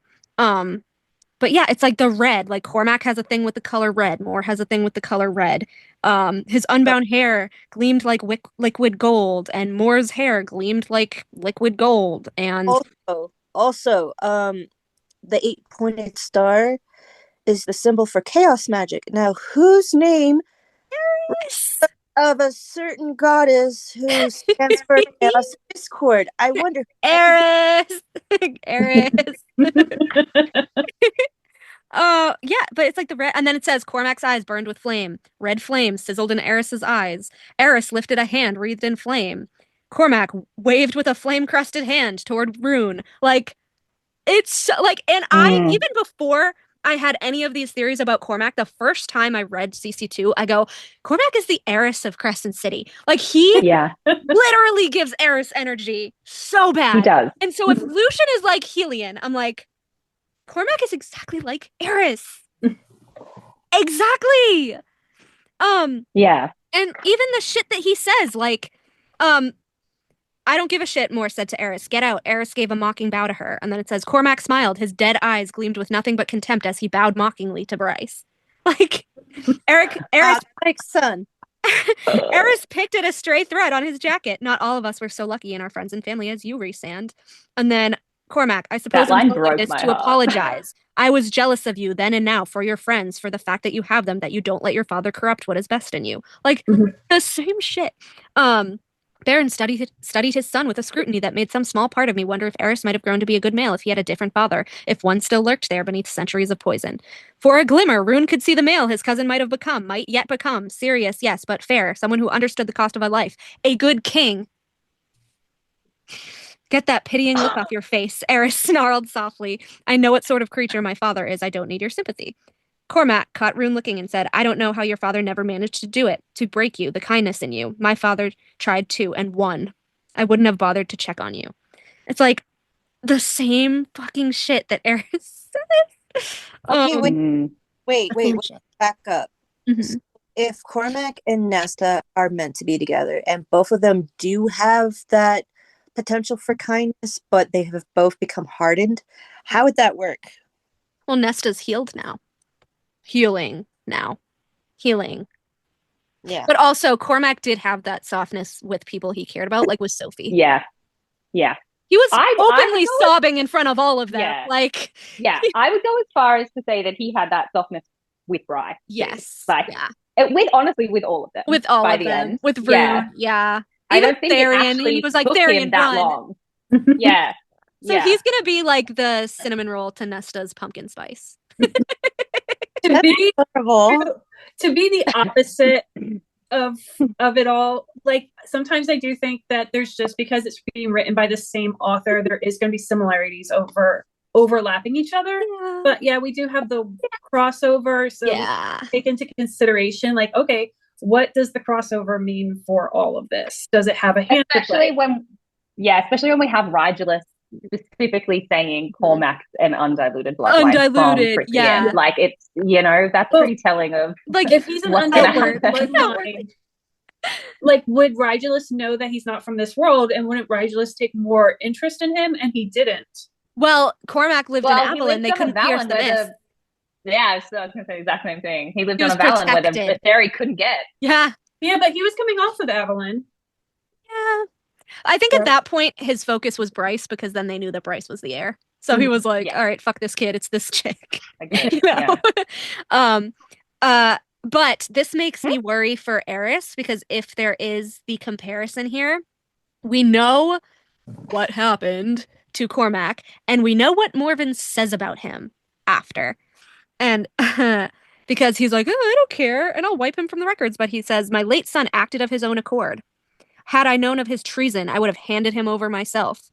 I had no knowledge of his activities or of his craven heart. I swear it upon Luna's golden bow. Luna's golden bow! I condemn all that he was and stood for. He shall not be honored with a grave or a burial. There will be no ship to sail his body. I will ensure that his name is wiped from all records of my house. You can't tell me this is what Baron wouldn't do. Oh no, he would do it, but I don't think SJM. Okay, if the Cormac Eris thing is not true, even though Cormac is the heiress of Crescent City, I don't think SJM's going to kill Eris like she did Cormac. Yeah. Like, she's not going to do the same. Like, I know that there's going to be comparable similarities between characters, between storylines for things, but I don't think that we're going to get Eris's death. Are you thinking what I'm thinking, Eka? I was going to say, but... Kitty Cat, yeah. I was going to say she could fake Eris's death like Cormac's. I was thinking Uncle Kitty Cat and Gabriel. Oh no. Oh. No. No. Oh my god, no. And then I just go on to say, I swear to God, he's the swirling shadow that Moore saw, because like calls to like, and he would land near his mother. Because she's like, oh, she was in the ancient woods. Ancient, just like the word marks.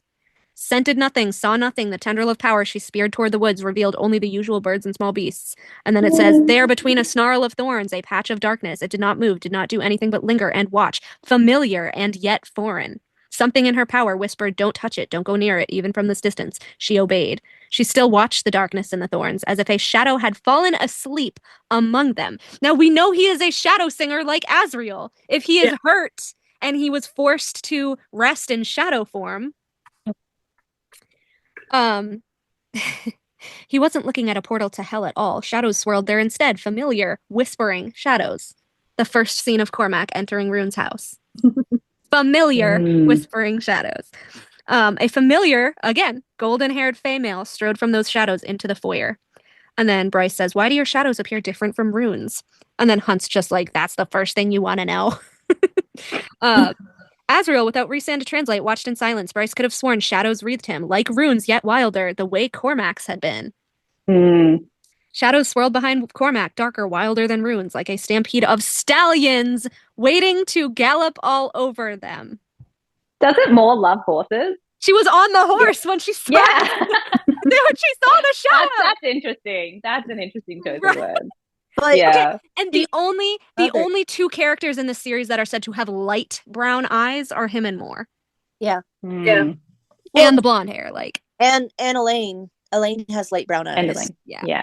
The horses, though, Moore felt every inch of land they galloped across, felt the wind and smelled the hills and snow, and could see the passing wall of dense forest to her left. Alive. It was all alive, and her ever more so when she rode. Athelwood had come with 6 horses. There you like go. a stampede of stallions. Wait a minute. Doesn't that sound so eerily like the photo of Sarah last year around this time? That's why I'm saying it's like she was the fucking Moore novella. I would love if we found out that Moore was Cormac's mother in Moore's novella. What if it is I mean, yeah, it's hopeful thinking, but what if it is a double drop? Because that looked exactly like that scene. Yes! The forest and the snow? And we ended it with Cormac supposedly dying. And Nesta has the star stamped on her very hard. Like, that's very sus. And also with Aelin, you're going to have to tell me, because obviously I haven't read Kingdom of Ash yet. In Kingdom of Ash, is there like a flare of light or any sort of light when Aelin finally like falls into the rift into the worlds? I think so, yeah. And she does see Feyre and Rhysand. Feyre is heavily pregnant. Yes.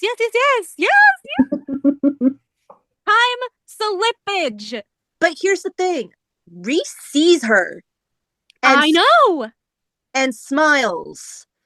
He doesn't think anything of her. Like, according to Aelin, he smiles at her and sends her back. From that far away. Aelin's like, oh, I was just a speck to people. Like, and he smiled at me. I was like, and then Sarah confirmed in her interview that everyone saw a red star, but Rhys saw Aelin in the flesh. Yes, but the thing is, he acted all weird about it. He's like, there was a horrible... It's a bad omen. Yeah. And then Moore said, oh, Rhys had been rattled for weeks. Really? You can rattle the stars, Aelin? Really? Really? Very well, is Rhys possibly lying? Well, yes. I think if Rhys is related to Maeve and Aelin was trying to get home to defeat Maeve, if Maeve was currently alive on Aelin's timeline and, had seen Aelin, had fought Aelin, I think this kind of is why Rhys could see Aelin. Enemy. But didn't you guys just say that like when Aelin saw Rhys smiled at her? Yes. Smiled. And doesn't SJM say that he knew it was Aelin? Yes. So he knew who she was. And if not like who she was, but he like saw a person and then was like, okay. Oh, everyone was like, oh, the priestesses said like, oh, it's a bad omen. It's a bad omen. And then Rhys seemed freaked out for like 2 weeks and Moore's like, oh, he was so rattled. Mm. And he's not telling them that it was a person and not a star. Rhys has equal secrets to Moore. And I'm just like, I just want to know. Well, I mean, he also has the added stress of I have to run a court in a land that's magical. Run a court. Run a court. In a land that's magical. And something just appeared in the sky that everyone thinks is a red comet or a red star, and I saw a person on it.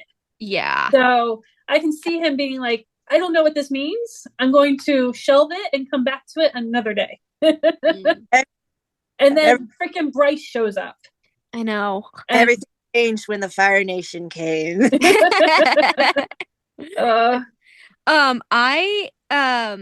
have like so many little notes here, but this was interesting to me, and I don't know if it was a little purposeful or not, but I just wrote down, interesting that Rhys could see Feyre before he met her, but Maeve also foresaw Rowalin's bond before she knew Aelin.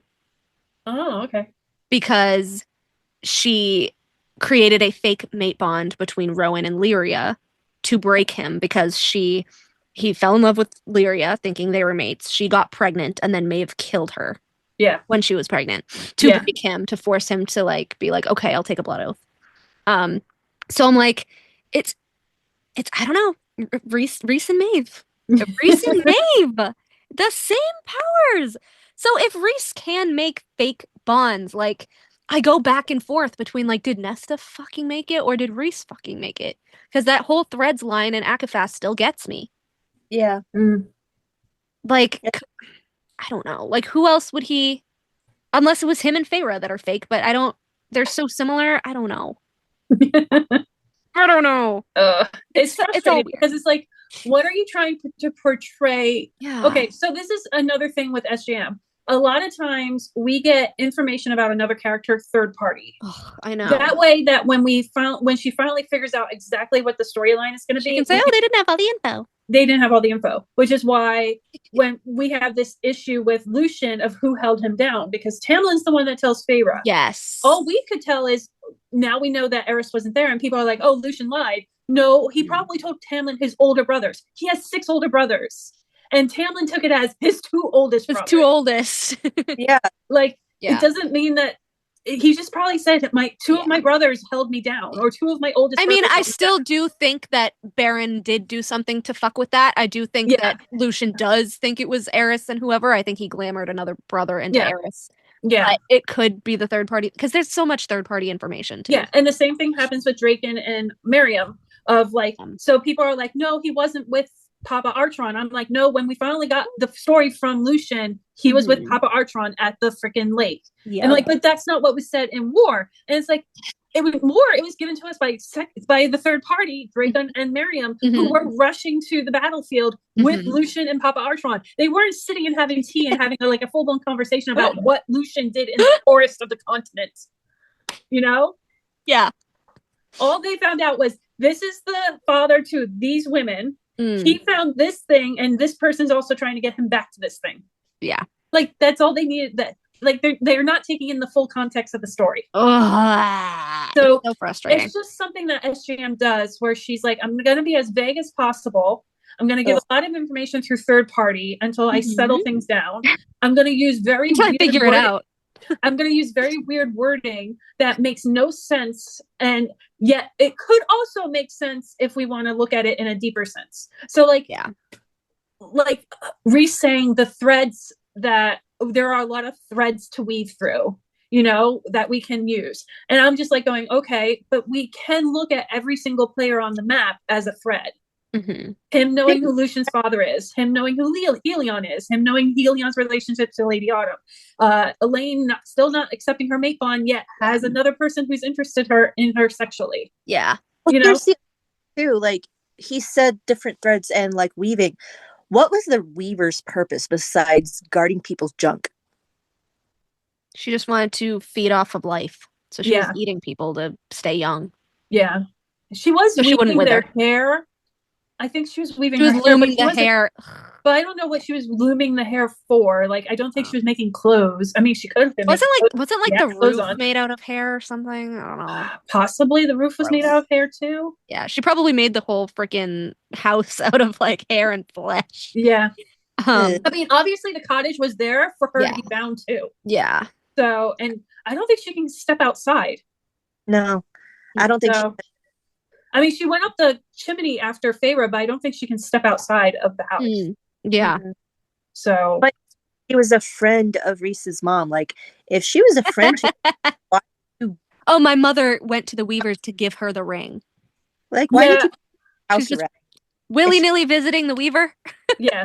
Rhys's mom is mysterious on her own. Like, for 19 years, she was isolated in the Illyrian camps. Yeah. Illyrian villages, and then she becomes the Lady of Night the wife of the Night Court. Yeah. Supposedly she was suppressed, yet she would go to the middle and visit the Weaver. What a suppressed woman. Yeah, I wouldn't really say suppressed, but and she was allowed to keep her wings, but the rest of the Illyrian women had them clipped. Yeah. Well, I think that's just the mate thing, because you can't really physically hurt your mate. What about the daughter? Did the daughter have her wings? We don't know anything. I highly doubt he would clip his daughter if he didn't clip the wife. Yeah. And I don't think he would clip the daughter's wings either. Yeah. But that's why I think Lauren is sad and depressed in Crescent City, because she's been hiding the wings like Rhys did under the mountain. Yeah. I want to point out really quick, going back to the Rhys's Valg thing. Chapter 41 of Akasif is like one of my favorites because there's so much Duskcourt foreshadowing, and it's with Helion too. But it says, Helion, High Lord of the Day Court, arrived at the Hewn City the next afternoon on a flying horse. He wanted to enter the Dark City in a golden chariot led by 4 snow-white horses with manes of golden fire, Rhys had told Cassian, but Rhys had forbidden the chariot and horses and let Helion know that he could winnow in or not come at all. Okay, so first of all, Helion has 2 sets of magical horses. Yes, he has the horses with fire, and he has Pegasi. Yeah. It says, hence the Pegasus, Helion's idea of a compromise. Cassian had heard the rumors of Helion's rare Pegasuses. I hate that fucking word. Myth claimed his prize stallion had flown so high the sun had scorched him black, but beholding the beast now, Cassian might have been envious if he didn't have wings himself. The winged horses were rare, so rare that it was said Helion's 7 breeding pairs of flying horses were the only ones left. Okay, how does Cassian fucking know this? Lore held that there had once been far more of them before recorded history, and that most had just vanished, as if they'd been devoured by the sky itself. Their population had dwindled further in the last 1,000 years for reasons no one could explain. That was like the unicorn. Yeah. It hadn't been helped by Amarantha, who had butchered 36 of the Pegasuses in addition to burning so many of his libraries. The 7 pairs that remained had survived thanks to being set free before Amarantha's cronies could reach their pens in the highest tower of Helion's palace. So they flew back to him, first of all. Yeah. Helion's most beloved pair, this black stallion Mialin and his mate, hadn't produced offspring in 300 years, and the last foal hadn't made it out of weaning before he'd succumbed to an illness no healer could remedy. Yeah. According to legend, the Pegasuses had come from the island the prison sat upon, had once fed in fair meadows that had long given way to moss and mist. Perhaps that was a part of the decline. Their homeland had vanished, and whatever had sustained them there was no longer. Yeah. But why in the last 1,000 years? Well, isn't what changed? Isn't Starfall? Aren't the souls on Starfall also dwindling in the last 1,000 years? Yeah. Rhys says in the past 1,000 years, the crossing of souls has gone down further and further. Yeah. So I think that might have it. That could possibly be a part of it. Was this because Vesperus was feeding off the lamp? But she would have been the whole time. Yeah, it wouldn't make sense to be Vesperus because they're so far away from Vesperus. Weird. Wait a minute, that's Second Light then. What? Starfall. Starfall, yeah. Yeah, it's Second Light. We don't know where it's coming from, what world it's coming from, but it's definitely souls, but we just don't know what world the souls are coming from. Weren't there 13 of them? Maybe. Okay, here's the thing. Maybe, okay, you know how when in Midgard you have to cross the river to go to the Bone Quarter? Yeah. And it depends on the freaking Underking if you accept your soul or not. Yeah. And he usually doesn't accept more souls than he does accept them. Maybe the Starfall souls are they're like the leftovers. Yeah. Mm-hmm. So if the Starfall souls are the ones that are not crossing the river because their first light is not like Danica! Is not worth it, then that they get to move on to the normal afterlife, which they have to go cross Prithian for. Yeah. Who smashed into Feyre's face? I don't know. I don't like the theory that it's Rhys's mom and sister. I'm no. I think the souls just like interacting with people. They're like, we can interact. We might as well interact. How funny would it be if the Starfall souls were the 13 and it was Briar that smashed into Feyre because she's like, my namesake, is getting yo X-Man. Fuck you. I think it was Andrew. Huh? I think it was Andrus. Oh my god, I love that. Claire, Claire better. But like, it still doesn't explain, like, okay, why in the past 1,000 years are there less souls going across this thing? Like, just 1,000 years? Yeah. When did I want to know when Hybern showed up? Because that would make sense. That would make sense. Because he was using second light. That amethyst light that he was using was second light. Yeah. And so we know 500 years ago is when the war happened, and Hybern was insistent upon keeping a slave.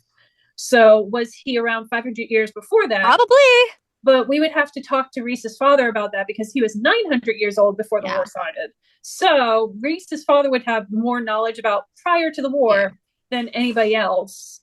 Is this just in my head, or was there a part where Rhys said, you know, Hybern showed up and killed everyone on the island and then made it his island, named it after him? I would have to look that up. I would have to look it up. I thought it was. But also, like, why? My original thought was, if those horses had manes of fire, is that the type of fire that can kill a Valg? Oh. That would be interesting. And that's why he forbid it. That's a really hard word. Like, they're just horses. You're forbidding it. I'm trying to think if there's any mythology behind horses made of fire. I know Alexander the Great, there's like mythology against his horse being a demon horse that he rode, and his eyes were full of fire. I just think of Rapidash from Pokemon. Yeah, I do think of that too. I do love how they're all in awe of this thing. It's like, few things remained in the fairy realms that could summon any sort of wonder from Cassian. Clearly not even your mate. But that magnificent stallion, proud and haughty and only half tamed, like Nesta, half wild beast. Like Nesta. Feyre snatched the breath from his chest. Incredible, Rhys murmured, similar admiration shining in his face. Feyre beamed with delight, and Cassian knew she would be painting the beast, and possibly its stunning master as well. Cassian! Azriel, too, blinked in awe as the stallion pawed at the ground, huffing, and Helion patted the Pegasus's thick, muscular neck before dismounting. Okay. Well met, Rhys said. It's not the parade I wished, but Mialyn knows how to make an entrance. He flapped those mighty wings and leapt back into the skies to wait elsewhere for his master. Helion grinned at Feyre and said, I'll take you on a ride if you wish. I would ordinarily take you up on that, but I'm afraid I can't risk it. And then, you know, Rhys told him about the baby. Yeah. And then Cassian's like, why risk telling him? And Rhys says, we need his libraries. Which is so fucked up, because Rhys actually says, oh, Helion, like, he acts like Helion and him are really good friends. Yeah. Well, here's the thing. I have to ask this, because if Mor, I mean, I get that Mor is trying to keep up appearances, but why Helion? Unless she was trying to rope him in too. And that's how she was able to do it. So similarly, how she has the Bat Boys around her finger, she has Helion around her finger. It sounds like Helion and the Bat Boys have been like hanging out for millennia, their entire, well, not millennia, their entire childhood. Because like Helion has that one moment after the High Lords meeting going, you didn't tell me you were going to come in and be the nice person. Right, yeah. Like, I was being all mean and off-putting, you know? And you made me I was wearing my mask, bitches. Yeah. And I was like, oh, so, like, I was like, he's friends with Rhys. Also, Azriel is, oh my god, Az, what are you doing? Okay. So, I did look up, like, horses with manes of fire, and the sun god Helios was said to have 4 mortal horses. Yeah. So, the whole entire, like, Helion wanting to come in with manes of fire horses, pulling a chariot, is 100%, it's SJM's bring back to mythology and religious studies, you know? Oh my god. And then Helion says, the High Lord considered Cassian, and Azriel then frowned. Where's my beautiful Mor? What the fuck? Azriel said tightly, away. Pity, she's far nicer to look at than either of you. Cassian rolled his eyes. Helion smirked, picking an invisible speck of lint from his draped white robe, then faced Rhys. I'm like, sounds like someone we know. Yeah. The only metal on him was the golden armband around one muscle bicep, fashioned after a snake, and the spiked golden crown atop his shoulder-length black hair. Yeah. I think he's at a point in his life. Okay, we were talking earlier about what were we talking about? Do we think Helion fully trusts Reese? It was like an we were trying to figure out, does he not? Is he keeping it? I think he's at a point, like, he's no longer just a citizen of Day. He's now the leader of Day. Yeah. So he has to look at the other High Lords and the other courts as not, oh, these are my fuck buddies. Yeah. These are my drinking pals.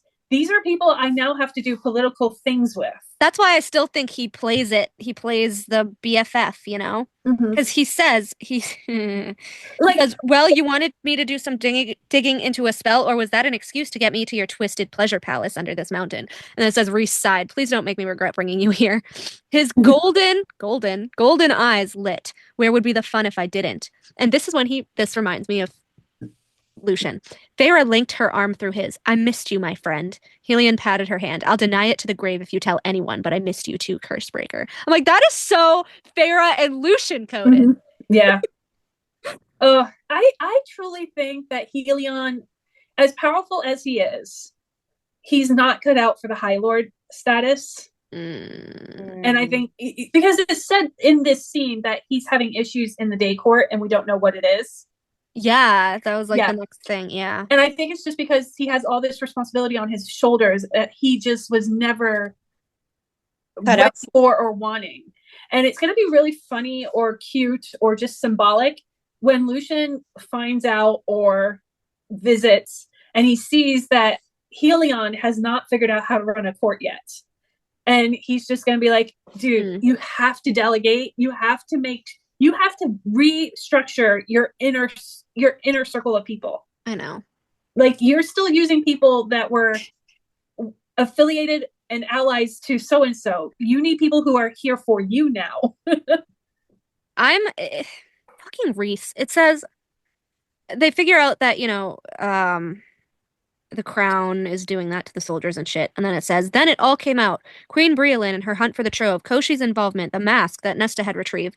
And then it says, only Eris's secrets regarding the depths of Baron's treachery remained unspoken. Why wouldn't you tell another High Lord that another High Lord is performing treason? Exactly. Especially a High Lord that you know has issues to begin with that High Lord. It's not like Helion's going to suddenly go and be friends with Baron. I mean, I feel like maybe they're like, oh, if we tell him, that'll be the final straw and he'll try to go like attack him. But I don't know. What's the bad thing about Helion killing Baron?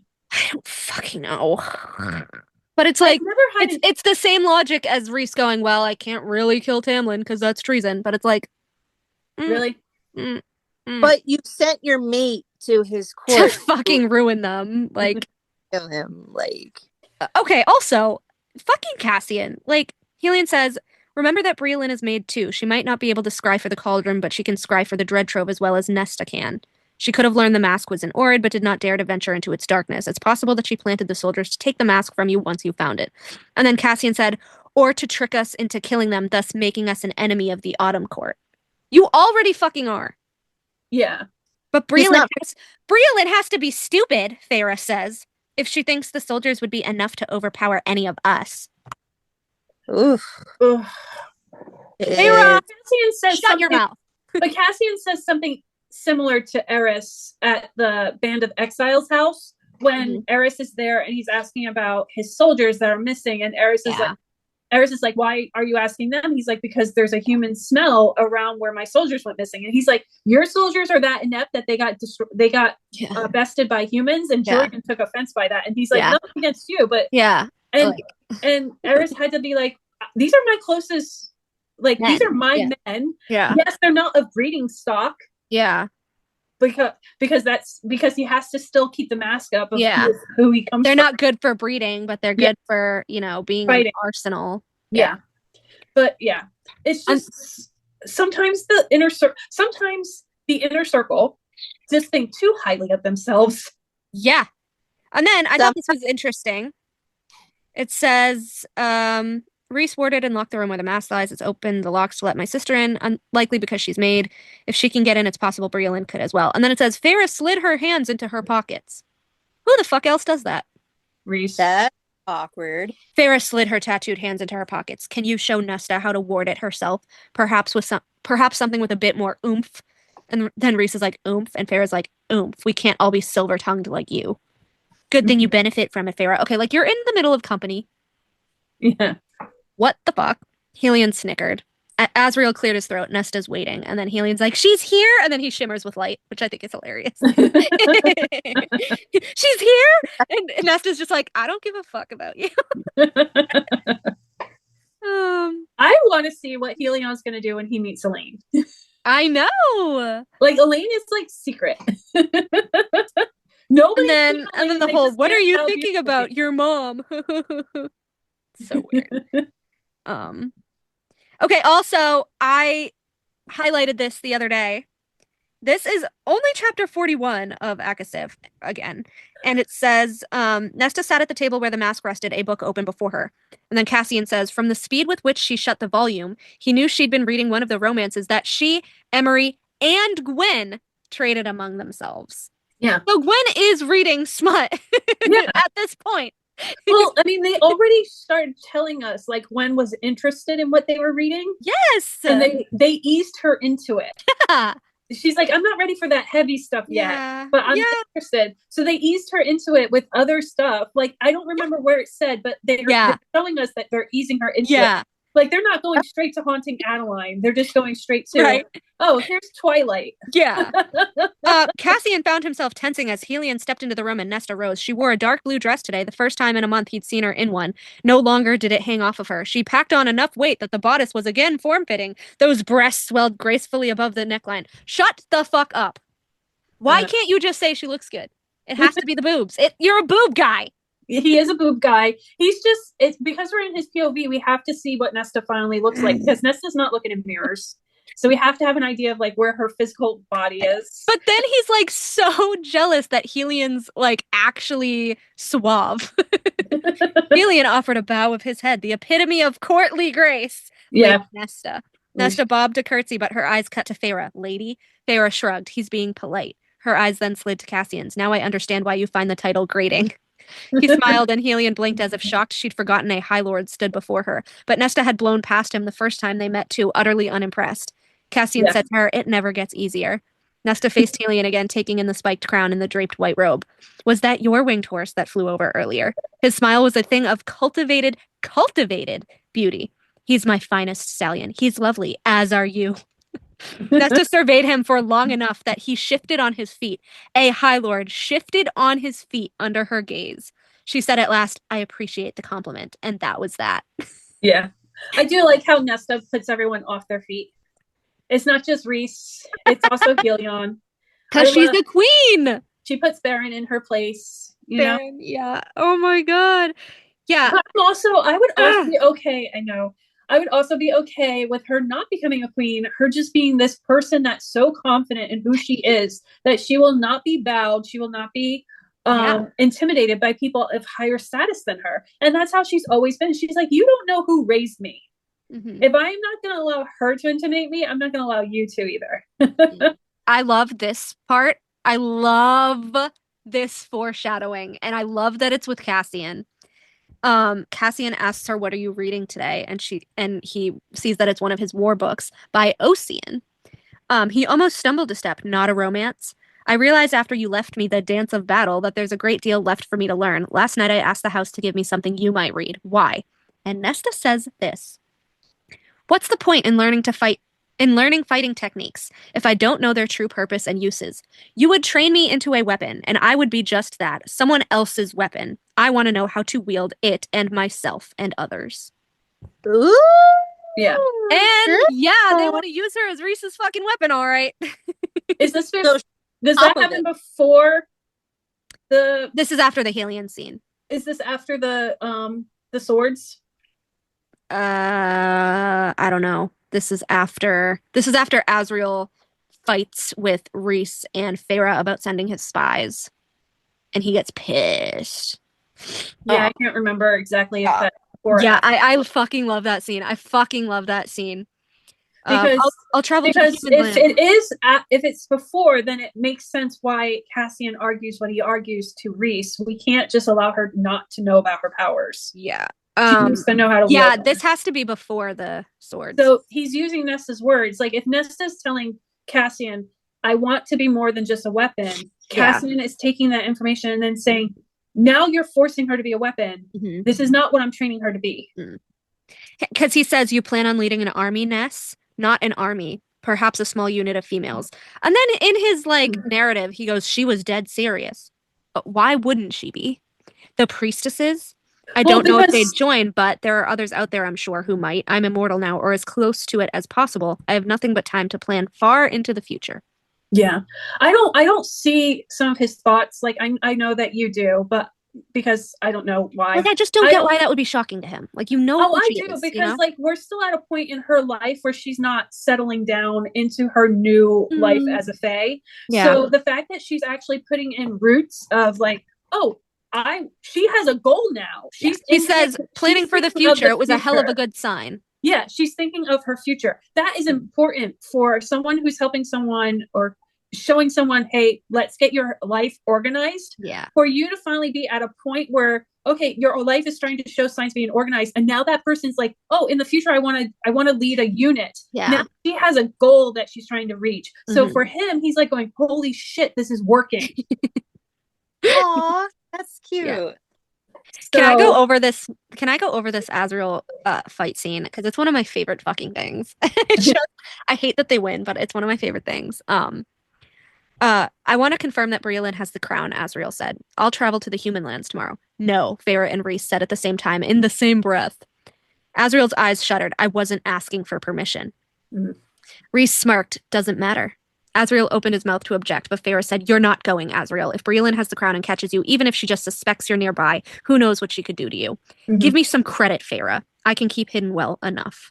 We take no risks, she said, voice flat with command. Pull all your spies out. Like hell I will. Cassian braced himself, but Farah didn't back down. Information from your spies, any spies, can't be trusted with the crown in play. Amryn said it needs close contact to sink its claws into someone's mind. We stay far away from Breelyn. Azrael bristled and turned to Rhys. Again, they don't see her as whatever. You agree with her? She's your high lady. What she says is law. Az eyed him and eyed Farah, determined that they were in a immovable unit, an impenetrable wall against which his fury would only break again and again. And then we skip a little bit, and Cassian says, the High Lord and High Lady of the Night Court had faced off against the Shadow Singer this afternoon and emerged triumphant. Perhaps triumphant wasn't the right word, but the argument had ended with Azrael grudgingly agreeing not to spy on Breelyn for the time being and brooding all throughout dinner. He's pissed, but I don't blame Farah and Rhys for pulling him out of there. I know he says that he can go undetected, but Eris can find him. The smoke hounds can find him, yeah. Yeah. Well, we don't know if it's the smoke hounds or if it's Eris. I doubt it's Eris. I think it's the smoke hounds personally, but I guess we'll see. It could be like Eris if he's a bloodhound and he can just hunt everybody, but we also have to take into consideration she has Koche on her side, and if Koche's using the wind, he's also going to find Azrael. Well, here's the thing too. Whatever camaraderie that Azrael and Farah had built is now crumbling. Because they had just gotten to the point to where he's like, okay, yeah, you're my brother's mate, and I'm going to teach you how to do this. And they weren't really friendly. They were cordial, but they weren't really friendly. And whatever brother-sister relationship they had, I think it's because he can't fully trust her because she is so entranced with Rhys, and because he doesn't completely trust Rhys either. Yeah. You know? Yeah. It was the chapter before the Blades. Chapter 42. Well, also, what if Azrael's just a realist and he's like, this is a 22-year-old girl that too. To do that I've been doing for 533 years of my life. Yeah. So I could see him just being a realist. I don't blame him for looking over at Rhys, and that's an indication that they don't see her as a high lady. They do to a certain degree. Yeah. It's just they have two leaders. If one leader is not in agreement with them, they're going to look at their other leader. It's just like children. I know. Mommy, can I have popcorn? No. 5 minutes later, I hear her going, Daddy, can I have popcorn? And I'm just like, I told her no. And he has to be like, well, your mother just spoke and she told you no. So why are you asking me? And she's like, because you usually say yes when mommy's not home. Also, I liked this kind of mirror to book 1, which I just realized that I had highlighted. This is chapter 42 after the Blades thing. And they're talking about the baby, and Helion and Asriel is like, "Can you try Helion?" And Rhys is like, "Oh, I asked him yesterday, and I begged him on my knees to find something in his 1,000 libraries. He said even every head librarian and researcher who can be spared will put on it. Somewhere in history, someone must have studied this, found a way to deliver a baby with wings to a mother whose body was not equipped for it." Cassian says, "We will hold on to hope then." And then it says, Cassian lifted his stare to Asriel, whose face conveyed everything. Hope would not keep Farah alive. So then, if you go back to Akatar, Papa A was like, "We need hope, or else we cannot endure." So I was like, interesting. They had no hope. Yeah. None. Gwydion is the dark one, by the way. I always thought Gwydion was the light sword. Oh, I think Narbin is described as being more evil. Yeah, I thought Gwydion was the light one and Narbin was the dark one, unless Sarah retcons it later. I thought that was what it was. Yeah, because it says Gwydion, the last of the magic swords, had been dark as night and beautiful. So there, yeah, it was just like Oh, I just think that is it a black blade? Yeah. I think that's all they're meaning, is that it's black blade and it can wield like shadows, maybe. Okay, so if you reread the Darkbringers and how they fight, they fight using shadows. Shadows, yeah. But right before they hit, they send a burst of light. So it's like a wall of shadows, a wall of darkness, and then right before they hit someone, a burst of light blinds their enemy so that they can't see what's coming. And that's fucking dusk magic. Yeah. So that's Cormac's magic. Well, we also see it with Rune does it too. Yeah. Yeah. So like it's something I noticed because I was reading Crescent City book 1 when I was hearing someone talk about the Darkbringers on a podcast. And I know they use shadows, but I didn't remember the light thing. So they're literally fucking. So Hewn City is dusk magic, and Rhys is suppressing them. That's funny. Yeah. Well, also too, like Mor is supposed to be the one running the Night Court. Technically, yeah. I think she's just an emissary. She is the go-between between Kier and Rhys. Yeah. She doesn't have a bigger title than that. This is where tells Kier when Rhys is going to show up. Well, this is where I get confused, because if the Dusk Court hadn't been buried, who would be ruling Dusk and who would be ruling Night? Because I always thought that Mor would be ruling Night and Rhys might be ruling Dusk, but Rhys has no Dusk Court magic, and we don't know what magic Mor has other than shadows. But if Mor has light and shadow, then she would have been the Dusk heir. But if she was supposed to be the Dusk heir and the mother instead chose Nesta, that makes sense because she hates Nesta. Yeah. Well, I think Mor does have light magic because I think it's either through Farah or Cassian. Oh, she's always light-filled and she loves the sun. And well, it's not just light-filled and loving the sun, but I think it's through Farah's point of view to where she's looking back down from a hallway. She's wearing that red dress and she's the red flame in the dark. Yeah. So then Mor wouldn't be the Night Court leader. She would be the Dusk Court leader, and the mother skipped over her for a reason. And she's pissy. That's why she's jealous of Nesta. Okay, what has Mor fucked up so badly that the deity is like, fuck you, you're not going to be the ruler, I choose this person? She's put her vanity above everything else. She's mistreated. What secrets? She's mistreated her chosen family. She's not true to her own. She's not worthy. Like she's not true to her own self. She's like Thea. But that's why. Here's the thing. Part of being a truth teller, part of having truth magic is you have to have integrity. She doesn't have any integrity. Even though truth magic is her soul magic, she has no integrity. Nesta has integrity. She's so honest, she's brutally honest. And the mother is like, I like you. You have integrity. I choose you. But also, the mother could have easily have overlooked Nesta, depending on what Nesta would have done those final few moments of her life. So the mother was waiting to see, okay, Nesta has to go on this healing journey. Nesta has to accept who she is. Just like, okay, so she didn't look in the mirror of whatever the mirror is called. The Ouroboros, yeah. The Ouroboros mirror, but she had to look into herself and see who she was truly. I mean, so yeah, she didn't have the fight in the Ouroboros mirror with her true self, but she did have the fight with her true self on that mountain of having to accept that, yes, I do have hatred, not for the world, but for me.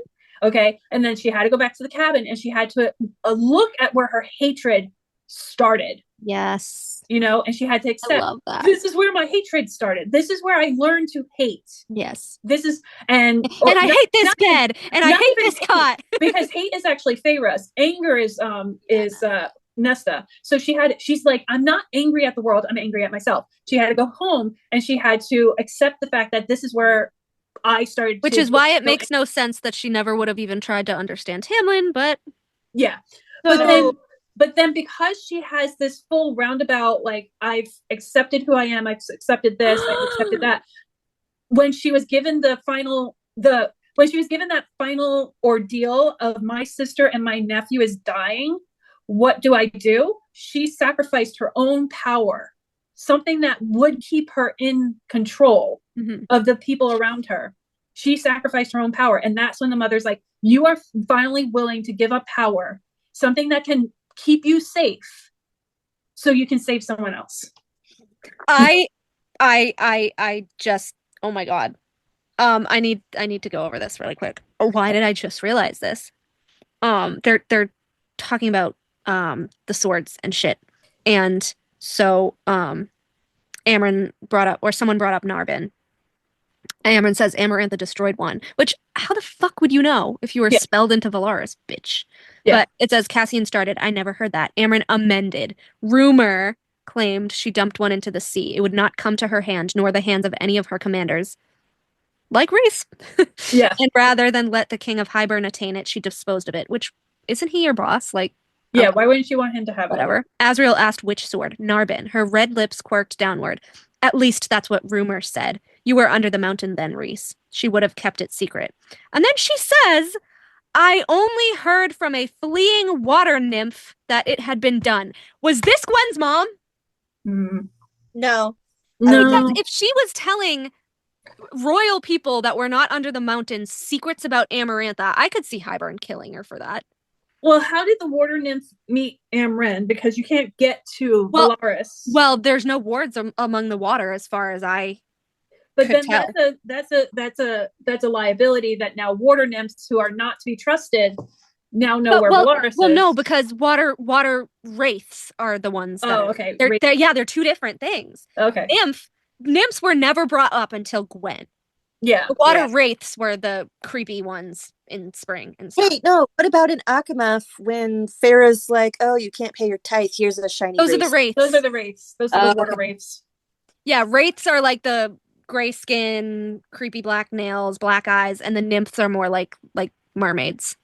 Yeah. A fleeing water nymph. What was she fleeing from? It's fucking Gwen. It has to be Gwen's mom. Or Catch. It could just be a regular nymph. Because it was never said how their mother died. Because it said their mother died a little bit before the thing on the temples and Katrin died. Okay. Because Katrin was taking care of Gwen after their mom died. Oh, okay. Okay. Yeah. It never says how she died. Yeah. It could be Katrin. I don't know. Well, we saw Katrin die in the scene. Well, not in the scene, but like when she recalls it. Yeah, she's dead. Yeah, Gwen saw them behead her. Yeah, there's no. So she wasn't fleeing or anything. But oh my god, it's Gwen's mom. Oh my god, I always thought that she said wraith, but I'm rereading it and I go, it says I'm still like, I think she's just lying. She definitely could be, but why bring up like, because she just like backtracked herself also to try and better her story. But I actually feel like she was telling the truth, and then it says she amended that it was a rumor. So I'm like, I don't know. Oh my god, I think it was Gwen's mom. Because just the fact that like Gwen was like, oh, and then she died, and then Katrin took care. Like, these creatures don't just die; they're killed. They don't just die. So unless they don't know how she was killed or when she was killed, if she like went out to try to find help or something, maybe she knew the temples were going to be attacked, and then Hybern killed, the nymphs or whatever first, because again, there was really no separation between courts with them. Yeah. Oh my god. But anyways, she's talking about Narbin, and it says, it was in our favor. Had the king of Hybern possessed Narbin, I feel we would have lost the war. Narbin's powers had not been the holy savior's light of Gwydion, but one's far darker. I can't believe that witch threw it into the sea. Also, witch. Again, it was a rumor heard from someone who heard it from someone. Who knows if she actually found it?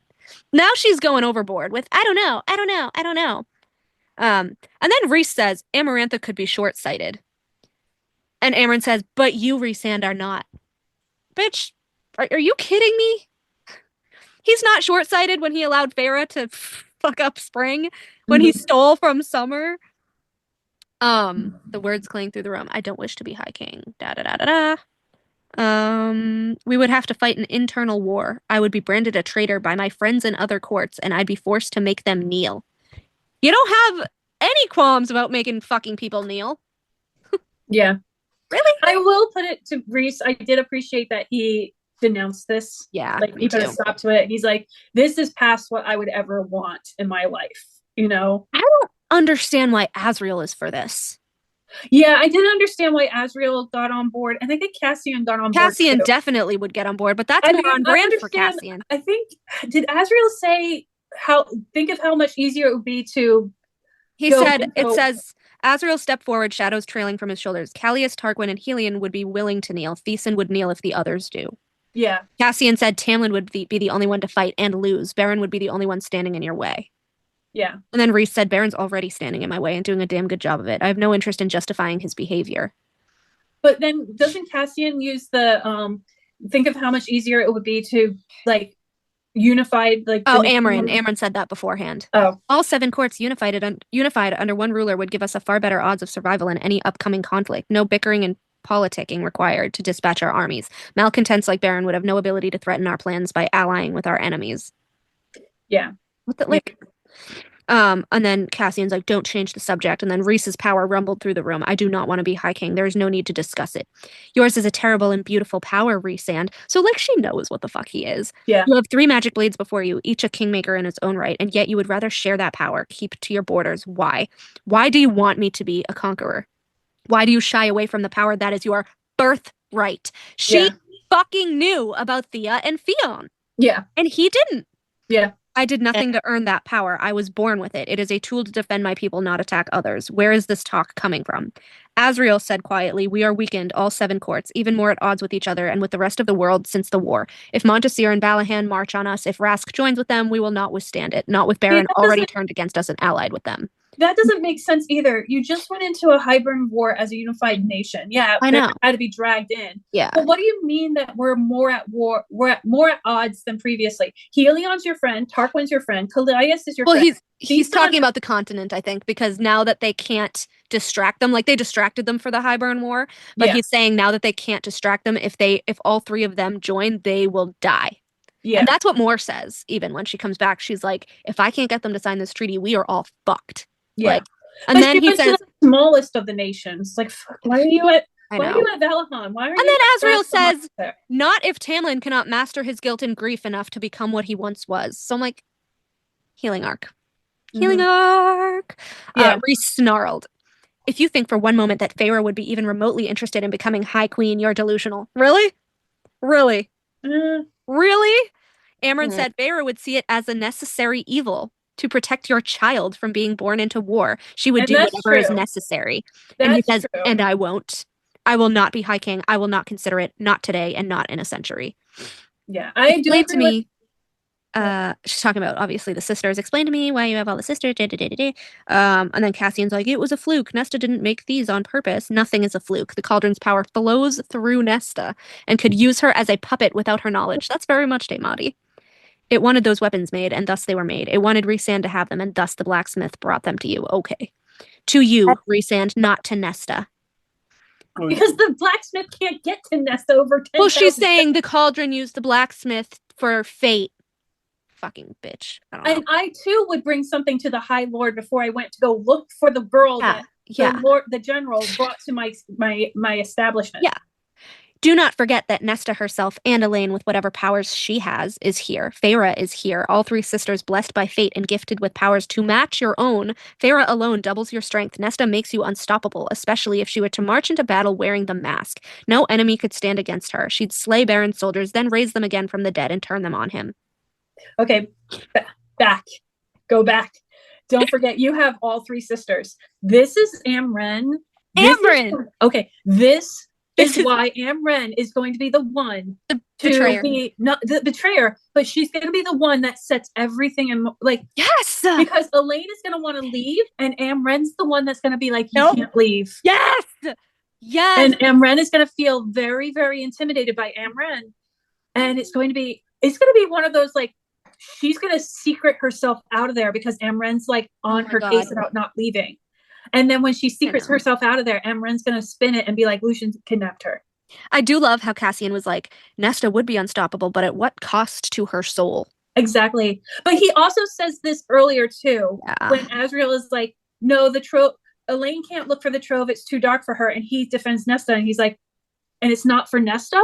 It's not dangerous enough for Nesta. Why is it dangerous for this one? For Elaine, but not for Nesta. So I do give Cassian credit for having finally, he's hammering it in there. You cannot have double standards for one sister and not the other sister. Oh, and then he just tells Feyre, I can do what I want. Like, I can like Elaine better if I want. And I'm like, really?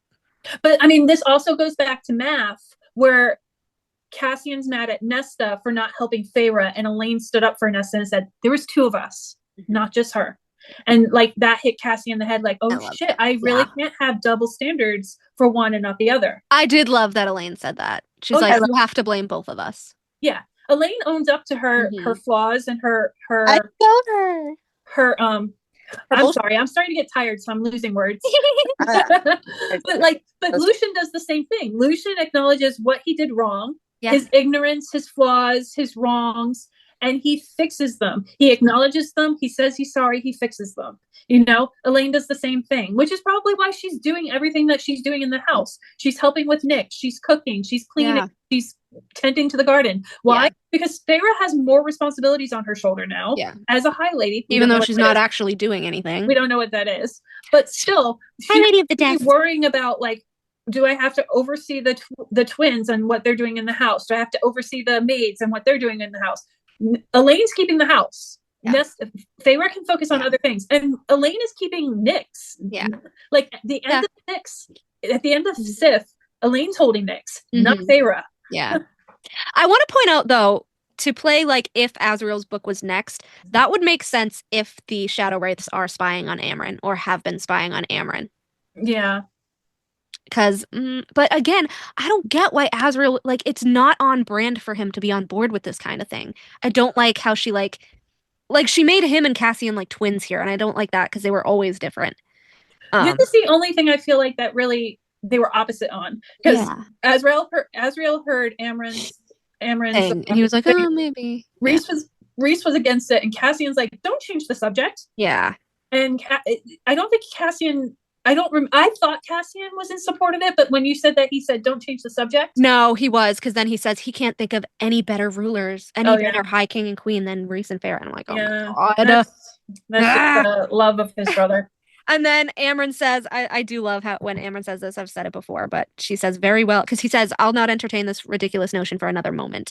Cassian knew they'd been dismissed. He nodded to Az, who followed him toward the doors. They paused right before the threshold, looked back at their brother, the High Lord, now seated alone at his desk, the weight of choices pressing heavy on his shoulders, drooping his wings.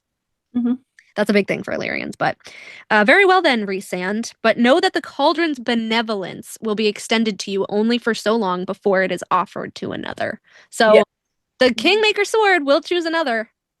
Yeah, I'm hoping A Court of Thought has talked about how that line indicates that it will go to another, and hopefully maybe it's going to be Lucian. I definitely think it's either Lucian or Cormac, depending on if he shows up. Yeah. Because it has to be one of them. They're the only two that have not been around this fucking sword. Yeah. I mean, and Eris, but I can't really see... Eris is already going to be High Lord, you know? Yeah, I don't see Eris having any interest in being a High King. He wants to fix his court. Yeah. Unless, which perhaps. Unless it's Baron knew history and he's been stifling Lady Autumn so she doesn't become a High Queen. She knows a lot of shit. That's true. Lot of shit. And I wonder why. I don't know. Because if it would be Lucian, technically, it's been established he got all of his powers from his mother. Or that half of his powers from his mother. Yeah. So if he's super powerful because of his mother and Helion, it would go to show that Lady Autumn is at least equally as powerful as a High Lord. Yeah. So I'm like, could it be? Because I feel like Sarah has pulled so many shockers, like especially in Hofas, that like everyone's thinking, oh, it's Lucian. Oh, it's this person. Oh, it's that person. And she could just pull someone out of a fucking hat. Yeah. Be like, oh, it's actually Lady Autumn, and that's why she's been suppressed for so long. I don't know. I feel like she would build up a character specifically for a good arc. I don't think she would just hit you from the side with a, oh, you were or Briar. Maybe she was glamored. Like it's just like in Game of Thrones. Like you're following Jon's journey, expecting him to kill the Night King. Yeah. And then it's freaking his little sister. I can't remember her name now. Arya. Right? And it's like, I understand the important, like, I understand that it was a badass female moment. Yeah. But the arc that we had just got blah. Yeah. It made no sense why I didn't spend any time. But it just sucks to spend all that time building up your emotions just for you to be like, it's like oh my god. It's gonna be so disgusting to say it this way. It's like an say it, spit it out. An unreleased orgasm. Yeah. Yeah. Oh yeah. Yeah. You're supposed to get that nice orgasm at the end of the arc. Right. And you didn't get it. It's like Nessian's entire relationship. No. But yeah, so like I need this arc to be completed. Like you can't give me this arc and then be like, oh yeah, there's nothing there. No. So you get nothing. You get you lose. So like there's the golden ticket, Sarah.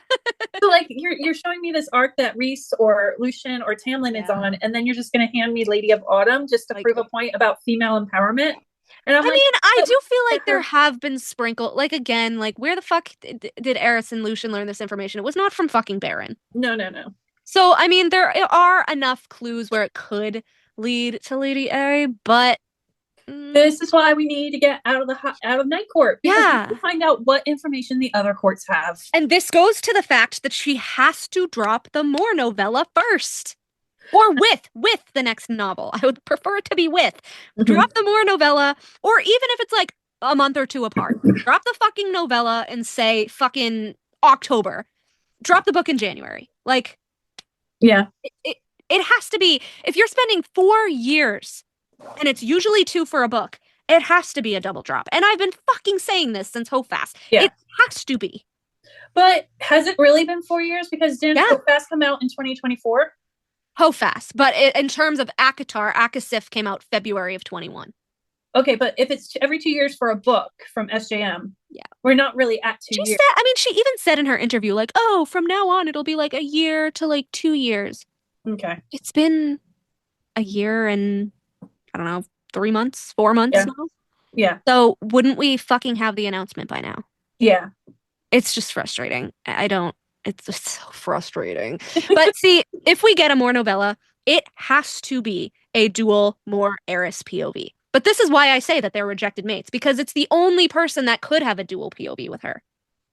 Yeah. The only one that makes sense to have a dual POV with her. I mean, we could definitely, a novella, it could be more focused, but we're going to get everyone's POV because Moore has a tie to everyone. We're going to have time with Feyre and the baby because we have to see where Nyx is now. I would think that, but Sarah has confirmed that, that Moore gets a novella, but then she's also confirmed that Moore, Azriel, and Elaine's stories will be dual POV, like, romances. So, why would you put in a whole new character romance for Moore when you need to resolve the shit with Eris? And this is why I say they are rejected mates. This is why Eris's voice actor has said, the most emotional scenes for Eris that I was coached are with Moore. Like, there is something there. There is secrets there. And I don't think that their fucking mask of hating each other is that deep. I don't think they hate each other that much. Yeah.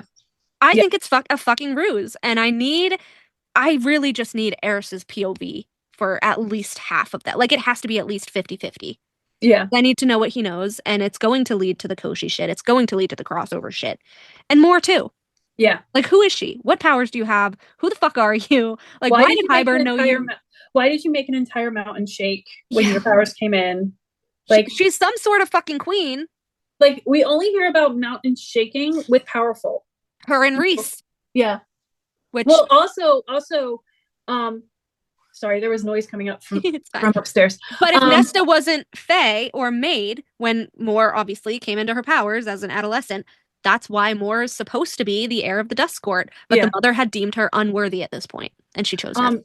Also, I think you were reading it, or maybe I was rereading the throne room scene with Lucian. Yes. And Elaine get taken away. Yes. And when he roared, the throne room shook.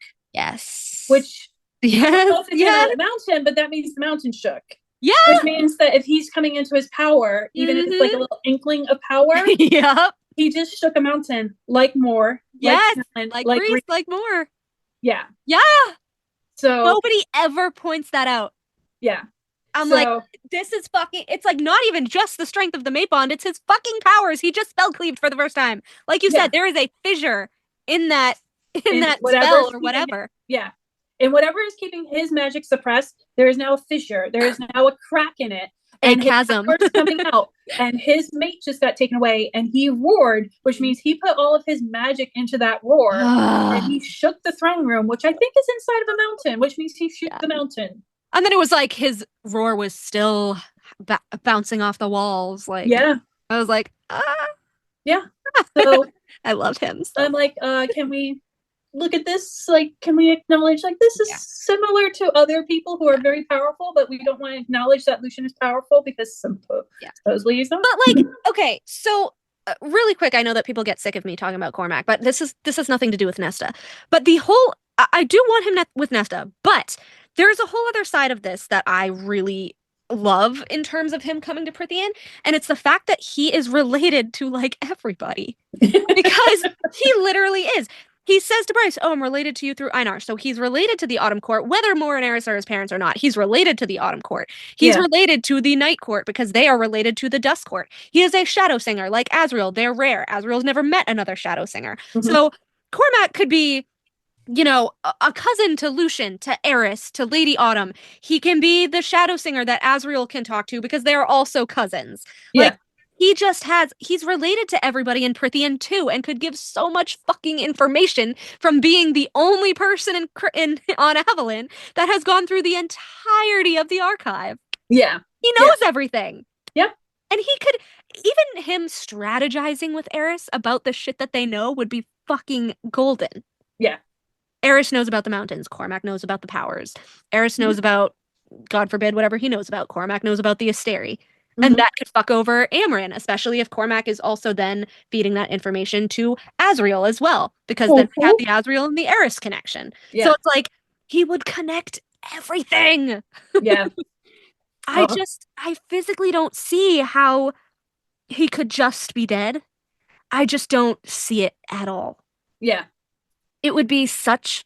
The storyline would be a lot more intriguing, but I kind of don't want to take away from the Akatar characters. Oh, no, I don't think it would. I think it would kind of be like how she added Gwen and Emery to Akasif. Like, I feel like she could incorporate him flawlessly. But because he's from a totally different world, he is going to be more important, which is a struggle with me because I'm like going, I've waited 4 fucking books. 5 books for Lucian to have his moment, and now he's overshadowed by Lucian and all this shit will definitely be whatever. But like, even Evelyn didn't have tech. He was used to living in a place without tech. He would be comfortable. I know everyone says like, oh, Nesta or Azriel are so Crescent City coded characters and they were in the wrong book series. To me, Cormac is an Akatar coded character who just happened to be in the wrong book series. It just, it makes sense. And like, I do hope that we get another crossover with Nesta and with Azriel, and perhaps with Cormac, where they do ultimately have to go to Crescent City again, because I think that would be really fun. Like, even if she wanted to write something lighthearted, like a fucking, I don't know, bonus chapter down the line where Nesta could like world walk or some shit and they're going to the club with Bryce. Like, I just think, I don't know, I just liked the crossover. Yeah, I don't know. I just really need him to show up. I don't think he would take away from anything just because he's already ACOTAR coded. She would just have an arc like any of the other ACOTAR characters would have an arc, but he would have info. And that's what we need in ACOTAR is fucking information. But again, I keep saying, if we just send Elaine outside of Night Court, we'll get the information because Lucian's going to Cameron is never going to let her go. She is when Elaine just winnows away. Okay, can you imagine though if Amryn actually like hunts Elaine?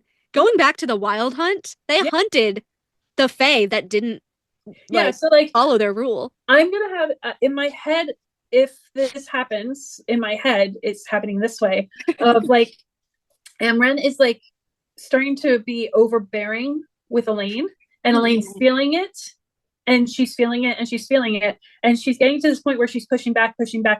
Nobody else is seeing it because it's happening off to the side. And she's fucking hiding her power still, or whatever fucking power she got when she came back. Whatever Fae power she has. There's this point where like Elaine is starting to push back, and she's starting to get like Amryn is not who she's claiming to be to everyone. And she's gonna know too because she was the seer. She's the seer, but she's also observant. So if her seer power is not working because Lucian's not around, she's very observant, you know? So she knows that Amryn is pushing on her for a reason. So I just have this moment where Amryn is looking to attack her or something, or lock her away or something like that. And like she can hear, like, okay, it's one of those gaslighting scenes. It's one of those gaslighting things where she's starting to hear Amryn like put into thoughts into Rhys and Feyre that Elaine is not well. Yes, and like, they would totally fall for it too. Yeah, so that they have to do extra things to protect Elaine. Like, oh, she shouldn't be walking around Valar. Let's trap her in her room. Yeah, things like that. So then it gets to the point where like Elaine feels trapped, and Amryn is looking at her, and Amryn's coming towards her, and Elaine steps backwards. Yeah. And when she steps backwards, she accidentally winnows for the first time. That would be great. But also that mirror to Amryn being put in the prison and being inside the cage to now her being the one outside the cage. Oh. Yeah. So it would just it'd be interesting because it's like, this is an actual true way of abuse. You're cutting them off from their people of like, but then this lends to the fact of they're not trusting your ability to take care of yourself anymore. Yeah. But this also lends to the fact of if Elaine is this adamant, Amryn might just go and try to get rid of the problem, which would be Lucian. Yeah. Yeah. There's a million ways any of this shit could go. Oh yeah. Like I love the idea of and Sarah always somehow picks the one that nobody thought of. Yeah. Like, I love the idea of, like, Elaine overhearing everyone talk nasty. Like Lucian just showed up to give a report. Oh, my God. Them talking behind his back about him would tick her off. I need that. Elaine hears his report and goes, oh, he does his job pretty well. He leaves, and then he hears all of them. And she's talking shit about Lucian. Yeah. And then they just throw his report in the trash or something like that. Like, we can't trust this. We can't trust this. You know, and then. And they're just keeping him busy. Or because Rhys has said it before, if they're like, oh, it's working keeping him busy because as long as we have him, Elaine's going to stay here. Yeah. And like, because they are using him. They're keeping him tied to them just by having Elaine. Yeah. So even if they do trash his reports, they're like, at least we're keeping him busy. So he doesn't suspect that we're just using him. Yep. She's gonna be so pissed. I need Elaine to be feral mate. Yes, that's what I need Elaine to be feral mate. That's what I want. I want her to be a feral I know Lucian's going to be at some point, which I'm excited to see, but it's gonna be more exciting to know that Elaine can go there. Yeah. I would love it. I love the idea of like, okay, so you know how the male Fae mates, they'll rip things to pieces with their bare hands. I would love to see, and I don't think we've seen it with Elaine. I mean, with Feyre or Nesta. I mean, a little bit with Nesta. I want to see Elaine stand in front of Lucian. Like they're just standing next to each other. Maybe her a little bit further back. She takes that half step in front of him. Oh, yeah. Like she sees his hands trembling behind his back or something by whatever's being said to him, and she sees it, and then she just steps in front. You need it, yeah. Okay. And the reason, I actually did have her do that in my fanfic. I love that. This is why she confronts Farah about talking about him behind his back, and she's like, "This is supposed to be your friend," and and like she goes off, and then like the next scene, she like stands in front of him, and I love it. Okay. This is why I wish you would watch Fruits Basket. I know you don't watch TV. Going back to that. I want you to watch Fruits Basket so much. It's so emotionally, because all the characters have trauma, and you're watching them go through their scene that I put where I was like, this is so illusion coded. You're too nice to me. Yes, that's the end of the series. But there's a whole arc for it. And it's beautiful. It's beautiful. But I'll quit my job. there's a scene that happens, and this is why it's so like why I have this moment where I want the female to step in front of the male. We see it with Sathia and Baryon. Yeah. Okay, it's episode 12 of Fruits Basket. This is how much this scene means to me. Okay. And we have one of the main male characters. His name is Yuki, and it's a day of school. It's the first day of school, and there's always a ceremony in Japan for the first day of school. Okay, and Toru's been looking for Yuki to see if he'll come and play a game of like badminton with all of her friends. Okay, and Yuki has grown up isolated, like full blown isolated. And you find out how bad it is later on in the series. Yeah. Okay, we don't fully know how bad it is by this point. The leader of the family, his name is Akito. Okay. He shows up at the ceremony because many of his family members are at the school. Yep. And he went looking for Yuki. Akito is a full-blown abuser. Fucking Baron. He's fucking Baron. No, it's like bad. Yeah. It's like really, really bad. I mean, Baron did beat his wife to almost death just for an affair, so like it's pretty bad. It's really bad. Okay. Really bad.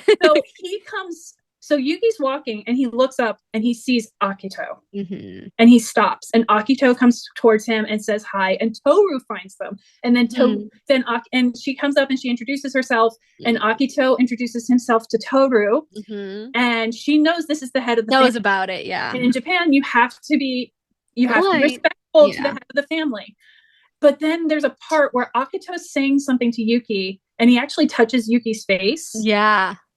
And Toru, who's the nicest person in the world, goes up to Akito and pushes him away from Yuki. And she has this moment where she's like, my hands are on the head of the family. Like, she doesn't say it, but you can see her, like, her hands, like, do this, like, little motion, like, oh my God, what did I just do? And when she even says to Yuki, she's like, I just felt like you needed help. Yeah. Now, here's the part. People, there's spoilers I'm about to give, because this woman here is never going to watch this anime. Okay? In season 2, Yuki finally admits what Toru is to him. Yeah. And it's not a lover. Mate. No, it's his mother. Oh, I didn't know. Okay, yeah. Okay, so Yuki admits to a friend that Toru, who everyone thinks he has loving feelings for and wants a relationship with. It's like a mom. Okay. He's like, she's like a warm breath of sun, like a mother. Yeah. And the reason why the first part is so important is because his mother is the one that handed him over to Akito and never helped him. And he ran to her 2 times. We see leading up to this admission, we see 2 times of him running up to his mom looking for help, and she never helped him. And Toru, who knows nothing about it, pushed Akito. And that's why that first scene is so important when you find out about God. And I made my friend who was watching it. She saw this. She was like, "What?" I was like, "Go rewatch episode 12, and now look at it from the mother's point of view, from Yuki's point of view of wanting a mother who will protect him for the first time ever in his life." 2 points based off of this. One, as far as like the head of the family thing, I would love, even though I would feel kind of cheated for Lucian and Eris and Lady Autumn, I would also kind of love if Elaine lost her shit and killed Baron. Yeah. Lucian. Like because Baron right now, he's allied with Koshi, right? If they like catch Lucian, Baron's gonna want Lucian dead. He's been wanting Lucian dead for centuries, right? Yeah. So if Elaine's like not my mate and like fucking kills him, I would love that. I would love it if the 3 women this is the only time not more. But more protecting Eris. That would be kind of cool. Oh, the mate pawn thing. Yeah, that would be kind of cool. Okay. So more Lady A and then Elaine protecting the boys. Yeah. All right. That would be pretty fucking cool. Pretty fucking cool. Yeah. And my second point was when you said, oh, it's actually his mother. The fact that I was like, I totally think Moore has a secret child, but unlike the entirety of the fandom, I do not think it's from Cassian. I think it's from Eris. Whether it's Cormac or not. Yeah. I think they have a secret child. I think that's one of their gigantic secrets. And I don't want any Elreals coming here and going, oh, you want Lucian and Elaine to be mother and son type of thing. No. There's a difference between Lucian and Elaine. Who is cute. We are not doing a fucking Oedipus here, people. I'm just saying how important this scene was for Yuki, and as an observer, why it was such an important scene, and why I think it's important to watch a female protect their a person that they love. Yeah, because Feyre's done that with Rhys, like bring him back, bring him back, bring him back. Nesta literally threw herself over Cassian. But I don't know. I just feel like when somebody's making you feel so unsettled. Yeah. Even if they're not going to physically hurt you, but they're unsettling you and you step in front, like that's important. And we see that with Sathya and Therion with the Viper Queen. Sathya stood in front of Therion, you know? I loved that. Which is why I want that for Lucian. Oh, you mean the River Queen. The River Queen. No, it's because when the Viper Queen shows up again, she says something to Therion and Therion like gets very rigid and Sathya steps in front of him again. Okay. I didn't know that she saw the Viper Queen before she left to. Oh, this was the scene where Colin then comes out. Yes. Okay. Yeah. Yeah. There's a part where Sathya is having mate instincts. Yes. Oh my God. And she does step in front. I'm so mad we have to wait so long for CC4. Like, can I just tell you, I love Ethan and Perry. I love Sathya and Therion. I just love them. Going back to like the Lucian Elaine thing, I would love to see her stand up for him. I think it would be very interesting because everyone is probably thinking, oh, it's going to be Rhys or Pharaoh or it's going to be Baron or blah, blah, blah, blah. I actually think it would be pretty cool if it was Tamlin. And that's when Tamlin's like, oh, I respect that. And then they kind of form their friendship. I think it would be so cool if like Tamlin's having his fucking meltdown and like Lucian is like, oh shit. And then Elaine's like, fucking stop. And Tamlin's just like, what? Well, you never told me to fucking shut up before. Well, there's two instances. The first, I feel like one happens in math and one happens in war. Feyre tells Tamlin two times with the exact same wording, don't talk to him like that. Yes. But she doesn't physically do anything. No, she doesn't. Which is why I think Elaine would physically push him back. Yeah. And I think he would be so goddamn stunned. He would be like, what? Like, because even Lucian is afraid to like touch him when he's like that. Yeah. So the fact that Elaine would like push it, I need it so bad. And this would be the start of their fucking friendship because he'd be like, I respect that, bitch. How funny would it be if she gave him a slap across the face? Hey, wake up! Cut it out! It's like that meme for like Loki where Jane hits him across his face and they're like, this is what it means when they smirk. Yeah, and then he's like, hits him across the face and it's like, but for Elaine, it's like, I'm hitting you across the face. And then Tamlin's gonna be like, I like you. Okay. You are good for Lucian. Okay, well, I gotta get going. I need to go to bed. I have work in the morning. I was only supposed to stay on until 1:00. I mean, really quick, I think that, like, I know obviously the Archerons are way younger than Tamlin and everything, but I think that, like, Elaine could be, like, a nurturing, mothery figure to not like a mother figure to him, but like a nurturing, sort of mother-like figure. Yeah. To him. Like, she's just gonna fucking stun him. I mean, Elaine's the one that took care of their depressed father, so I feel like there's a symbolism there for her to help Tamlin out of his depression. Yeah, because I was always like, oh, Nesta could understand his anger. Why isn't she doing it? But then I was like, it makes more sense to be Elaine to help Tamlin. Yeah, with Lucian, because Lucian doesn't really know how to handle it. Yeah, he tries by working and by providing, kind of like the Feyre in the hovel. Yeah. Whereas Elaine would be like the actual nurturer to be like, we need to take care of his emotional state before we can take care of his physical state. Like, Yeah. Well, also, I think Elaine probably has semi-learned based off of how their father... And Nesta and Feyre, yeah. She could finally be like, okay, I enabled my father to be in that deep depression. I need to help Tamlin to come through it without enabling him to stay in it. Yes. You know? Mm-hmm. And she's going to be the perfect balance of like a firm hand, but also a gentle touch. Yes. Yeah. Because he needs both, kind of. Yeah. He needs both. Like, Lucian's the firm hand-ish. Mm-hmm. He tries. Mm-hmm. And Elaine's going to be like, all right, well, we could do this, but we also need to do this at the same time. Yeah.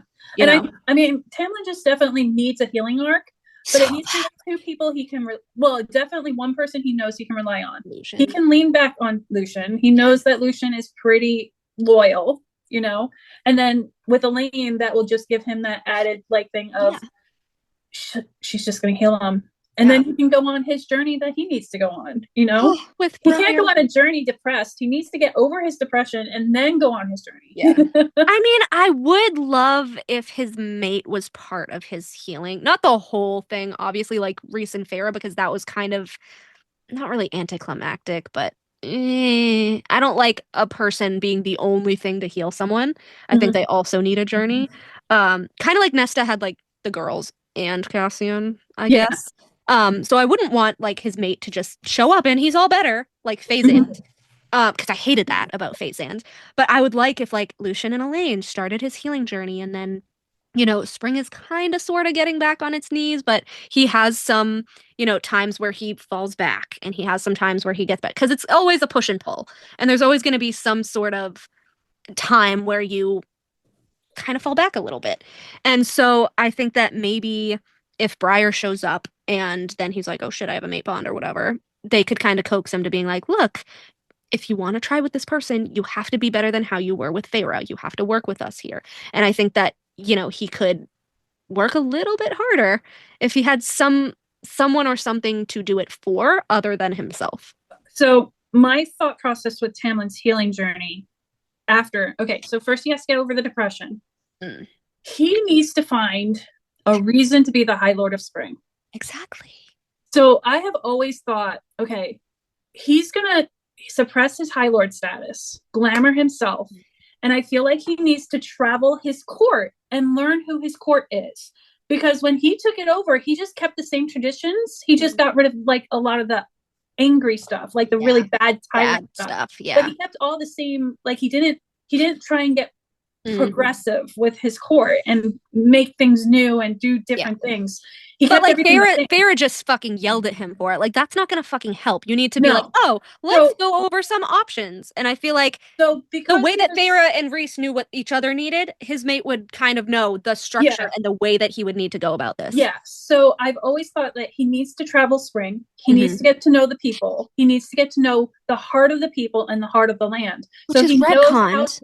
Because Sarah basically says, oh, he's friends with his people, and they all came to the engagement party, and he was all talking to everyone. And I was like, is he friends with his people, or do his people just respect him as High Lord? He needs to actually get to know his people. Yeah. So I think if we pull in the Briar part, for me, because I'm thinking of this as just Tamlin goes and does this. Yes. He puts the Spring Court into Lucian's hands, says, you run the Spring Court, and I will come back when I'm fully ready to take over. He gets to learn his court, his people, what makes his court the way it does. He gets to learn how to love his court, because he doesn't fully, like, he loves his court, but he needs to love his court. He needs to put he's just like, I will protect you all, rah. Yeah. But it's like, do you know who you're protecting? So if we pull Briar into it, Briar is a human that went through a great ordeal in the Hybern camp. She survived. So she has a different outlook on life now of, I'm a survivor. Yeah. I almost died. Now I'm going to go through life enjoying life. Yep. Okay. So if he finds her, she could be traveling the courts. That's what I think she's going to do. I think she's going to be traveling and learning the courts, and then she's going to go to Spring. So it's like one of those, like, I shouldn't say it, but it's like a cancer survivor who's like, I don't want to be stuck behind a desk and stuck in a house. I want to travel and get to know all the other worlds. She was fucking strung up and beaten and burned and lashed and like all this shit. Like, God knows how long they were there. Yeah. So I think she's finally in Spring to get to know the Spring people. She's done winter. She's done summer. Now she's in Spring getting to know the Spring people as she's making her way back down to the human lands.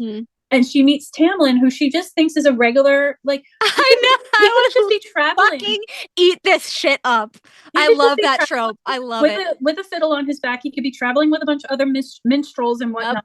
Yep. She meets him. She dances for his music. He's like, oh, this is interesting. She gets to talk to him. They travel together. She has no clue who he is. She just knows he's like amazing, and I really do like him. Yes. And I feel, and she's like intrigued. Hopefully he'll have better compliments by then. Yeah, and she's intrigued by his shiny. Like, she's intrigued by the fact that he's so ignorant to how the common folk live, but at the same time, he's like, aren't you one of them? He's so like enamored. Think of Rapunzel. You know how amazing Rapunzel was when she got to the city, and she's like, I get to do everything but differently. Yeah. That's kind of like Tamlin. Like, he's like, I get to eat like vendor food at a festival. I don't ever get to eat vendor food at a festival. Yeah. He's like, oh, I've had these at summer court. I'm so happy to see them here. Their taste so good. And that's how they get to know each other. I have a ton of different Briar and Tamlin, how they get to know each other headcanons, but that was one of them that I've actually never talked about, because I did like a little character AI thing like that where it was actually an RP. It was an RP with someone on Tumblr, and she couldn't continue it, which was really sad. But we did a Briar and Tamlin RP, and it was so in-depth and so good. And so basically when they went into the Mortal Lands, he had to glamour them as humans and all this shit. And so there was like this part where like she got to know him as like how he would have been as a human. And it's so awesome. And I think that would be like a really good way to do that. I'm still kind of on she's gonna go the classic fairy tale, probably Sleeping Beauty type thing. But I would just love if they fell organically, and then later on, like when he's like, I'm actually the High Lord, and he admits that he's the High Lord, that's when the bond snaps.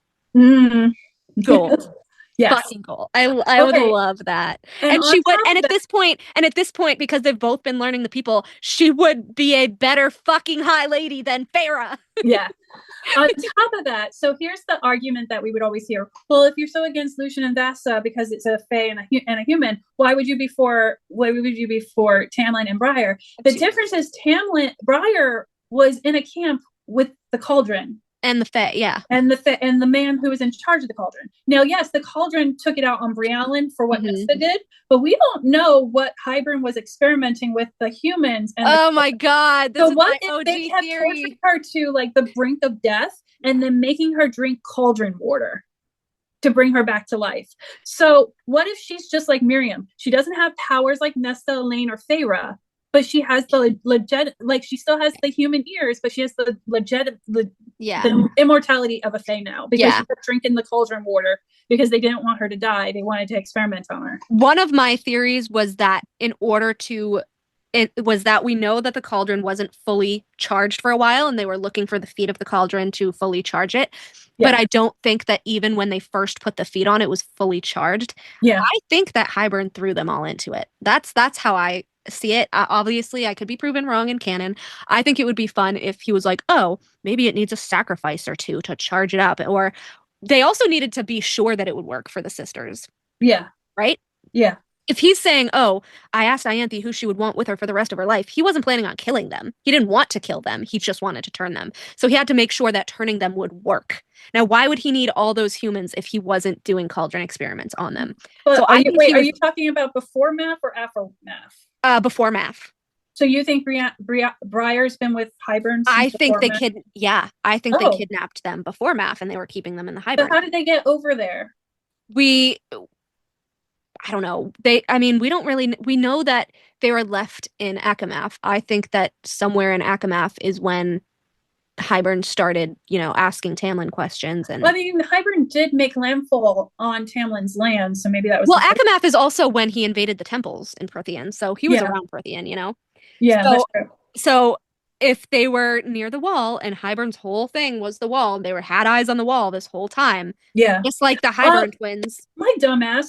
The Adder was in fucking the Mortal Lands. So if the Adder can get to the Mortal Lands, then freaking Hybern can get. Yeah, and if the children of the blessed are trying to get into Prythian, they're easy targets. They're just right up. Yeah. So I think that was definitely in math. So I think in order to test the Cauldron to make sure it could turn people and not just kill them, they were throwing in human after human after human after human. And I think Briar was actually the last person. And I think at that point it was charged up enough, and she had the quote unquote iron will that Nesta had to survive. Yeah. And I think she came out, and I don't know, maybe she didn't come out Fae, but has Fae powers or something like that, we're also going by Feyre being like, oh, she's a human because she's a child of the blessed. Like, maybe she didn't see her ears or shit. Who knows? Yeah. But she was like hanging up on the wall, like like what? A trophy, right? Yeah. Or like a crucifixion. Yeah. Which is weird. Among other people hung up on the wall who were already dead. So something had to happen to her where they were seeing, okay, if we do this to this human, are they going to die? If we do this to this human, are they going to die? So I think that the cauldron did change her or make her. I do think it would be interesting if she was Fae or even not Fae, but had cauldron magic like Nesta and Elaine. Yeah. Because it just doesn't make sense to me how he knew for certain that the Archerons would be changed. Unless he had done experiments with humans. Yeah. Or he was just taking his chance and he's like, they might die. They might die, yeah. And Briar just didn't die. Yeah. So she has to be somehow changed. But this also goes with the whole part of she was running and jumping. And how did she not feel pain from her lashes and burns on her body? Mm-hmm. Fae healing, maybe? Yeah. And if she was still human, my other headcanon, if she was human the whole time, is that Tamlin being there felt some sort of pull to her like Azriel is now with Gwen, but the bond is snapped. And he healed her in her cell, which would mirror Lucian healing Feyre in her cell in Akatar. Because he healed her face, remember? But he's like, oh, I have to keep the markings so she doesn't know I totally healed you. Yeah, yeah. And that would be a throwback to everything that Tamlin wasn't able to do for Feyre. Exactly. So he's doing it for someone else. Exactly, because he doesn't. Yeah. Yes. The symbolism of that. So when we get his healing arc, if we ever get his POV, like I need a flashback to him healing Briar in Hybern, and him just thinking like, oh my god, I couldn't do anything for Feyre under the mountain. This is the only girl that's left alive. Like, if I can help someone, I need to help her.